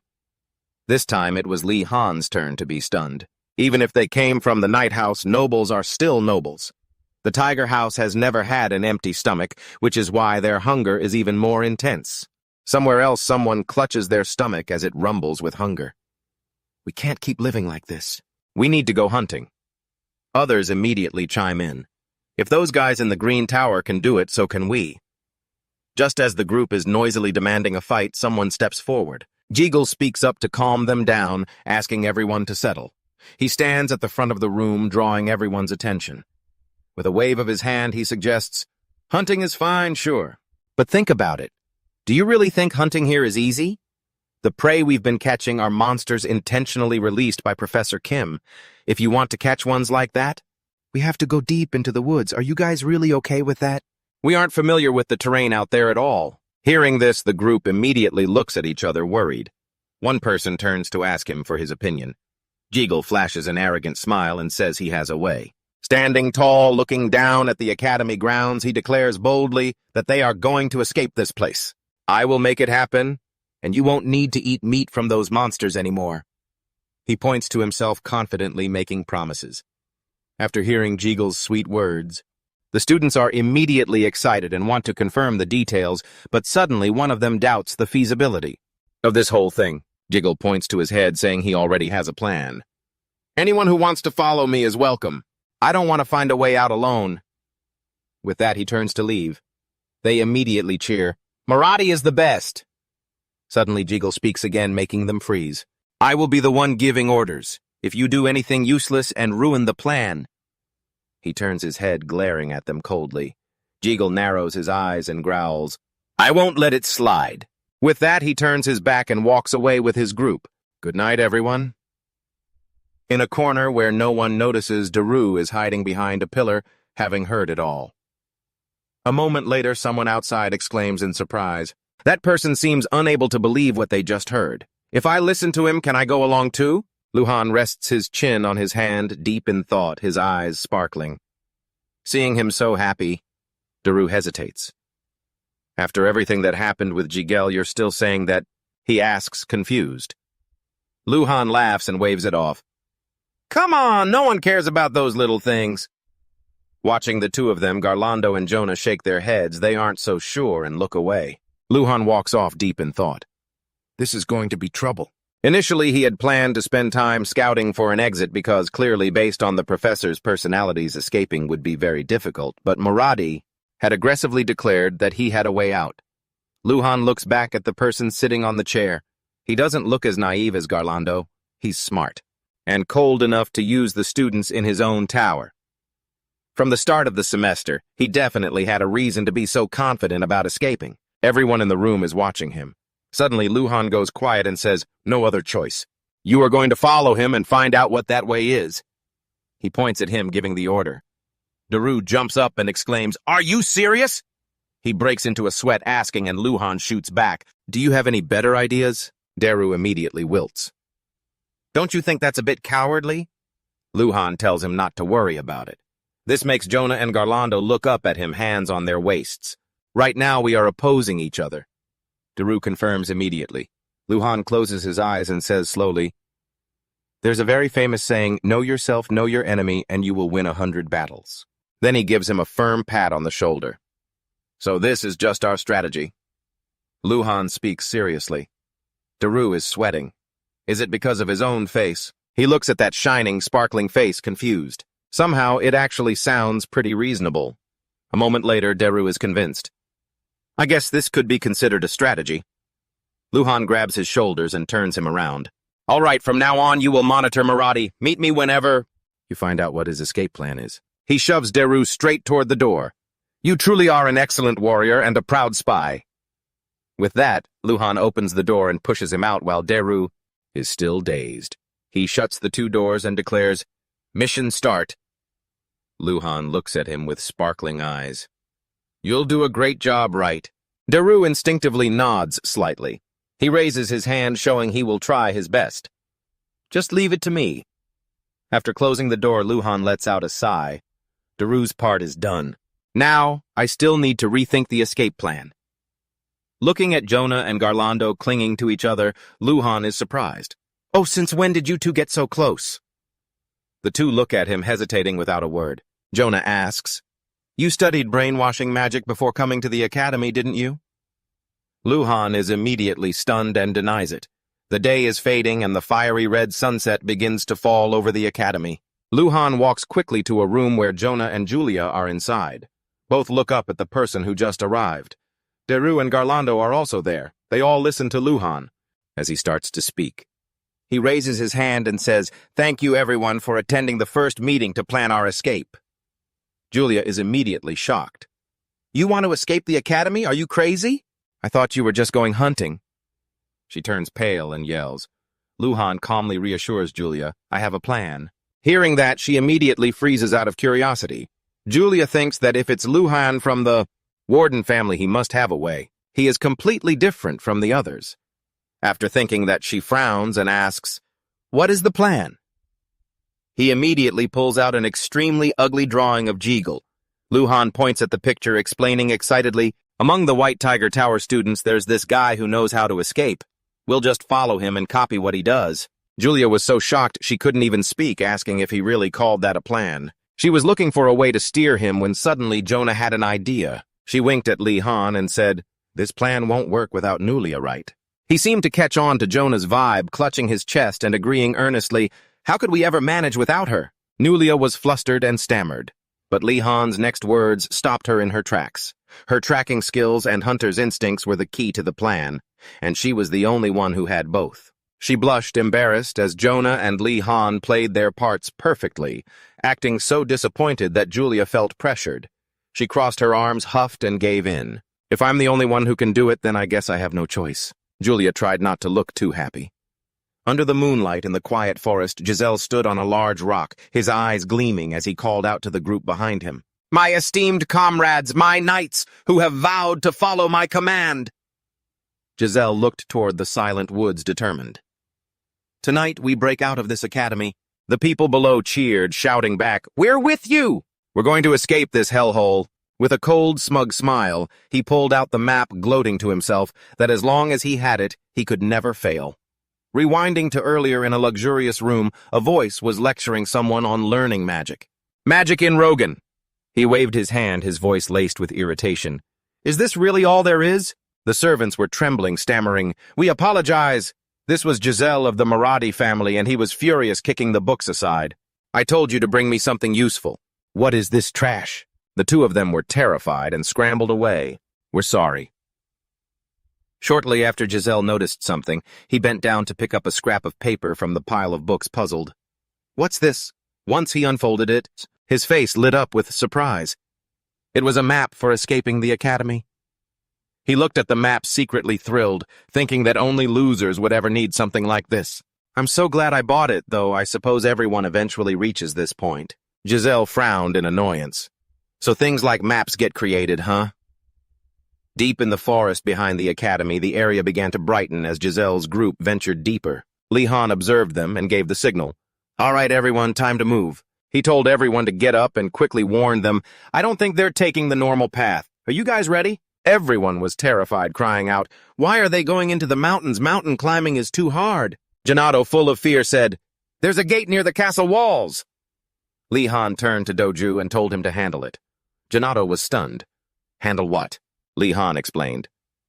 "With Nulia's ability, scouting the mountain is a given. Doju and I have the stamina, and Jonah used to collect herbs, so hills and mountains aren't an issue for him." Janato was confused, but after Li Han hesitated for a moment, he finally understood. "Give me some water." Li Han chuckled helplessly. "You're not used to this, are you?" Janado looked exhausted and sighed, but it was true, tracking someone through an unknown mountain path was difficult. He looked at Nulia and thought, if she weren't here, I'd never be able to keep track of them. Li Han felt defeated and pulled out his notepad, thinking, I'm useless. He forced a bitter smile, keeping up his habit of taking notes on everything that happened. Suddenly, Julia looked ahead, startled. She panicked and turned back to warn them, leaving everyone confused. She pointed at Giselle's group. They're acting weird. Why did they stop all of a sudden? Janato asked casually. They're there, right? That was easier than I thought. Li Han was skeptical. They're there. Is it really that easy? Suddenly, a powerful gust of wind roared, shaking the trees violently. A shadow zipped past, leaving Li Han completely stunned. He stared in the direction the shadow had gone. He looked up at the night sky, shivering, and whispered, "What is this chilling feeling?" When Li Han asked if it was a monster, Nulia quickly denied it. "No, I've already checked for monsters in the area." He heard her, but a dark suspicion grew in his heart. Just then, Li Han realized something and turned pale with fear. A figure began to take shape in the darkness. A terrifying, loud laugh erupted from the shadows, sending everyone into a panic. Giselle's group looked around, terrified, having no idea what was happening. A massive circle formed surrounding their entire group. High in the sky, a figure slowly materialized. It was Headmaster Osu, laughing gleefully as he looked down at them.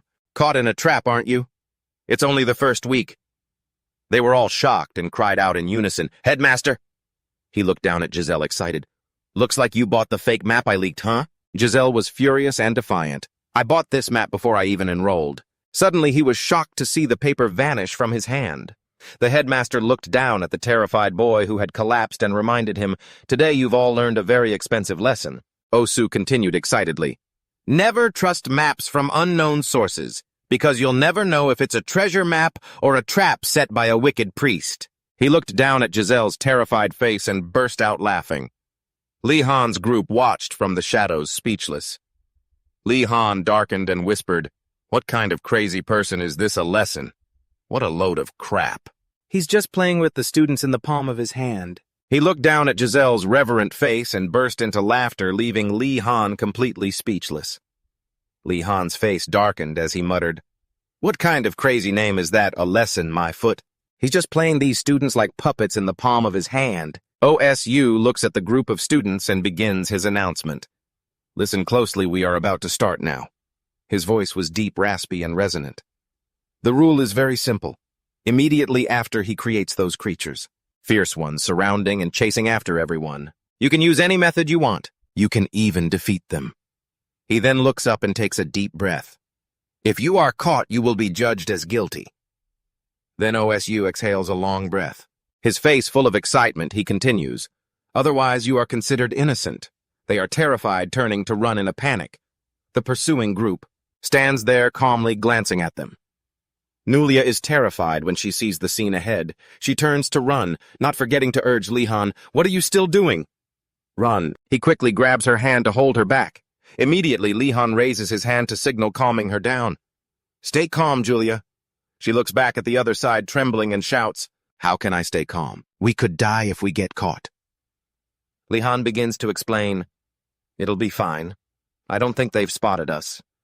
And if they do find us at worst, we'll just be locked in a room and given physical punishment." Julia, upon hearing this, is extremely panicked. Physical punishment. She immediately blurts out her bold assumption. "Like those rooms with torture devices. I wouldn't be able to escape even in my dreams." Li Han. He hides behind a tree to observe the situation ahead. Looking at the group of people being surrounded, he can't help but mutter to himself, "How are we supposed to leave this place now?" Suddenly a voice rings out, drawing his attention. "Form up. We'll take them down if we get chased."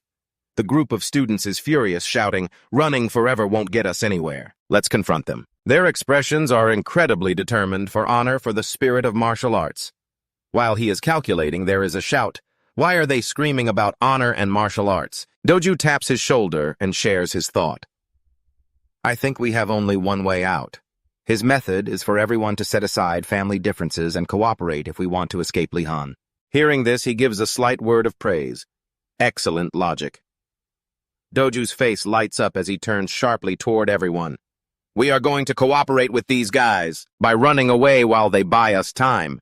Hearing this, everyone except Doju enthusiastically agrees. Li Han watches from outside, assessing, "We have to open a path through the point with the fewest enemies. It's good that they are actually buying time." He is very confused looking at OSU's formation. Why are there no gaps at all? He immediately realizes something looking up at OSU. "Wait, don't tell me." Li Han looks at him in shock. Is he still summoning more minions? As soon as he thinks that Li Han can't help but feel disdain, he said we could escape. I thought he wanted to test the students, but from the start, he never intended to let us leave. He is left feeling helpless and angry. Is this really a fair match for us? Seeing everyone getting caught, he can't help but mutter, Should I just surrender? Seeing the crowd running in panic and getting caught suddenly, Li-Han spots something and his eyes widen. Something is wrong. He watches the minions walk by. They pass by but don't pay any attention to us. Confused, he thinks the soldiers aren't noticing this direction at all. But why? He looks toward OSU in confusion. Doesn't he know we're here? Is he the headmaster or what? He almost dismisses his own thought. Wait, but that's the only possibility. Li-Han stares at OSU's figure in the sky, suddenly remembering his previous appearance. He looks at him, seemingly having reached a conclusion. If that is just a clone or an illusion of the headmaster, we just need to run in the opposite direction of the White Tiger group. Li-Han immediately turns to announce to everyone, "Guys, I've figured out a way to escape." Everyone is amazed and happy upon hearing that. Li-Han turns around and reveals the plan. Let's keep moving. Let's go. He leads everyone forward. 30 minutes later, his group enters a cave inside the forest. Julia checks the surroundings and reports to him. I've checked. It's safe. No monsters detected. He immediately uses his wand to summon light, illuminating the space inside the cave. Jonah is extremely frightened and worried, but she comforts her. Those skeleton things can't possibly make it all the way here, right? It'll be fine. I don't see any signs they are hunting us. Doju beside him looks quite worried. The problem is, how long do they stay summoned? He says anxiously. Maybe I should have just broken through them. Li-Han, hearing this, calmly explains, how could we get past that crowd? It's clearly an impossible problem. He laughs cheerfully, taking out food which makes Janato very excited. But for now, let's just eat. Julia suddenly speaks up. Oh no, I'm out of water, Li-Han. Hearing that, he immediately uses magic to create a wave which surprises her. Nulia's face is incredibly excited. Water magic. I've only heard rumors about it. Only heard. It really is better than I thought. She immediately raises her water bottle, thinking to herself, this is definitely cool. It will be helpful on my future hunts. Johnner beside her grits her teeth, shivering. Can someone start a fire? It's so cold. Hearing her, she immediately uses her wand to create a large flame. The fire is lit to the amazement of everyone. That's top tier, Nulia says. Thank goodness it worked on the first try. It was super unstable before. Her face turns shy. Actually, I'm more jealous of Li-Han's water magic. I want the water element more than fire, Li-Han. Hearing that, her eyes immediately welled up with emotion, leaving her stunned. Are you jealous of my water magic? What's gotten into you all of a sudden? He immediately forced himself to hold back, clenching his fists and gritting his teeth. Julia, you should be grateful for the magic you possess. Lion and she stood atop the high hill, looking down at the forest below. He couldn't help but exclaim, leaving Nulia horrified. Is he actually losing his mind? The soldiers were still swarming. You're not wrong, but is it really okay to insult him like that? He immediately turned to Nulia and patted her shoulder. Lion's face beamed with a radiant smile. Magic is cultivated from an open mind, so never limit yourself by how you choose to express it. Hearing that, her expression darkened, coming from his mouth that actually sounded strangely convincing. Immediately, she opened her mouth and shouted, You jerk of a principal! She was so fired up while scolding, you old skullhead, I hope the wolves eat you tonight suddenly. A figure appeared from within, causing her to scream in terror and cling tightly to him. Lion cautiously looked at the person who had appeared. Giselle slowly stepped out of the shadows, looking confused. What are you guys doing here? He and his teammates gradually appeared. Both sides were incredibly stunned to see each other as the curtain of mystery slowly lifted before everyone's eyes. Li-Han smiled and invited them into the cave. Giselle's group entered with caution. Come on, get some rest. Ganando pouted, complaining, We don't even have anything to eat. He hadn't finished his sentence before Dozu beside him shut him up.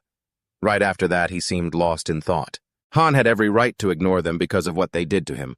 Dozu looked at him and couldn't help but exclaim, but instead, he actually treated them kindly like this. He looked at him with shining eyes, truly admirable. Li-Han really is a man who respects honor. Dozu was moved by his own thoughts, leaving everyone else completely bewildered. Giselle observed everyone and couldn't help but be confused. Why are those biche-long bastards here? Don't tell me. His imagination ran wild, but he never considered that they could have followed her. They even found the map, too. Then Giselle immediately slumped. What do we do now? We're even receiving help like this. He became increasingly confused, then suddenly remembered something. What should I do? Don't forget, Giselle recalled his childhood being beside his father. The motto of the Moray house is to never forget any grudge. but there was a hidden meaning in those words. He tried to recall his father's expression. Right after that, he suddenly smiled wickedly as he remembered the final part. Kindness is only rewarded when you remember it, Giselle. Began calculating in his heart and started to strike up a conversation with Li Han. First, I need to build some trust before he could finish a subordinate in Giselle's group, and suddenly collapsed in pain. Ganando and Dozu saw this and were terrified. Why did he just suddenly drop? The person next to him stepped forward to check and couldn't help but conclude it must be because he's too exhausted. The minds of these two also started to spin. Suddenly they all fell to the ground. To Giselle's horror, he was incredibly surprised and shouted, "What on earth is happening?" Immediately he sensed something was wrong and whipped around to question Li Han. Hitting his eyes was Li Han's cold, emotionless face. Li Han immediately poured out the cup of water in his hand and smiled faintly. Unfortunately, you realized it too late, Giselle. At this moment, he was in extreme pain, clutching his head and shaking uncontrollably. Poison in the water. His face turned blank and pale. "You won't get away with this, Woden Li." Han sat there calmly and seriously watching Giselle collapse. Immediately, he clapped his hands excitedly. Done that setup. He ruffled Giselle's hair while constantly calculating in his mind. It seems a bit excessive, but if someone hates me for no reason, I should give them a reason, shouldn't I? Ganando and his friend were incredibly agitated.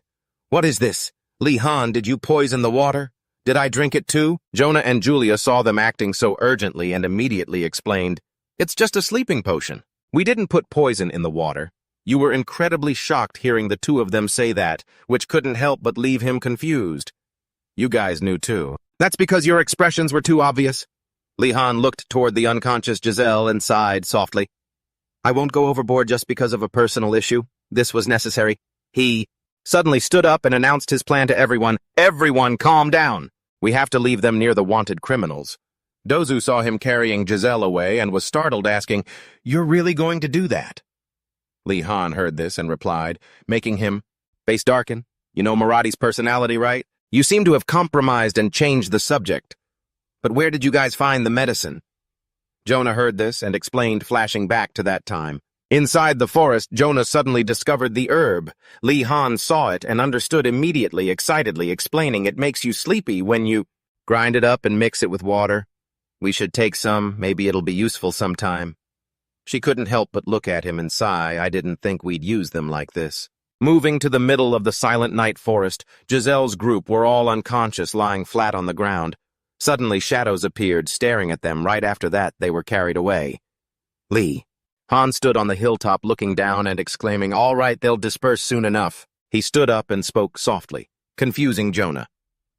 Now we should finish the remaining tasks, right? Li Han immediately shrugged casually, scout the surrounding area.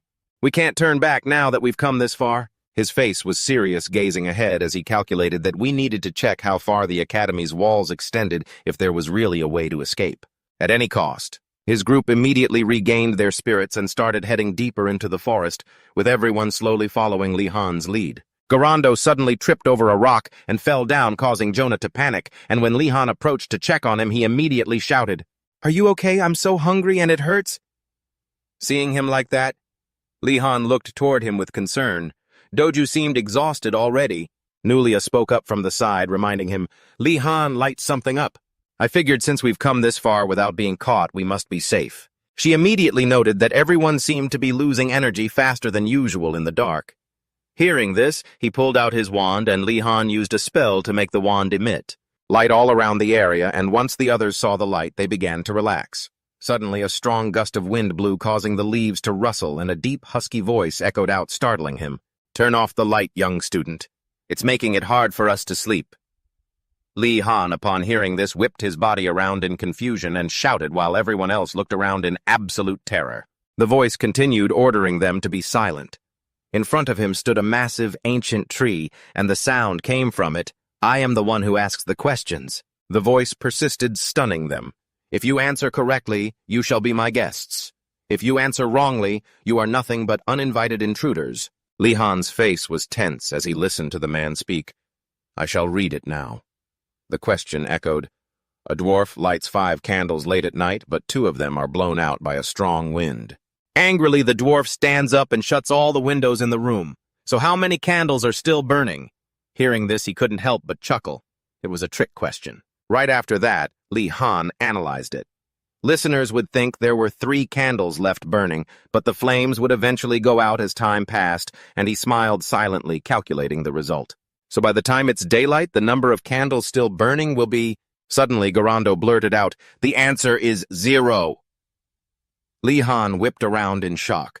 But before he could do anything, he heard the mysterious being confirm the answer was correct.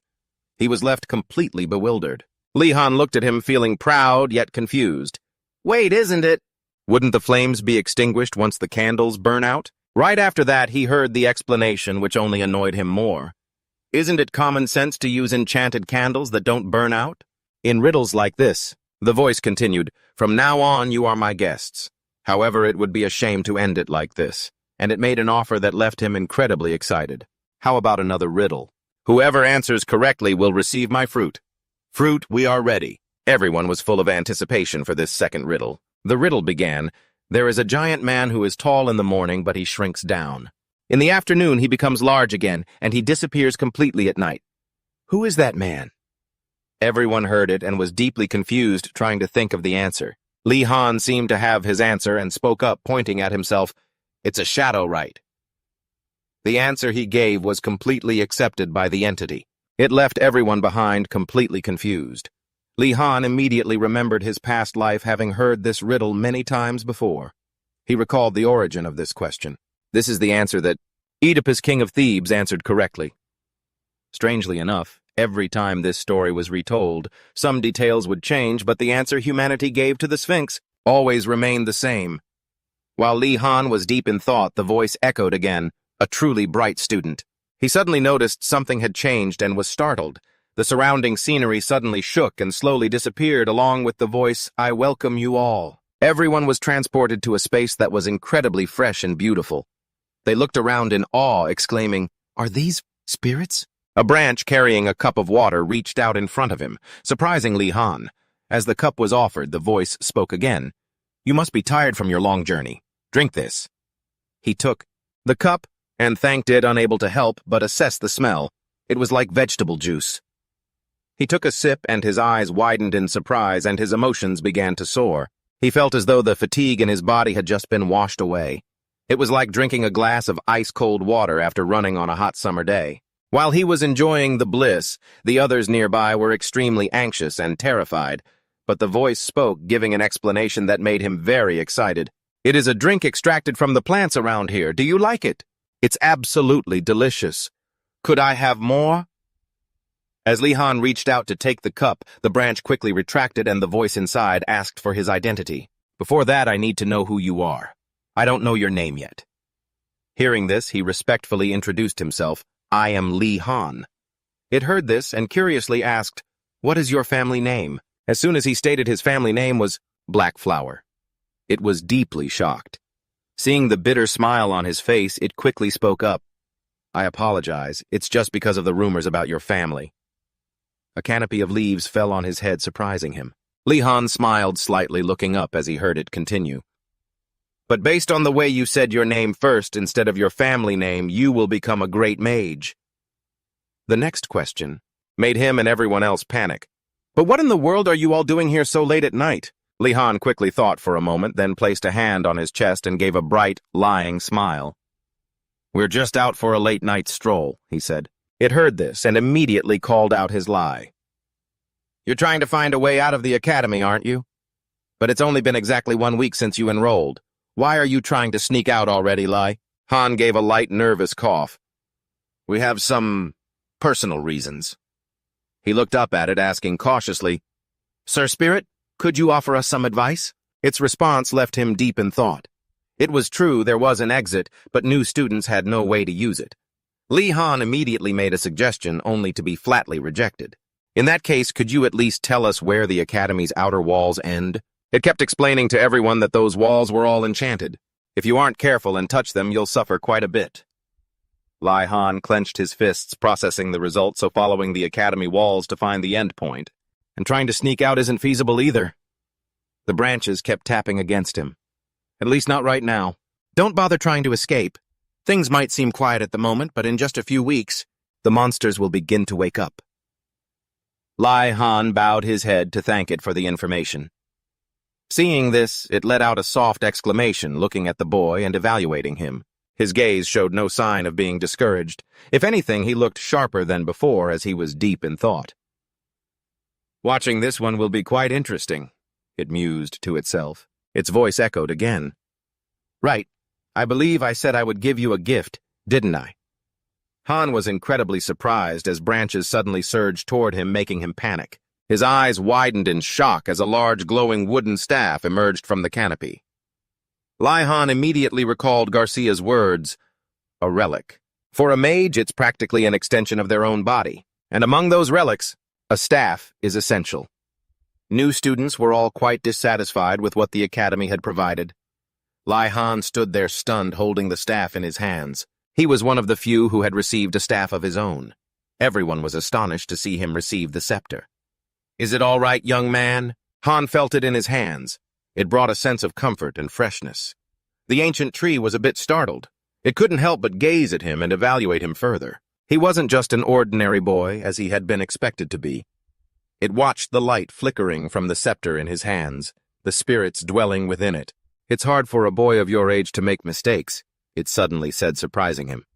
You will learn more from the sources of power residing within the staff, as you use it more. Can't you guide me now? Its reply made Li Han pout slightly. It's unnecessary. You will learn naturally over time. The ancient tree couldn't help but smile at his potential. It suddenly recalled a time long ago. The old man had reminded it of the amnesiac Godanas, the one it had met centuries ago. Just as expected from the bloodline of Godanas, his voice began to resonate. It's time for everyone to return. Immediately after his group was pushed far away. Well then, goodbye for now. As the ancient tree used magic to push them out, it reminded them, Li Han Udana. Stop using magic around these buildings. Your magic is very strong. It has awakened the trees around here. Everyone was pushed outside simultaneously and fell to the ground feeling quite sore. He stared blankly as he heard the voice say, Remember the question you asked. The voice slowly faded into the forest. It was the answer. Everyone left the spirit's domain. All the undead had vanished. His group headed down the mountain just as the sun was rising. Everyone returned to their rooms exhausted. The sound of frantic footsteps on the stairs and loud knocking on the door startled him awake. Li Han! His face was full of fatigue, hair a mess. Confused, he asked what was happening. Asa was very agitated. Forgive my rudeness, but there's an urgent matter. He immediately began telling him about something related to yesterday. Are you crazy? The headmaster is holding an event outside. Lai Han's eyes widened in shock. Asa's words reminded him of what happened yesterday. It's making me realize... He was trying to track down the students who were plotting to escape. He couldn't help but exclaim inwardly, I should act more seriously than usual. In situations like these, he looked at Asa and agreed. Right. I'll wake everyone up and then we'll head out. At the Academy's massive stadium decorated magnificently, everyone gathered together very happy. Seeing the prices, which were perfectly tailored to the buyer's psychology, they exclaimed, Is this really a festival? This doesn't look like an attempt to track down the runaways, he thought, holding a piece of cake. What is he plotting, I wonder? On the podium, the loud voice of OSU seemed to pull him back to reality. He was extremely excited and reminded everyone to pay attention. The people on the podium looked very happy as he introduced them. This weekend, priests from across the empire will visit our academy. A round of applause, please. Li Han joined in clapping, but couldn't help thinking, the headmaster's welcome party is truly warm. Madrid smiled politely and bowed.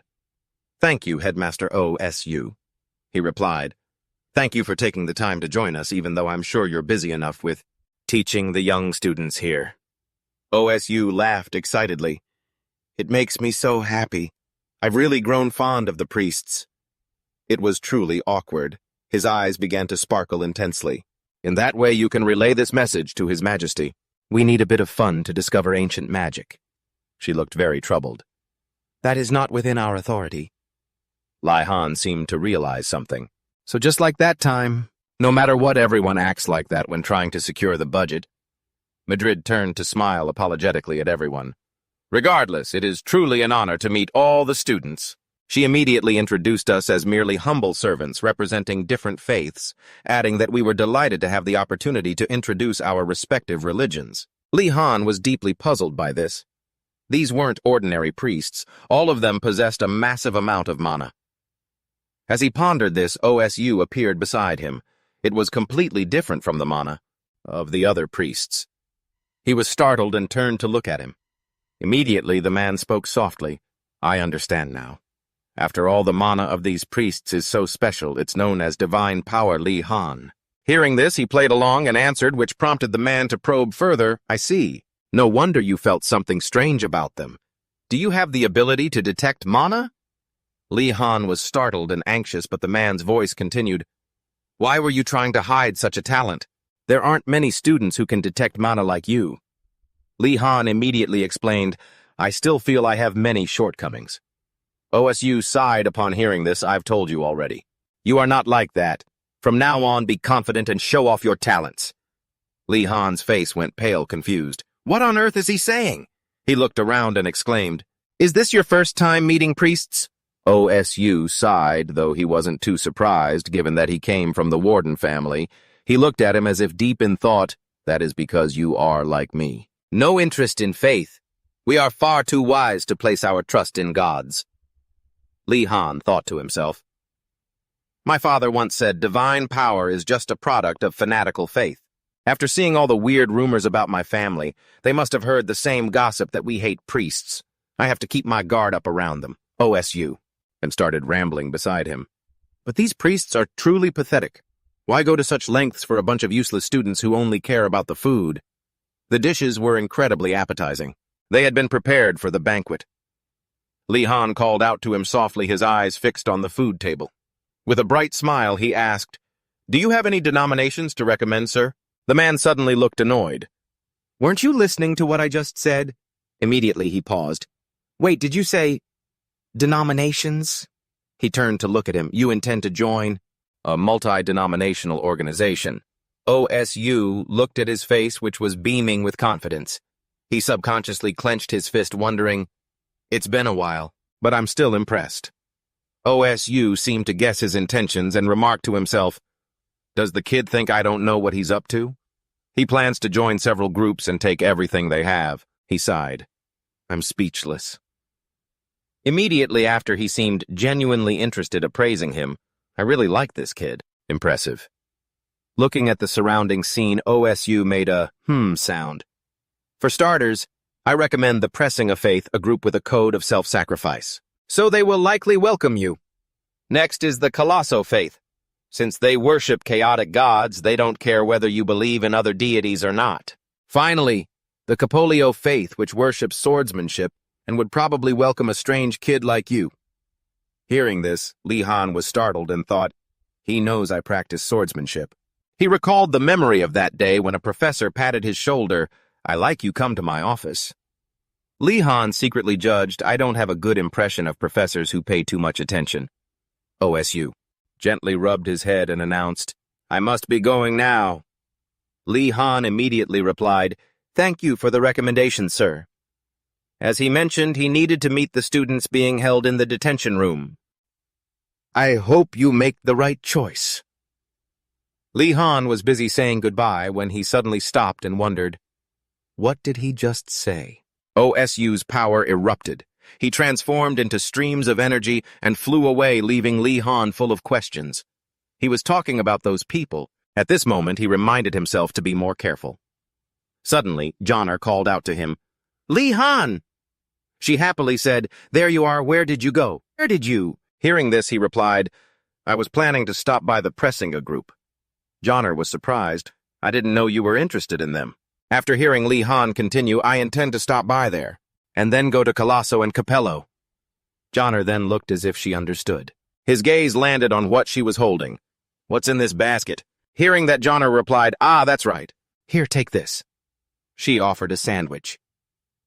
Li Han asked, Where did you get such a precious item?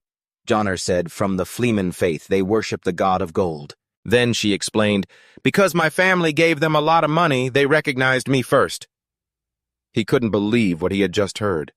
Could it really be like that? Then Li Han secretly lamented, "Why doesn't my family support any faith at all?" Johnner wondered to herself. What is wrong with him? Then the two said goodbye. He told Johnner, "You go ahead. I'm quite busy today." She agreed. "See you later." Watching the two believers discussing in front of him, Li Han interrupted them with an apology. Then beaming, he stepped forward. "I'm here to learn about the pressing order." Hearing this, they were delighted to welcome him. "We didn't expect you to visit us." Just then, two friends passed by, confused. Why did he come here? As for Li Han, he was smiling brightly. "I've been interested in learning about this for a long time." "Oh, ho, a guide. Very well, right this way." Then he turned to Digilin and asked, "Could you help out a bit?" She immediately replied, "Coming," seeing that Li Han stood stunned in place. From the two small horns on Digilin's head to her slightly sorrowful golden eyes, he finally assessed her from top to bottom. He analyzed that her appearance meant she was a half-demon. Li Han knew this was a rare race when it came to hybrids where one might have ancestors who once made a pact with a demon. It's possible that one of the descendants was affected. Once again, he stared closely at Digilin. They are easily isolated due to their appearance, so they are often shy. "Oh, ho." He reached out his arm to introduce her. "This is Digilin, a new student from the fire tower." Even he appeared surprised. "I didn't expect there to be other believers besides Digilin." Li Han expressed his opinion, "Naturally, once they know the noble will of Prasinga and believe in him." His gaze was firm. There are two important things to remember when joining a faith.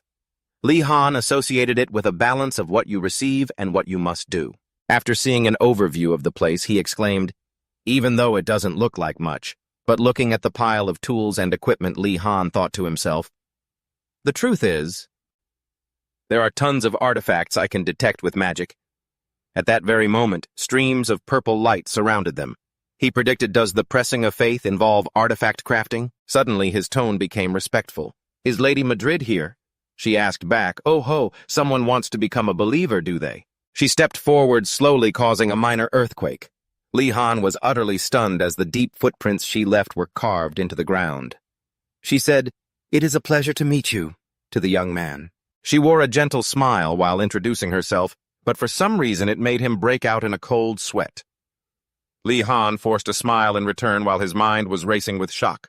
With a body that small, how could she possibly leave such deep footprints in the ground? As if reading his mind, Madrid explained, "You must be surprised. It is actually because of the artifact I am wearing."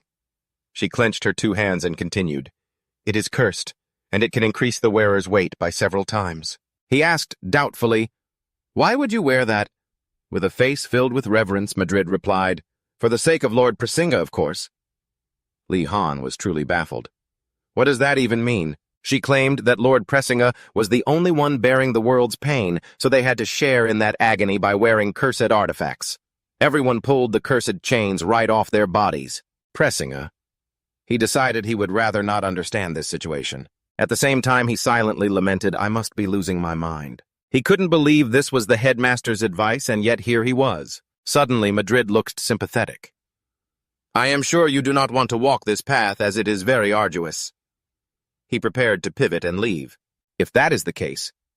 At the same time, Li Han told himself, "Just accept the request, then get out of here." Madrid sighed, "But I am truly sorry. I had prepared an artifact as a gift." He guessed that even if it was called an artifact, no one would want to carry it. An artifact that absorbs mana. This made him stop in his tracks. He thought in shock, "Wait a second. What kind of curse is on it?" Memories of Goxi rushed back. His problem was having too much mana. If that artifact was useful, he'd take it. Li Han faced her again and asked, "Besides absorbing mana, does it do anything else?" He asked eagerly. "Since it's cursed, it must have other functions, right?" Hearing that, Madrid held her ground. "The main effect is..." Madrid analyzed it internally, just like how every action has a reaction. The greater the power contained in an artifact, the more powerful the curse. His lordship's artifact not only contains a curse that increases gravity, but also a curse that increases divine power. She grunted and continued, "Li Han, this item also has invisibility magic." She then turned her gaze away. Madrid turned away, saying, "But that is not important. The issue is that the wearer will have their mana drained. I understand how you feel, but... Immediately he shouted, "What are you talking about?" With one hand on the chest, Li Han sincerely declared, "I am prepared." Hearing that, Madrid was absolutely stunned. Oh, great Saint Presinga, I thought he would walk away. Afterward, she felt ashamed of herself. Why didn't I recognize the sincere faith in his heart sooner? On the other side, Li Han gulped.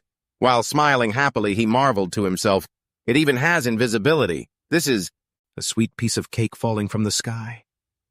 Madrid wiped away a tear of emotion. "Then please accept it and welcome young man to our sect."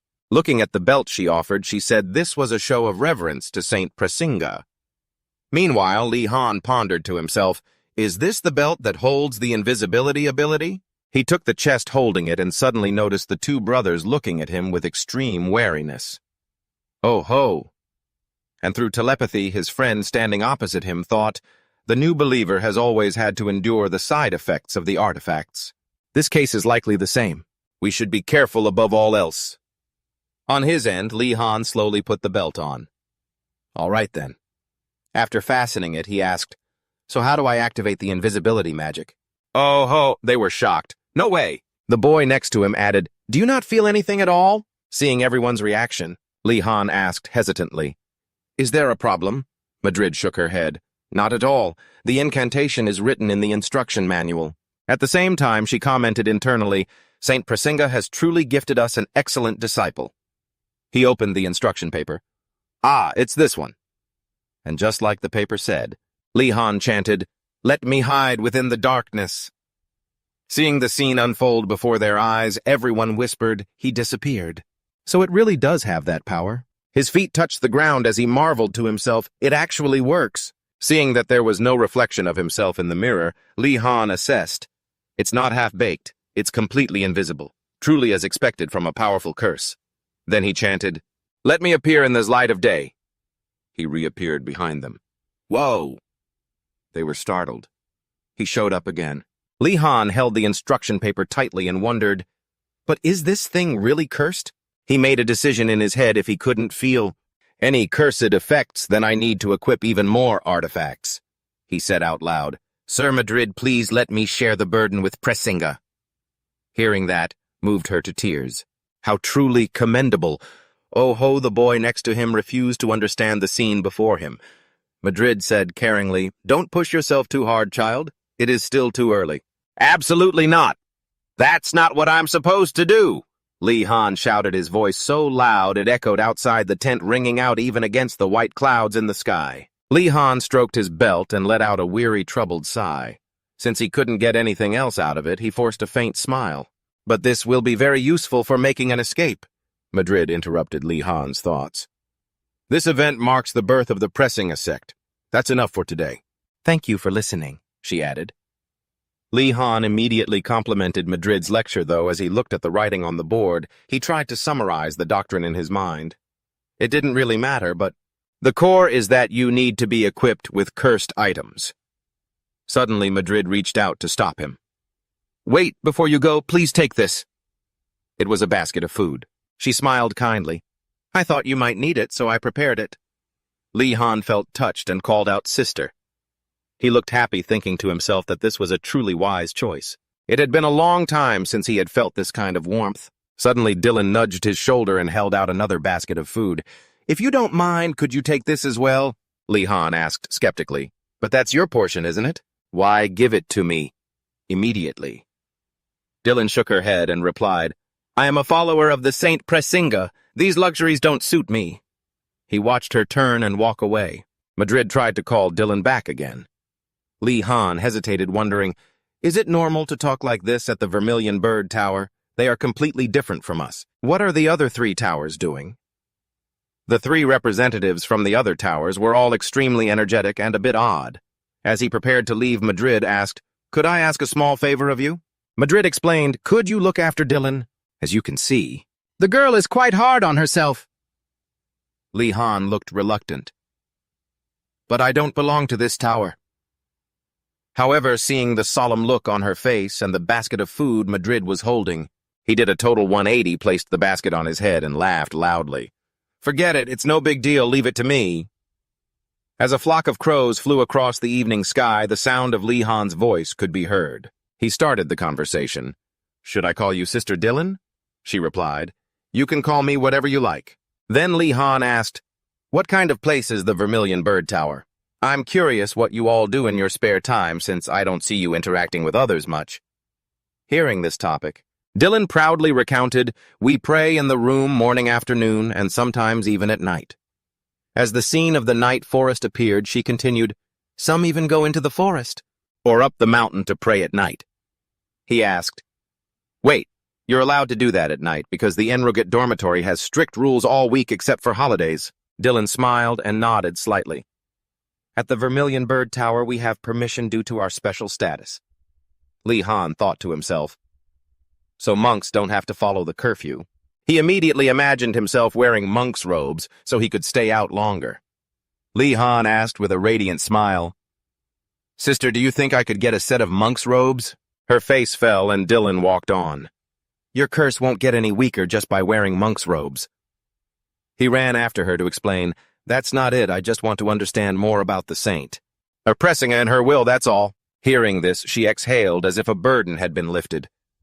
"In that case, next time we meet, I'll prepare a set for you." Lee Han laughed loudly and thanked Dylan, thinking to himself, "All right, now step one of the escape plan is gradually coming together." In his imagination, he gripped his robes tightly. Lee Han asked anxiously, "Sister, did you enjoy the meal? Are you full?" "Immediately," Dylan replied. "I am quite satisfied with everything." Hearing him, she felt startled when he said, "But Sister is very worried about you." Lee Han recounted, "She told me to take good care of you." Galen secretly called out for the sister. Then he asked, "What do we do now? Will you eat with me? That way Sister won't be as worried." She asked in return, "Right now." Lee Han's footsteps stopped and he thought to himself, "Fine then." He exclaimed inwardly, "I'm so grateful to the person who gave me such a valuable gift." Lee Han radiated a gloomy aura. "If I can just eat with you once, I'll become the person you meet throughout the break who gives you lots of food." Behind him, Dylan didn't understand what was going on. At a building, in the professor's lounge, Uriam took a sip of tea. Then he let out a satisfied sigh. "The tea seems tastier ever since that brat arrived." Then Orego questioned, "But why are we having a meeting today?" Garcia continued, "I think it's because of the basic horse riding training." She asked everyone, "Have the professors assigned the curriculum yet?" Hearing that, Uriam wondered, "Isn't Professor Venderone supposed to teach it?" Garcia was surprised. "Oh, I didn't know that." Then she narrated, "Professor Venderone failed to find a unicorn. We haven't heard from him at all." Shut Osu interrupted. "Don't worry." He pointed at himself. "I have a contingency plan." All the professors in the office were amazed. "Is that really true?" Garcia said that in such a short amount of time, and Engel added, "Times like this." Then the two of them smiled brightly and concluded, "We understand why you're the headmaster now." Then Orego questioned, "Who is the new professor? We need someone truly capable to handle this." Osu replied, "Don't worry, that's just—" A mysterious figure appeared pulling out Xena's file. Immediately Gaxi clapped, praising how well he must have done, while Uragum remained silent, and Ingarel explained what he knew. "She is a famous explorer who has discovered most of the Empire's wilderness," he said, suddenly slamming the table. Uragum shouted, "Why does it have to be her?" Then he slumped over the table, stammering and calling out to someone. Uragum's face showed utter helplessness. "That's my aunt." Remembering the sound of Zeta like a long explosion of ancient fossils, the old man remarked, "She's always nagging, and she's always asking me if I hate the Eastern Dwarves." Osu didn't care about that and declared, "I just want to hire the best teacher, whoever they may be. That concludes today's meeting. Now dismissed." The next morning at the Academy building, a small bird landed on Jetta's finger. She smiled slightly and said, "Very well." Then a dangerous glint flashed in Jetta's eyes. "Class is in session." The students gathered in the courtyard. The boy stretched, saying, "It's the final lesson already." Behind him, the girl said, "I've been following you for so long, and I still haven't come up with anything." The two of them cheered, "Basic horse riding training." They discussed it eagerly. "Horse riding is a fundamental skill for royalty," one said. Just as Lihan agreed, someone behind him exclaimed that everyone seemed quite excited, then added, "Surely nothing will go wrong. This content is too familiar to the students. This lesson needs a higher difficulty level," he thought. Suddenly, a huge bird swooped down with a loud shriek. The crowd panicked. "What is that sound? Look up at the sky! Students clamored with shrill screams. What is that? It's coming! Everyone get out of the way! The massive bird descended, and beneath it, Garlando was being held while trembling in fear. The monster's mouth opened wide. He ran and screamed in terror, but it snatched him up anyway. As it flew straight on, Garlando shrieked, "Save me!" His friends looked on worried.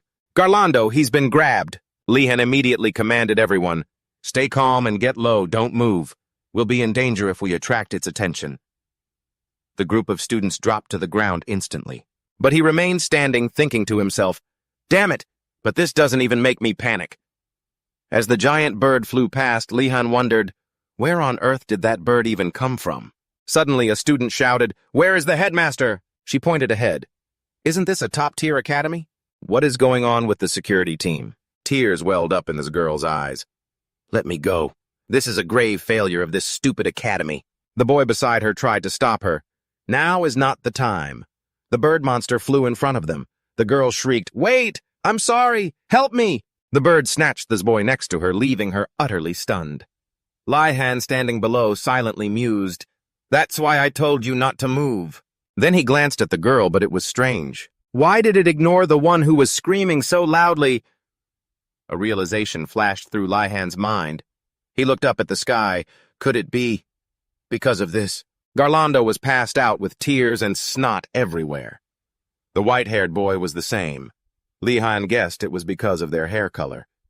Covering his own head with his hands, he warned everyone, "Quick, use your jackets to cover your hair. The bird is targeting those with light-colored hair." Just as Lihan was about to remind everyone, a voice rang out from behind. "You are truly impressive, Lihan. Your ability to make decisions and give directions in an instant is deeply admirable." He turned around surprised, asking who had spoken. The two of them instinctively sat low to avoid the giant bird's attention. Rowena was about to introduce himself when he was interrupted by a shout. The group of friends pointed at him, causing everyone to focus their attention right there. It turned out the girlfriend thought he was part of Marati's gang and meant to cause trouble for Lihan. Hearing this, the group clamored, wanting to gather and drive him away. Rowena explained in confusion, "I have nothing to do with Femarati. You've misunderstood." Just as he didn't know how to explain further, a hand reached out. Stopping both sides, Adanat used her authority as a princess to guarantee, "I assure you this person is fine." Everyone was shocked that she stood up to protect him. Lihan, seeing this, asked directly, "Do you two know each other?" Only then could he introduce himself properly. "I am one of the knights under the princess. My name is Rowena." Lihan was extremely surprised to hear his introduction, because no one was allowed to bring servants or bodyguards into the school. Then he suddenly realized that every rule has its loopholes. An individual might not be allowed to bring a servant, but the academy couldn't do anything if that servant joined as a student. By skirting the rules this way, one could bring them along. Seeing Adanat bring Rowena into the academy, Lihan looked up at the sky, then cast a glance at Garlando. Even though he was also royalty, he had been snatched away by that giant bird. Pity for him. Rowena spoke to him. "Master Warden, I would like to ask for your help." He understood his own abilities. Even though the bird seemed to have slowed down, we cannot predict when it might behave strangely again. Rowena's expression was intensely serious as he reached his conclusion. He wanted Lion to take command of the students and stop that bird. Lion looked surprised and puzzled. Command what? He didn't want to be a commander. He even showed his distaste openly. But his friends patted his shoulders. "Please be our respectable commander." Lion sighed internally. Being the commander of a group never ends well. But everyone was unaware of his inner turmoil. They were all cheering ready and waiting for his orders. Seeing everyone's enthusiasm, Lihan didn't say a word of refusal. He struggled with his thoughts for a long time, finally helpless and defeated. He was crying on the inside, but on the outside, Han still carries himself like a commander barking orders to the vanguard. Watching him lead, Rowena falls into deep thought, recalling how shocked he was just a few days ago by the news that the commander of the Azure Dragon Tower isn't Princess Adina, but actually Han. He still finds it hard to believe. Rowena had noticed the princess's exceptional leadership skills long before joining the academy, so she refused to accept these results. He crumpled the news scroll in his hand, convinced there had to be a hidden reason behind what happened. I have to see it with my own eyes to be sure. Back in the present, he still hadn't given up on uncovering Li Han's secrets, even while meticulously planning and leading. The truth would shock Rowena as Li Han had bribed the other students' trust with nothing more than a little food. Thanks to that, everyone was incredibly united, brainstorming plans together, assuming his deduction was right. If his guess was correct, he already had a solution, so he immediately asked to borrow something from a student before it was over. May I ask, does anyone have something shiny on them? Seeing this, a female student handed Li Han a mirror, and he felt his chances of success were very high. Under the hopeful and encouraging gazes of everyone, Li Han nodded seriously in response. He held the mirror high, provoking the giant bird to grab its attention. Hey, you bird, if you're so good, come down here. You love this shiny thing, don't you? The mirror in Li Han's hand reflected the sunlight, blinding the giant bird. It shrieked in rage and dove straight toward Li Han. Han seized the moment, signaling everyone to prepare as planned. The students united and, following his lead, stood in a row to form a wall. Li Han slipped to the back, hiding ready to deliver a finishing blow to the giant bird. He calculated the distance, holding his breath, waiting for the perfect moment as the gap narrowed. As the bird closed in, Li Han seized the exact moment. He rushed out immediately, raising his wand and casting a spell to summon a blast of light power to attack. The powerful light-based attack struck the giant bird square on. Blinded and in pain from the magic, it shrieked violently and immediately flew away. Han waited until he was sure it was gone before lowering his wand. He knew well that when dealing with an oversized bird, the best approach was just scaring it off. Behind him, voices filled with admiration broke out. Each student offered their own praise for Li Han's wit, courage, and brilliant leadership. He grew bashful from all the praise and tried to shift the attention. But what had happened to Ganando and Maradi? Suddenly, the sound of that bird returned, making Li Han startled. Not only that, but ear-piercing screams echoed through the air. Just as they were mentioned, the bird dropped Ganando and Maradi. Li Han barely managed to catch Ganando in time, while Maradi landed on top of another student. Everyone was stunned by the two young men's dramatic return. While the pair were both deathly pale and completely drained, the giant bird still wouldn't leave. It seemed to be complaining to a shadowy figure perched high on the tree branches. That person gently stroked and comforted the bird. There. It's all right, you did the best you could. You must be startled, huh? Come on, let's go. The woman said, then leaped down from the high branch. She landed spectacularly, making the surrounding leaves flutter. Zeta pushed up her goggles. She greeted the students, "Nice to meet you, kids." Faced with Zeta's appearance, the students were utterly confused, asking each other who she was. Why did she jump down from a tree? Li Han was silent. No wonder he felt everything earlier was so strange and coincidental. It was all her doing. Looking closer, he felt she looked just like Professor Urium. He guessed they might be relatives, but then Li Han dismissed the thought. What were the odds of such a coincidence? Suddenly, Zeta's hand landed on his shoulder. Her face looked quite intimidating as she judged him to have great potential. Immediately, Li Han recalled the time he had direct contact with Professor Urium. Li Han froze, feeling like this scene was way too familiar. The others around him were confused, wondering if Zeta was a professor too. Li Han finally mustered the courage to ask her, "Are you related to Professor Urium?" To his surprise, Zeta laughed brightly and replied, "How did you know I'm her relative?" It left him stunned, wondering really. Li Han told himself he shouldn't stand out in front of the professors like this, just as he was thinking that a hand gently rested on his shoulder from behind. His friends started shouting to the professor that Li Han was Professor Urium's star pupil. That's right, Professor Urium likes him so much she even invited him to her guest room. Even as he tried to stop them, the other students clamored to show off Li Han's achievements to her. Zeta listened, rubbing her chin with great interest. This reaction made poor Li Han feel helpless, as it was too late to change anything. He could only try to keep up a good image for himself. She clapped her hands a few times to get the students' focus. Then she pointed at herself and introduced herself as Lightning Witch Zeta. This course was supposed to be taught by Professor Bendo John, but since he disappeared during the quest, I, Zeta, will be teaching in his place. The students stood in a daze after hearing Zeta. They were incredibly excited because the Lightning Witch was a legendary explorer. She had conquered giants and discovered the Fire Spirit Mountain. Li Han stood to the side, feeling helpless because no one noticed the forgotten details. After the introduction, Zeta posed a question to the students. Can anyone guess why I came here with the Thunderbird? So that giant bird was a Thunderbird. It possessed a massive body and brutal behavior along with special abilities like controlling lightning and cyclones. Li Han wondered, how could she bring along a monster like that? Perhaps the Empire should keep a closer eye on this school. Beside him, Ganando was scared stiff because he had just been snatched by a Thunderbird. The other students assumed their goal for this semester was to ride the Thunderbird. Hearing that, Zeta burst out laughing, saying that even in 15 years, none of them would be skilled enough to ride a Thunderbird. She pointed straight at Li Han, telling him to try and ask a question. He wasn't entirely sure, but replied, "Is it because the professor wanted to see how we react when dealing with a dangerous monster?" Just as Li Han finished speaking, another student challenged him, arguing there was no such thing as a monster survival class. However, they were all shocked when Zeta confirmed he was right, and she finally understood why. Her nephew was so fond of Li Han. The reason she was teaching this was because students couldn't possibly know when they might encounter danger on their journey, so they had to be trained for it. Zeta then calmed the students down, reminding them that the core of this semester was still focused on learning how to ride. She told everyone to follow her to the stables and specifically chose Li Han as the team leader. Zeta wanted him to continue assisting her with the lecture, and even though he didn't want to, Li Han couldn't refuse. As they walked, Zeta explained that horses are the most basic animals for beginners. If you can't ride a horse, you won't be able to ride anything else. Everyone was yawning as they walked because they had already learned all of this.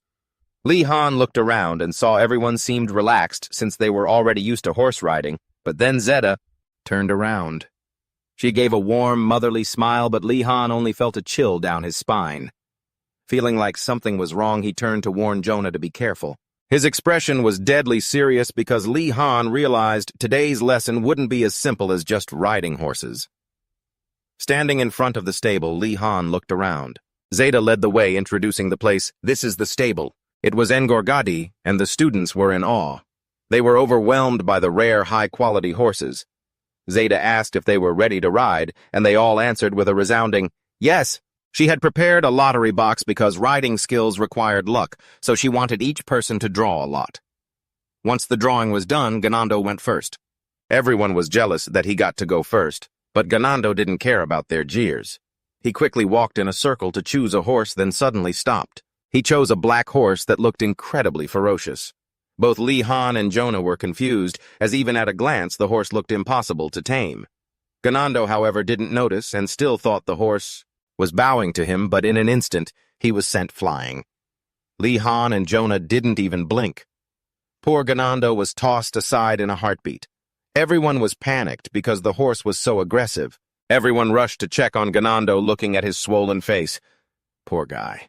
But the other students took the opportunity to mock him, claiming that was the price for choosing a vicious horse. One guy acted all high and mighty, and chose a horse that looked gentler, but the horse wasn't as tame as it appeared. It snapped at his head in the blink of an eye. He cried for help, but the others didn't care. They even mocked the Lam Long guys for always talking big, but having no skill in taming horses. Before he could finish, he was repeatedly headbutted by the horse. The arrogant guys were terrified because every single horse there was incredibly vicious. Li Han, witnessing this, reached a conclusion. All the horses were aggressive, even toward the female students. Only now did they realize there was no such thing as an easy task. All the horses here were incredibly savage. Watching this scene, Zeta laughed with satisfaction. She reiterated the goal, learning how to ride. The first exercise Zeta assigned was for the students to become close with all the horses here. Li Han was kneeling before her, and next to him the blue-haired guy was also kneeling. What the heck? Zeta waved her hands cheerfully, saying, "They might open up to you if you take care of them truly and carefully." She pointed toward the four of them, who stood there confused. That was the goal of the mission bond with at least one. Li Han looked at the two aggressive horses with worry, thinking, they aren't even regular horses. I'm pretty sure she's plotting something by giving us this mission.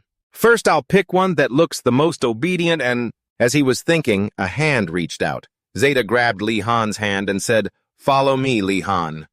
He forced a smile and agreed to follow her. Li Han followed Zeta to a stable. He was surprised to see a pure white horse. Stroking the horse's face, she smiled and said, "Of course I wouldn't give an ordinary horse to my nephew's best student. I want you to take care of this little guy." Hearing that a black-haired guy nearby looked on with a jealous, grumpy expression, Why does only he get to pick a horse so easily? Asa, standing behind Li Han, said excitedly. As expected of Li Han, the professor even chose the most special horse for him. Li Han thought irritably, "Shut up, you guys!" Zeta laughed loudly, looking at him. "Those kids are so simple-minded." She reached out toward the glowing white horse. "This is truly a fine horse, but he is also the wildest and hardest one to tame." Li Han clutched his head in frustration, thinking, taming a monster might be easier than this kid. "I know this might be a difficult task for a student," she said. He turned and clenched his fists excitedly, saying, "Does that mean I'll get extra help?" Zeta gave a thumbs up and smiled at Li Han. "But since it's you, the one who could subdue a thunderbird all by yourself, this should be a piece of cake." He wept inwardly, thinking, "Damn it, this is why you shouldn't stand out too much." Scene shift to a wooden house. The door creaked open. Uragum smiled nervously and stuttered, "Aunt, what wind brings you here?" Zeta laughed and waved at the old man. "You should say hello first. You haven't forgotten that, have you?" Uragum asked timidly. "Long time no see, how have you been?" She walked straight into the house. "Let me check your house, shall we?" Seeing Zeta walk in, the old man invited her in. Uragum's expression returned to normal, and he looked up at the old man, asking, "Li Han, what is going on here?" He scratched his head and smiled awkwardly, replying, "Professor Choida told me to bring her here, so—" Inside, Zeta began checking Uragum's house. Dust was everywhere, making her cough. "Look at this pile of dust. When was the last time you cleaned this place? Living like this, no wonder you're still single." The old man held his head in defeat. Zeta sighed, complaining about Uragum not looking for a girlfriend. "You should think about finding yourself a girl. When will you stop living this slovenly life?" The old man broke into a sweat and replied, "I'm thinking about it. Let's just finish lunch first." Uragum panicked and asked, Li Han, have you eaten yet?" The old man secretly hoped he'd say he hadn't eaten anything yet. Li Han smiled, looking a bit nervous, and replied, "My stomach is growling, Professor Uragum. I'm starving." Uragum gestured for him to sit down, and Jeddah, hearing this, spoke up. "That's right, you shouldn't skip meals while you're still growing." She stretched her arms and looked at the two of them. "Uragum, you sit down too. Today I'll let you both taste the flavors of Eastern cuisine." The old man thought to himself, "Actually, I don't really like Eastern food." Jeddah's eyes sharpened. She held a sharp knife and looked at Uragum. "What did you say?" The old man immediately replied, "Nothing at all."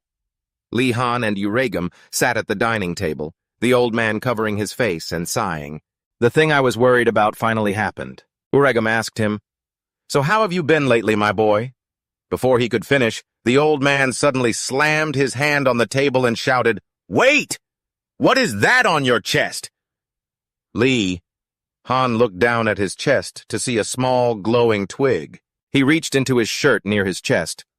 "Are you talking about this, Professor?" Just as Li Han pulled it out, the twig transformed into a massive staff radiating energy all around. It emitted a brilliant green light. Uragum looked at the staff happy and said, "You've got yourself a new staff, haven't you? I can feel the energy of the green forest coming from it." The old man asked where he got the staff. Li Han looked startled and went blank. At that moment, the staff stopped, emitting that green light. Then, he told the old man where he had found the staff. Uragum looked surprised. "So you just happened to wander into the forest, bumped into a tree spirit, and just happened to receive this staff?" Li Han smiled cheerfully. "Exactly, I mean, if we expect something, life just becomes a series of coincidences." The old man didn't believe him, thinking he must be trying to hide something. Jeddah, standing by the stove, heard them and thought he is definitely trying to cover it up. Remembering back to when he stood before that massive tree, Uragum asked, "So did that spirit give you a tricky riddle?" Li Han was surprised by the question. "How did you know that, Professor?" Uragum suddenly crossed his arms and sighed. "Because that is a famous spirit." The old man thought about that tree standing all alone in the forest. It was quite pitiful, but he couldn't deny its vision and its vast knowledge. Li Han excitedly shouted at Uragum, "So is there something special about this staff?" Right then, Li Han held the staff, thinking to himself, there must be some hidden meaning in that spirit's words. Maybe some kind of superhuman ability. Lost in that train of thought, Li Han became excited, his eyes shining as he looked at the staff, imagining various techniques like becoming invincible with it in his hands. Or maybe it grants me some sort of soul magic? Or some cheat-like ability that uses a massive amount of my mana? Just then, Jeddah brought out a bowl of soup. She placed it down and looked at him. Of course there is, Li Han asked excitedly. Really, Jeddah? She replied, yes, it can help you become a talented farmer. She smiled at Li Han, who stood there stunned, picturing himself working the fields. Uregum spoke up. That's all you can expect from a tree spirit. It just helps you grow crops faster. Hearing this, Li Han hung his head in disappointment. Jeddah turned away and the old man crossed his arms and looked at him. Professor's point. Is that not a good thing? At some point you will need this ability. Li Han responded, disappointed. That's true, but... She asked him what he intended to grow. He smiled and replied, I plan to grow something edible. On a table sat 2 jars, one red, one purple, along with some opaque white bottles and a basket. Jeddah looked at him. If that's the case, I can help you. And Li Han asked her, Really? Jeddah gave a thumbs up. After lunch, follow me. After the meal, he followed her to a plowed field carrying a basket containing a few seedlings and a small spade. Jeddah stood in front, pointing ahead, and instructed Li Han. The most important crops are ones similar to potatoes and yams. With one hand he held the small spade, and with the other he held the basket on his lap. Jeddah turned her head and said, Li Han, it will take a while for you to be able to harvest them, but when you do show them your gratitude. He happily listened to Jeddah's words. While digging the soil, he thought happily, stay positive. After tilling the soil, Li Han placed a plant down, covered it with earth, and thought, they said it would help me with farming. Just as he finished covering it, he heard her call out, Li Han, come here. He replied, coming right away, Professor. Li Han had just stood up when suddenly the tree began to radiate a golden light. The magic tower was bathed in bright, vibrant sunshine, but the people inside didn't look quite as radiant. Everyone looked gaunt and haggard, eyes blurry from hunger, constantly groaning, I'm so hungry. Just then, a golden light flashed from the doorway, drawing everyone's attention. Li Han walked in, beaming, waving his hand and smiling. I'm home, everyone. In his hands, he was carrying a basket of incredibly tempting food. Instantly, the people in the room jumped up as if they had seen their savior, cheering, Welcome back, is that actual food? It's a thank you gift from Professor Leibo. Faced with the allure of the food, everyone's eyes were glued to the basket, drooling their mouths, starting to sweet-talk him with flowery words. As expected from my respected friend, truly the greatest family to ever grace the empire. Looking at everyone's starved, hollow faces, Li Han couldn't help but compare them to little birds waiting to be fed. He sighed. It's only been a few weeks and you've all changed so much. Saying that, he set the basket of food down. He rolled up his sleeves and smiled. Wait a second, I'll make some soup for you all. Then he skillfully set a pot of water on the nearby stove. His masterful motions of chopping vegetables and cooking made the whole group drool and gulp in anticipation. Watching the man cooking so intently, Diono rested her chin on her hand, beaming with a wide smile. She couldn't help but think of Li Han as a skilled alchemist, meticulously crafting a potion. He tasted the soup, licked his lips in satisfaction, and said, It's good now. He turned around and said, It's ready. Bring your bowls over here. Hunger made the others obey instantly. Their empty stomachs were soon filled, and the scene of everyone eating suddenly felt very cozy. Suddenly, a fellow student patted Li Han on the shoulder, stammering while scratching the corner of his mouth. I have a small favor to ask of you. As a result, Li Han appeared in front of Adenis's room. The person inside was reading a book when she heard a knock. She opened the door a bit surprised by his appearance. Li Han smiled brightly and held out a bowl of soup. I made some food. Try it out. Adenis took it suspicious. Is this for me? Everyone else has already had some, so you don't need to worry about that. Li Han's reply startled her a little. She looked down at the soup, hesitating, but Li Han urged her on. Adenis reluctantly took a bite. Her eyes widened immediately. The fresh, savory taste of the vegetables burst in her mouth. Her look of pure contentment made Li Han very satisfied as he stared at her. I thought I'd let her eat in her room. She must have been starving. Adenis shyly closed the door. Thank you. I'll return this favor to you later. Li Han walked slowly down the stairs where the others were already waiting. The guy from earlier eagerly asked, How was she? He replied, She seems to like it. The guy's expression immediately softened and he breathed a sigh of relief. Can I keep asking you for this favor from now on? We'll pay you double the silver just like this time. Hearing the words, double, Li Han's eyes lit up instantly. He gave a thumbs up, agreeing immediately. It is truly an honor for a noble like me to serve the royal family. Seeing him readily accept, everyone exhaled, looking incredibly happy and relieved. Watching this scene, Li Han couldn't help but marvel. It seems the royal family really is something massive, huh? Except for that guy Canada, of course. That afternoon in class, Vodali sat in his chair, arms crossed, monitoring them. He tapped his fingers thoughtfully. My contract says I only have to teach during a fixed time. Accepting students isn't even my duty. His eyes suddenly darted toward Li Han, who was training nearby. But that amount of mana, I'd definitely regret it if I let him slip through my fingers. A possessive thought popped into his head. Vodali cleared his throat. Do you have any questions? He asked, suddenly making Li Han jump and break into a sweat. Does the professor realize I've been slacking? He stammered, making up a random question. Why are we training like this, sir? Vodali looked surprised. Did you not read the lecture notes? Li Han's face darkened, speechless. You're the one who asked if I had any questions. He quickly changed the question. Then I want to know what this kind of training has to do with actual combat. Getting this question, Vodali closed his eyes and pondered, which made Li Han a bit nervous. Then he suddenly opened his eyes and said something that made Li Han feel a chill. I don't know how to answer that question because it's just too obvious. He stood up and waved his hand. Let me give you an example. He picked up a quill, radiating killing intent. I could take your life with just this quill. His murky gaze made Li Han tremble involuntarily. This example is a bit scary, honestly.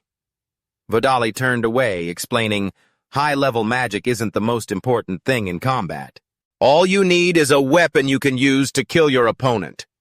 He reached out to write on the board. When you rotate the mana crystal, you are actually training. To enhance your ability to focus power for your long-range spells. In an instant, 2 human figures appeared on the board using magic. Vodali continued, even if it's just a first circle fireball spell, the power it releases depends on the user. To make it easier to understand, Vodali began to explain, a mage with holes in their magical foundation will find it difficult to optimize that skill in combat. On a brutal battlefield, the noise and the explosive intensity combined with the blood-chilling atmosphere creates immense pressure. However, for a mage with a solid magical foundation, the chalk in his hand flew out. It whizzed right past Li Han's ear. The chalk flew erratically, hitting the walls and rafters. The overwhelming pressure forced him to brace himself. The chalk stopped, and the whole room was filled with dust. It spread, but everything remained intact, completely undamaged. He looked around the room. Professor, you must have created 2 explosions with 2 separate spells, right? Vodali suddenly appeared behind him. The professor patted him on the shoulder. You will be able to do such things too. Lian was stunned by this type of magic. And you did all that without even breaking a sweat. Vodali lowered his eyes lazily and said, I think I've already stated the obvious. Is that answer sufficient? Li Han gave a wry smile and said, Yes, thank you. As he turned away, Li Han kept his eyes on him, his gaze complex. He had gained a new perspective on the professor. He had thought the man's teaching was half-hearted. But in reality, everything he has done has had a deeper meaning. Does this mean I can learn something other than just grades from the professor? That thought flashed through his mind, and he immediately asked, Professor, may I ask you something else? Vodali turned his head, and Li Han spoke slowly. Recently, I managed to activate basic telekinesis, but I still can't control it properly. The professor turned around. Your mana pool must be quite large, I assume. Ah, yes, I get told that often. Vodali's assessment only made him more excited. The professor had identified the problem immediately, so he must have some advice. He felt a bit of anticipation. Perhaps the professor would even offer a logical solution. He wondered what method the professor would teach him. Suddenly, Vodali reached out and grabbed Li Han's wrist, draining his mana. He commanded him to stay still. A wave of purple energy enveloped Li Han, who was startled and terrified. You see, mana draining is a powerful and sinister spell. It can absorb a target's mana, yet Vodali was using it on his own student. Li Han cried out in panic. Wait! Vodali hissed. Stay still. For a moment, he was slightly startled. Before him lay a vast, gargantuan ocean of mana. He was stunned, his body instinctively tilting, and then he collapsed. Lihan asked in fear and haste, "Professor, are you okay?" He held up a hand to stop him, his face pale as he said, "I'm fine." Vidali held his forehead. "I was trying to reduce your mana level so you could control it more easily, but I failed. You possess much more mana than I expected. In reality, when someone has more mana than they can handle, they lose control of their power and pass out. It was just like what happened to Professor Vidali, but it would be absurd if Vidali, a professor at enrollment, didn't know his own limits." Lihan looked down at his hands. If he truly had enough mana to knock out a professor, then exactly how much was it? He gave an awkward, sheepish laugh. "I didn't expect such a heavy-handed method to be ineffective. I guess there's no way." But Vidali cut him off. "No, there is still one way." Hearing this made Lihan overjoyed and radiant, but the next question made him freeze. "Has the object you used telekinesis on ever lashed out at you?" His expression sank. "Not yet." Vodali held up his index finger. "The key is instinct." He pointed at him. "Although it seems difficult to control as long as the mage's will and the object are linked, we can control them by instinct." These new concepts gave Lihan some strange associations. "Wait a minute. Does that mean the stone I threw at their heads was also my own will?" Vodali's voice rang out again, pulling him back to reality. "Instinct is a very powerful thing. To use it, you must train your ability to control objects." Interest surged in his heart once again, as expected of an expert. It was worth waiting for his answer. "If I can gradually form formulas like this..." Vodali picked up a blue orb and asked, "Are you ready?" Lihan looked at the orb spinning in front of him, still not understanding. Vodali pointed to his own chin. "I am going to aim for your chin. Try your best to use basic telekinesis to defend yourself." As soon as he heard that, Lihan went stiff and stuttered, "Wait, Professor, this is ridiculous." But before he could finish his sentence, the blue orb flew straight at his face. He cried out silently, panicked, and cursed under his breath, "Damn it, you bastard!" And so for the whole afternoon. In the classroom, screams echoed repeatedly, "Move out of the way!"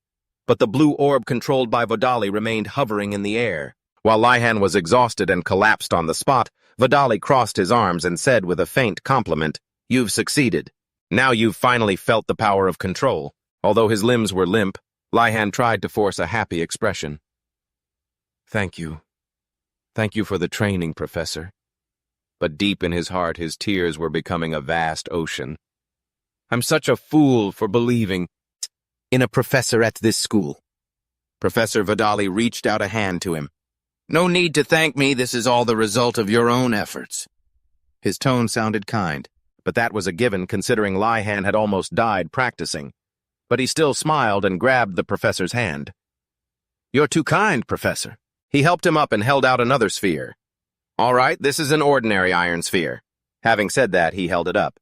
"Try moving it with basic telekinesis." Vodali threw the sphere toward him, his face unchanged.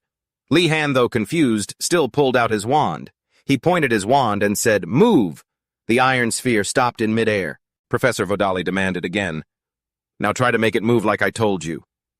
Lihan followed his lead up, down, clockwise, counterclockwise, and the sphere acted like a puppy, obediently following the direction of Lihan's wand. The professor nodded with satisfaction. "That will suffice." Vodali shrugged and walked forward. "From now on, we will learn with iron spheres instead of star spirit stones." But Lihan worriedly asked, "I still haven't been able to draw the magic circle with the star spirit stone. Is it really okay, Professor?" Professor Vodali threw him a question. "Try doing the same thing with the star spirit stone." Lihan pondered as he looked at the orb in his hand. He hadn't practiced it in a long time. He moved his hand and the blue orb flew up. It was much easier than before, leaving him amazed. Vodali explained, "Mages are born from harsh experiences." He sat down and let out a sigh. "The star spirit stone is a tool to help inexperienced mages. You don't need to use it anymore." He glanced at Lihan and requested, "Try drawing the circle again with the iron sphere." "Once your skills progress further, I will give you a test like the one I just did," Vodali said while he was still astonished, but right after that, Lihan's expression. Lihan looked absolutely wretched. He jumped, dropping the orb to the ground. Professor Vodali remained expressionless. He had long realized there were two types of people in this world. There are those who freeze in terror when faced with a life-threatening situation, and those who react with fierce determination and wit. Li Han was the latter. Therefore, he had the makings of a combat mage. A spark of resolve ignited in the professor's heart. If that's the case, I must teach this class in a more effective way. The castle sat atop the hill, magnificent and grand in the twilight. Li Han walked up to Digilink and spoke. "Have you been waiting long?" Digilink shook her head, signaling it was no problem. Noticing him, she asked with concern, "You don't look well. Is something wrong?" Li Han, looking frazzled and worn out after being put through the ringer by Professor Velati, replied with a tremor, No, I'm fine." Digilink handed him the priest's robe. Li Han accepted it, thanking her profusely. Then he brought out a carefully wrapped golden brown pastry and said sincerely, "This is a small token of my appreciation." Digilink raised a hand to stop him. "Don't be so formal." She placed a hand over her heart to show her reverence, saying softly, "Saint Pressiga is suffering right now. How could I possibly enjoy delicious food?" Hearing this, Li Han was conflicted. The image of Madrid popped into his head, and he thought, "Sister, this isn't going to be easy." Just then, Digilink packed up her things and continued, "It's all right. Give it to someone who truly needs it." As she spoke, she set down her teacup. "Drinking tea is enough for me." As if struck by inspiration, Li Han's face lit up, and he eagerly suggested, "Could I perhaps brew some tea for you?" Digilink asked suspiciously, "You want to brew tea for me?" Li Han, fearing she might refuse, quickly added, "I'm actually quite fond of making tea." Saying that, he started rolling up his sleeves to prepare. He secretly mused that he had heard priests liked black tea or unsweetened coffee. Li Han stole a glance at Digilink sitting there and thought, "Digilink must think I'm going to make that kind of tea." While keeping an eye on the boiling pot, he mischievously added a special ingredient to the mix. "It's not going to be that simple. I'll help you open your eyes to a new flavor." Just then, Digilink seemed to have caught on. She jumped up startled and asked, "What are you doing?" "Didn't you say you were going to brew tea?" Li Han replied calmly. "Is there a problem?" He put on an ingratiating, sulky act. "This is my family's secret recipe. Do you think there's something wrong with it?" Taken aback by this psychological blow, Digilink stuttered, "It's not that. It's not that your family's secret recipe is bad." Digilink struggled to salvage the situation, but adding sugar was a bit. Li Han kept up the act, looking fragile and hurt, tears welling up. "What, you think my family's secret recipe is a waste?" His face looked so aggrieved, as if to say, "How could you say such a thing, Digilink?" Even she was swayed by him, unsure of how to respond. With a wry, forced smile, a defeated Digilink gave up, went back to her seat, and resignedly waited. Li Han poured the tea into a cup, satisfied. That's more like it. He placed the cup in front of her. "Here, it's a special milk tea. Try it." Digilink was curious and excited, yet conflicted about changing her palate. Finally, she agreed to take a sip. Almost immediately, Digilink's taste buds exploded. The deliciousness of the tea left her incredibly surprised and infatuated. Her body and soul felt enveloped by the flavor. Digilink felt the subtle sweetness hidden beneath the herbal notes, combined with a refreshing sensation, a mesmerizing flavor she had never tasted before, spreading through her mouth. Digilink was lost in the flavor. Li Han observed her expression, thinking excitedly, "Great, it worked." He continued thinking, "Allow me to brew the next one." The process for the new tea involved adding sugar nuts and cocoa powder to boiling water, then adding milk and stirring well, finally using cornstarch to finish the special Wadden House cocoa tea. Digilink looked at the new cup with trepidation, doubting reality. She verified, "Isn't this just soup?" Not giving Digilink a chance to back out Li Han? Pulled his old trick again. "It's tea. A traditional tea from my family." Digilink gave up accepting it and said, "Please, no more talk." A second later, she took a bold sip and was immediately stunned. Digilink couldn't stop drinking. Li Han watched with amusement, thinking, "How is it delicious, right? A totally new sensory pleasure for you." He kept his smug expression, thinking contentedly, using this method. In his head, he imagined himself like a devil in disguise, having successfully tricked Digilink into eating. "I'll fatten you up with drinks that aren't tea yet. Taste just like tea." The twilight deepened. The cocoa teacup was licked clean. Digilink said, satisfied, "That was delicious." Suddenly, Li Han stepped forward and placed a hand on her shoulder. He whispered ominously, "Now that you've had it, you won't be able to quit, will you? From now on, come here as we've agreed." Digilink shivered and replied, "You don't have to try and sound so dangerous." Night fell. The moon climbed high, round, and bright. Their voices drifted by. "Thanks for the tea." "You're welcome. I'll see you tomorrow." Back at the tower, lights flickered. The silhouettes of two people entered, chatting. "Let's head back. I hope tomorrow's class is more peaceful," Li Han thought. He stood by the wall, waiting for everyone to close the doors before revealing himself. He whispered quietly, "Everyone's back." Li Han hid in thought. Since it was past curfew, all students had to return to the dorms, but in the next second he shielded his face and turned away. "But I'm going out in the middle of the night to pray." With that thought, he quickly set off. Li Han's figure was free and easy, standing out in the darkness. He thought happily, "I'm just a young devout priest." The scene shifted to the prayer area. Li Han arrived, thinking vigilantly. Must be very careful. Who knows what kind of traps are around here? As he walked through the shrine's hallway, he pondered, good thing the first floor is fine. Just as he predicted, memories flooded back. Thinking about it, this is the first time I've come to the main hall since the entrance ceremony. Li Han carefully observed his surroundings, lost in thought. First, I need to check the places I haven't been to. Suddenly, he noticed something strange. Radford's figure appeared in front of him. He watched silently, not wanting to startle the snake. The boy was looking around, unaware of his presence. Li Han observed him closely, thinking, "Is that a professor?" He pulled his hood up to get a better view, secretly surprised. Wait, no, that's a student from the Black Tortoise Tower. He watched the guy move without making a single sound. He studied the kid's footwork. It was clear he'd been trained. The Rat Clan wasn't exactly welcomed by the Empire.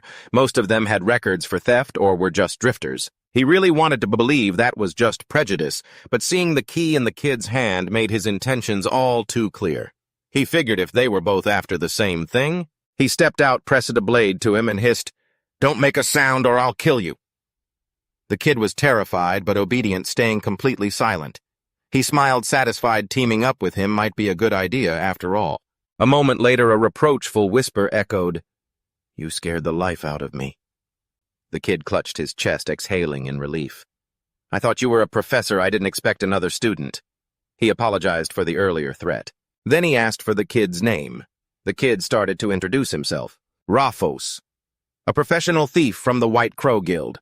No student dared to mess with him, but he always felt like an outcast, longing to be accepted by his peers in the tower. So he started searching for where the essentials were kept. After a thorough investigation, he found the most likely door. He had even used his talents to craft his own key for it.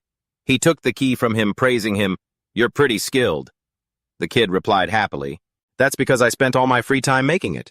The kid asked back, "But who are you anyway? Based on your clothes and how you move, are you from the White Tiger Tower?" He smiled and replied, "I'm Lihan Godanis from the Azure Dragon Tower." When Raphos heard his name, he jumped. That was the infamous high-ranking noble family. Seeing the kid's expression, he quickly reassured him, "No need to be so surprised." He held out a hand, proposing, "We should work together. 2 is better than 1, right?" Hearing that the kid looked even more terrified, he couldn't believe it. "Wait, you're a high-ranking noble." He smiled and pointed at himself. "Well, what do you think I'm doing here?" The kid stepped closer and asked, "Are you serious?" He laughed and said, "We don't have much time. Let's move."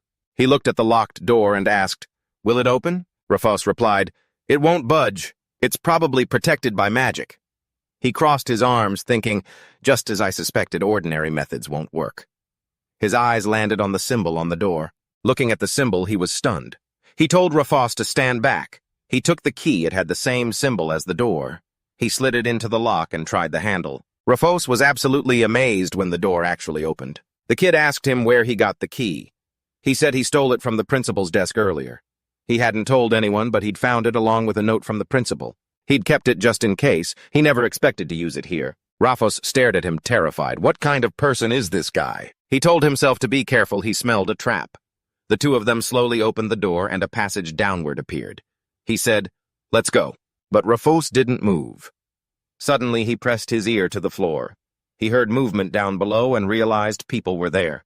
Hearing that, he was delighted. He had finally figured out where the supplies were coming from. They were being transported underground. If they moved goods after curfew, students wouldn't find them. He said confidently to the kid, "I'm certain the essentials are down here. Let's head down." The two of them started down the dark staircase. After a while, Rafos whispered, "We've barely gone down and it's already this dark." Since he couldn't see anymore, he wanted to light it up, but he was immediately stopped. He whispered sternly, "Don't do anything stupid. This is what the principal is hiding." There's no way things are that simple. The kid listened to him and found it made sense. I forgot to think about that. In his heart, the kid was incredibly curious. Who is this guy? He seems so used to situations like this. Rafos suddenly remembered the rumors. You can't even whisper his name. Even princes and princesses have to hold their breath when they're in front of him. He can even tame a thunderbird with just a single spell. Rafos grew even more fearful, thinking those rumors might be true. While he was lost in thought, he turned around and said, "We're here." The two of them watched stealthily. He thought the entire floor was a storage room. He warned him to be careful when entering. A gust of air brushed past the lamp, and the air then turned into sparks. The sparks moved in a zigzag pattern, becoming increasingly dense. Li-Han warned, "Stay sharp when we move in." The sparks flickering on the lamp began to sway. It let out sparks that hit the walls. They were getting thicker by the second. He observed them silently. Why would there be something like this here? All the lights flickered on. Footsteps echoed. He panicked, realizing someone was coming. He looked at the newcomer, wondering, are they the storekeepers? The person who just appeared started checking the inventory. He and Rafos watched silently as the person tallied the goods. He signaled Rafos to stay quiet, thinking to himself, I didn't think things would be this detailed. Suddenly a voice rang out from behind, "Who's there?" Hearing the voice made him freeze. He silently cursed, "We've been caught." He and Rafos turned around to face the hooded figure. He was tense but told himself to stay calm. He had to keep a cool head to figure out an answer. He decided to use a flash of light to blind the person, but seeing the eyes of his opponent shocked him.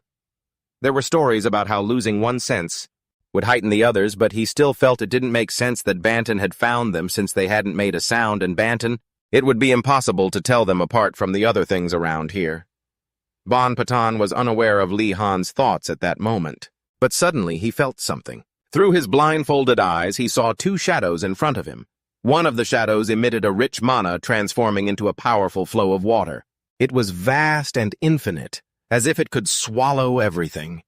It made him bow his head in sudden reverence toward Li-Han as he sensed the sheer magnitude of that mana. Overwhelmed, he acknowledged him as his master and then left to continue his work.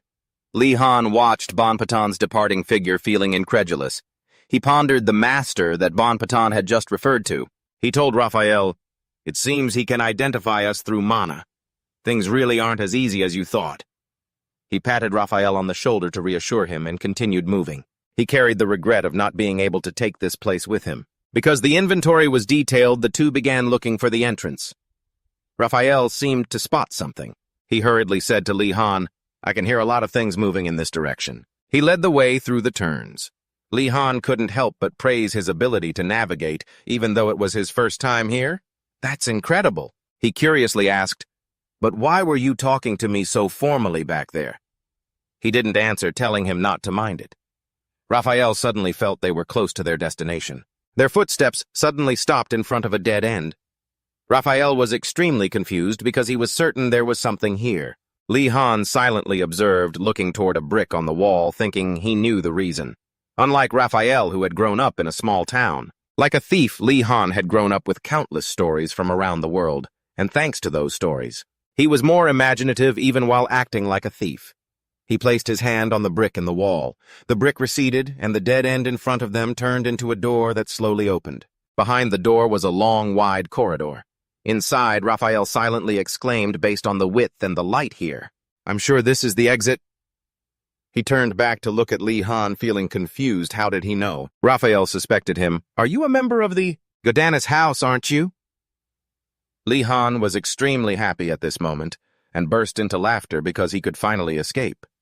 He felt he had worked very hard for this moment. He was so happy he was moved to tears, saying, "Let's go." Raphael also responded excitedly, "Yes, Master Godanas." The employees were still working. The staff of Enrogat must always endure and strictly follow 3 rules. They are not allowed to talk about what they see. They are not allowed to start a conversation. They are not allowed to be curious even if a priest and a student appear at the opposite end of the entrance. They didn't say a word. Li Han and Raphael whispered, "The way they intentionally ignore us is really too strange." Raphael agreed. "I think they are trying to act as if they haven't seen us." Li Han rubbed his chin thoughtfully. "I can avoid unnecessary suspicion." He walked up and took the initiative to talk to an old man. He wanted to hire a carriage to leave. The old man happily agreed. The carriage started moving. Li Han reassured Raphael, who was sitting next to him in the carriage. "Stay calm, there are no problems right now." The problem he noticed was how Raphael was judging him. He was being a bit overexcited. He looked out and saw the two carriage drivers still saying nothing. He secretly thought this was reasonable because this world wasn't easy. Enroba is a symbol of royalty and mages, so it has many enemies, not just political forces, but also because of the valuable goods that are transported in and out of here. The risks involved are certainly very high. He thought this tension might be a side effect, but preventing newcomers from leaving was still too unreasonable. The carriage was moving and suddenly stopped. Raphael and Li Han also felt confused as to why the carriage had stopped. His eyes widened when he saw something, his mouth stuttering. How is this possible? Li Han jumped in shock the moment he saw her. He didn't understand why she was here. Garcia was standing next to the carriage talking to someone. It seemed her work was going quite well, so she was smiling happily. But it was hard to understand why, Professor. Garcia was here with a gift box in her hand. He secretly worried, "Have I been caught?" But it didn't look like that. Raphael cried out, "There is a professor right out there." Li Han signaled for silence and reassured him, "I don't think she knows we're here." He whispered, "Just quietly observe the situation for now." After saying that, he still couldn't help but feel anxious, constantly wondering in his head why she had come here. Garcia just opened the bag in her hand and a faint light appeared, projecting a message. "The Imperial officials must be waiting outside the academy. Please give them this." She sighed silently, complaining about how troublesome it was to always be handing over artifacts to them. Furthermore, the other two were always trembling, even though she was just smiling. They kept acting scared. Suddenly, the rabbit-eared employee heard some movement. He immediately drew his sword in preparation and turned to the brown-haired boy next to him, reminding him to take up his weapon. Garcia saw this and couldn't help but wonder, "What, you're taking up weapons just because I'm smiling?" The rabbit-eared boy hurriedly explained, "It's not that, teacher. I heard a warning sound from the vanguard. This is an emergency situation." Faced with this urgency, she was a bit surprised, not yet understanding. In the middle of the quiet forest, a threat rang out. "This is the final warning." The captain of the vanguard, standing in front of the two with his face covered, pointed and shouted, "State your identities immediately." The guy with the garage deliberately concealed himself. "What are you talking about?" "We're just passing merchants." Hearing that, the captain became even more annoyed and repeated the word merchants sarcastically. The captain continued to shout, "Clearly lying. Do you think we don't know you're hiding weapons behind your backs?" Being exposed, the guy had no choice but to take off his outer cloak. Garcia saw 5 weapons in their hands and looked at the captain. "This academy really has some extraordinary employees, doesn't it? Are you soldiers or mercenaries?" The captain didn't care about what he said and loudly ordered everyone into formation. Once everyone was in position, he commanded, "Crossbows ready, fire." Immediately following the captain's order, everyone aimed at him in unison. Fire. However, Garcia wasn't surprised at all, as if she knew this would happen. He created a protective barrier that neutralized all the incoming arrows. Garax sneered, "How foolish. Did you really think we came here without any preparations?" The vanguard team became panicked. "They're not just ordinary bandits. Who are you people?" Garax chuckled as he looked at them, then roared in threat. "You are currently helping. Those mages pushed this empire to the brink of collapse. Drop your weapons and surrender. We are here to save this empire from destruction." A member of the vanguard team shouted in shock, "Oh my God, ancestors, they are anti-mage fanatics. They are the ones who reject magic and bring chaos." Garax gripped his weapon tightly and growled, "I've given you my warning." As they lunged forward, they threatened, "We will execute you all under the glory of the Dawn team." Just then, a magic wand appeared, saving everyone in time. It was a high-tier barrier spell, quickly forming a screen that separated them from the enemies. All the anti-mage fanatics were blocked outside the protective ring. They cheered happily. The professor is truly incredibly strong, as Garcia focused. On protecting everyone, she felt a bit worried inside. Even though I've blocked them with the magic shield, the situation is still not looking good. Our opponents are from the Dawn team. They've already murdered many mages. It's very difficult for anyone to fight them for long unless they are a battle mage. The only thing she could do now was to use her abilities to the fullest. Garcia created thousands of messenger birds. She thought about alerting the others and trying to hold out as long as possible, hoping to last until the headmaster arrived. Outside, the enemies made another move. They brought out another large magical orb. It was emitting a strange form of power, and the energy radiating from that orb was growing larger by the second. It quickly covered the entire area where Professor Garcia and the Vanguard team were. She looked on in surprise as her protective barrier began to fade. Now Garcia's mana was slowly dissipating, leaving her completely baffled. The people in the Vanguard team didn't understand it either. She slowly said, "Magic is not omnipotent. Because there are many ways to destroy magic, but it is truly rare to see an artifact capable of absorbing mana on such a large scale." The more they looked at that orb frantically sucking up mana, the more confused they became. Garcia assumed it might be an ancient relic, which made the Vanguard team even more surprised. He asked in confusion, "Are you saying that is an extremely rare treasure from ruins and dungeons? Why do these people have it?" Garcia was a mess inside. "It absorbs any mana I try to gather. I can't maintain my magic anymore. What should I do?" Just then, from behind a bush, a figure leaped up. He lunged at Garcia from behind and shouted, "Evil mage, it's time to punish you." She was attacked by surprise. She didn't know when he had gotten there. But suddenly he froze. Perhaps he had been hit by a surprise attack from behind, causing him to collapse to the ground. The attacker was struck. Events were unfolding so quickly that they hadn't even had time to process the information. Seeing him lie unconscious on the ground, Garcia's group was even more stunned. 10 minutes ago, Li Han was standing nearby when he heard the shouts of the Dawn team. He sighed. "This isn't a trap set by the captain, is it?" Meanwhile, Rafford was worried, clutching his arm. "Li Han, what should we do?" Li Han immediately ordered him to hide, then leaned in to whisper the plan to Rafford. Rafford still seemed worried about him, but Li Han remained calm and reassured him, "I have a plan, don't worry." His footsteps became more hurried as he constantly calculated in his mind. The Dawn team is an organization that opposes magic. If we don't stop them now, they will cause even bigger problems in the future.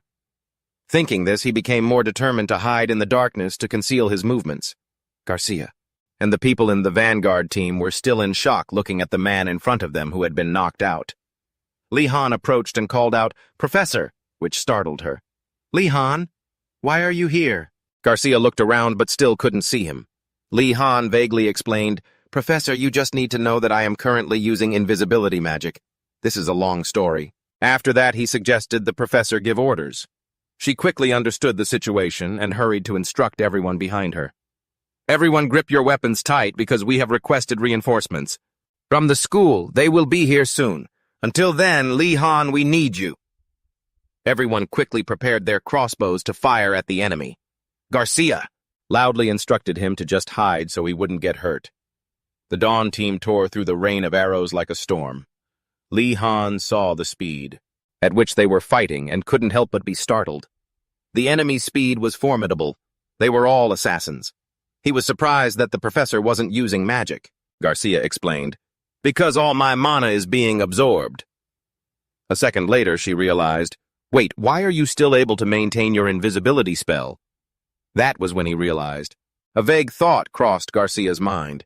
She just came up with a new idea and excitedly said to him, "It's because your energy is as vast as the ocean. Li Han, quickly transfer some mana to me." He immediately agreed.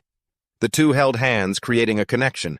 She could feel the powerful source of mana being transferred into her body. It quickly manifested on the wand of Garcia, which surprised her a bit. Li Han didn't expect that magic to be so strong. A massive ice scepter appeared from the transferred mana, startling and frightening the enemies. Suddenly, shards of ice shot out, flying rapidly toward the enemies. The Dawn team panicked and called out to each other, "Get away from it!" However, it was aimed straight at that glowing holy relic. The ice shards hit the holy relic, creating a shocking explosion. The orb cracked due to the massive impact on its surface. Just a few seconds later, it exploded as if it had released everything, the mana it had just absorbed.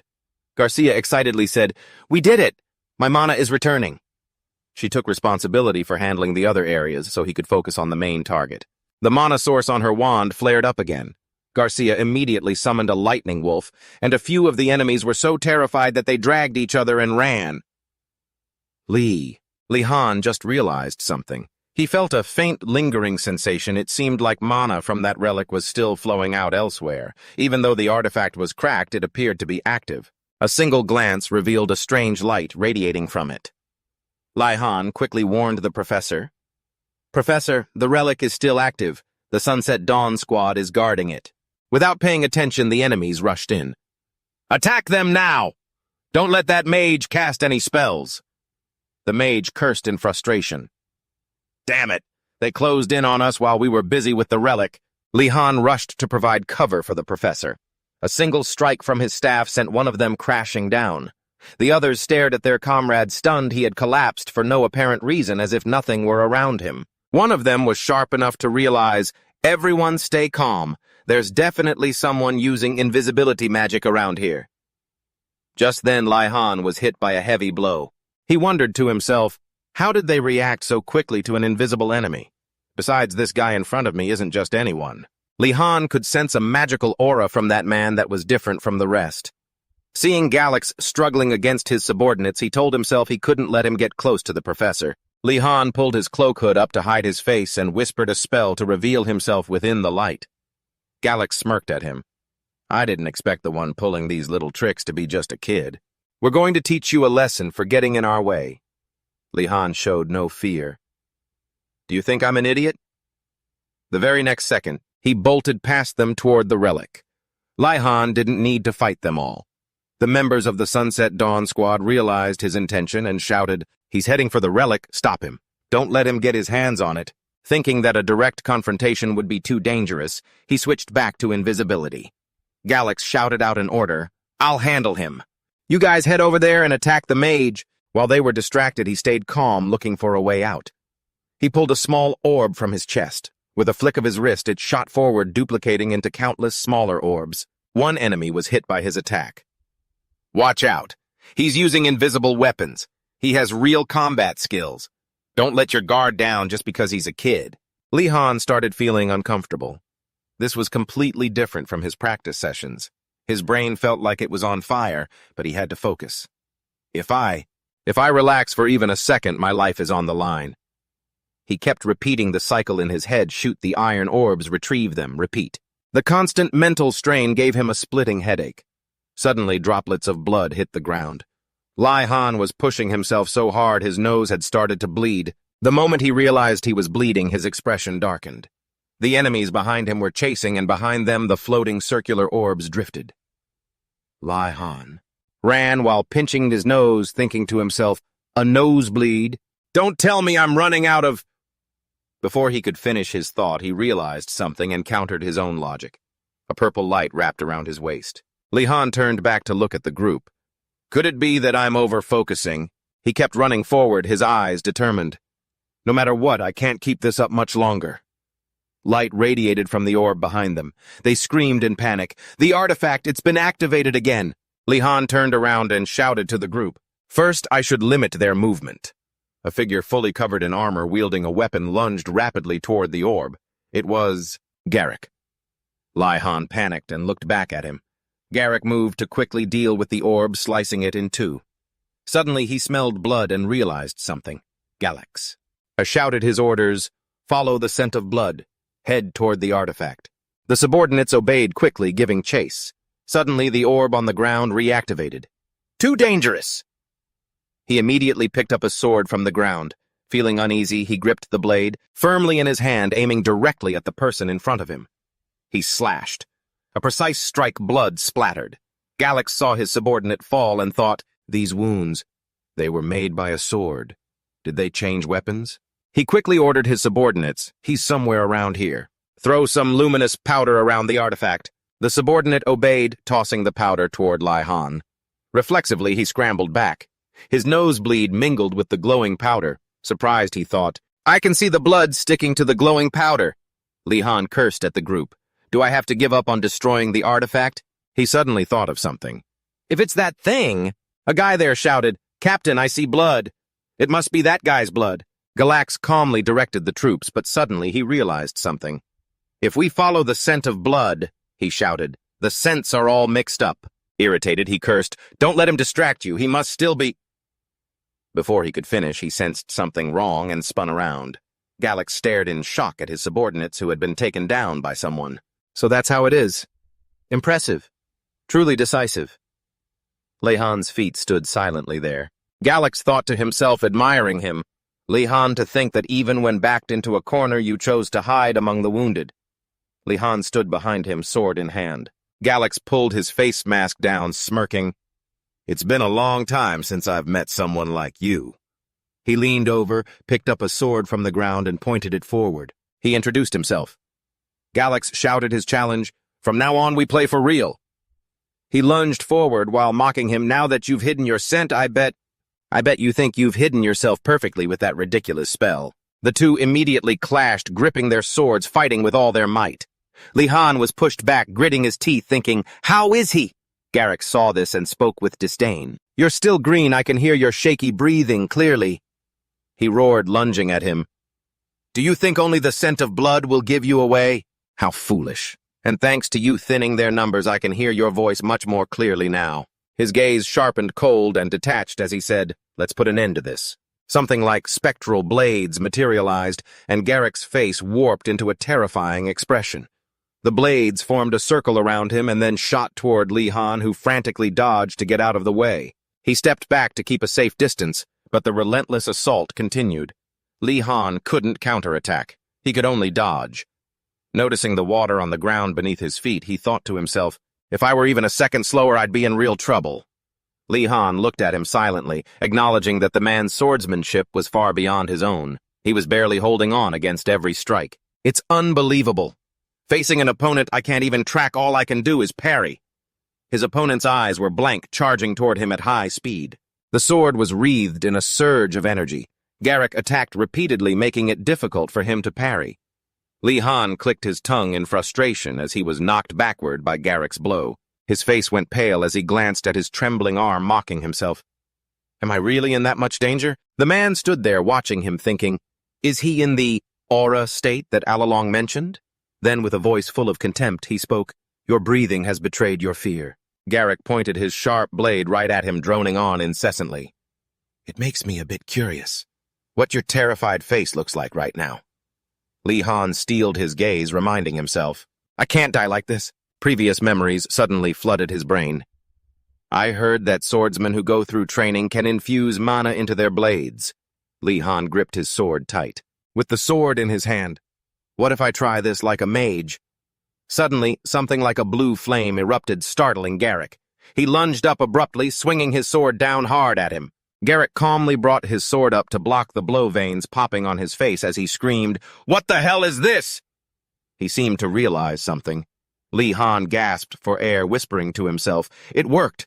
A surge of power enveloped Lehan's entire body. He stood up thinking, I have way more mana than I know what to do with anyway. He smirked. I'll just pour it all into the sword then. Galax was sent flying back by Lehan's strike with effortless ease. A piercing scream echoed through the dark night sky as the man spat out blood, letting out a cry of agony. Terrified, he thought to himself, just one impact and I'm already this badly hurt. Lehan's entire body was wrapped in a source of light. Galax stared at the scene, stunned. What the hell did that little brat do this? He trembled as he forced his body to stand up with great difficulty. I can't fall here. His brain warned him to kill Lehan right now. Lehan was gasping for air, drenched in sweat, his face darkening as he realized something horrific. Why can't I move my body? Lehan looked at his shaking hands. Is it because I tried to force the mana? Seeing Galax use his sword as a crutch to stand, he thought. He managed to stand up, but The man's legs moved quickly toward him. Galax lunged forward, aiming his blade at him, screaming, Die! He roared with intense determination as he charged. Lehan's expression turned grim as he clutched his chest, his whole body shaking. He cursed under his breath. Suddenly, Galax spat out a massive mouthful of blood, his eyes rolling back. He had been hit by Lehan. Galax collapsed, sprawling onto the ground. Lehan was also exhausted, falling to one knee and gasping for breath. Garrick lay on the ground unconscious. Li Han looked at the person on the ground, tentatively seeing Garrick lying in a pool of his own blood. He thought he vomited blood and passed out. My mana-infused strike actually worked. Li Han slumped onto the grass, finally releasing the tension. His face suddenly went pale, but before that a loud voice called out his name. "Professor!" Cutting through his train of thought, it turned out to be Garcia. She called his name urgently, questioning him with endless concern. Li Han couldn't hear her, still lost in thought. "How? Professor, she was surrounded by enemies." The worry was plain on Garcia's face. He then noticed the group behind her had all been taken out with no ability to fight back. She spoke up. "First, let me check if you're injured." Li Han looked at this scene and smiled awkwardly, thinking to himself, there was no need for me to worry at all. He looked at the person in front of him, tears streaming down his face. Sometimes, the professor can handle everything on her own. Garcia gently reassured him, "You don't need to worry anymore." She continued speaking to Li, "And the most reliable reinforcements are almost here." Just then a source of green light appeared, covering the entire space. A giant skull manifested in the sky. It was the principal of Aerogard Academy, OSU Li. Han looked up with a stiff expression, mocking himself internally. I never thought there'd be a day where I'd be happy to see that skeleton. Suddenly his vision blurred. Li Han tiredly drifted off to sleep in Garcia's arms. Now, I can finally rest. At that moment, a carriage train appeared and they began dragging the others away.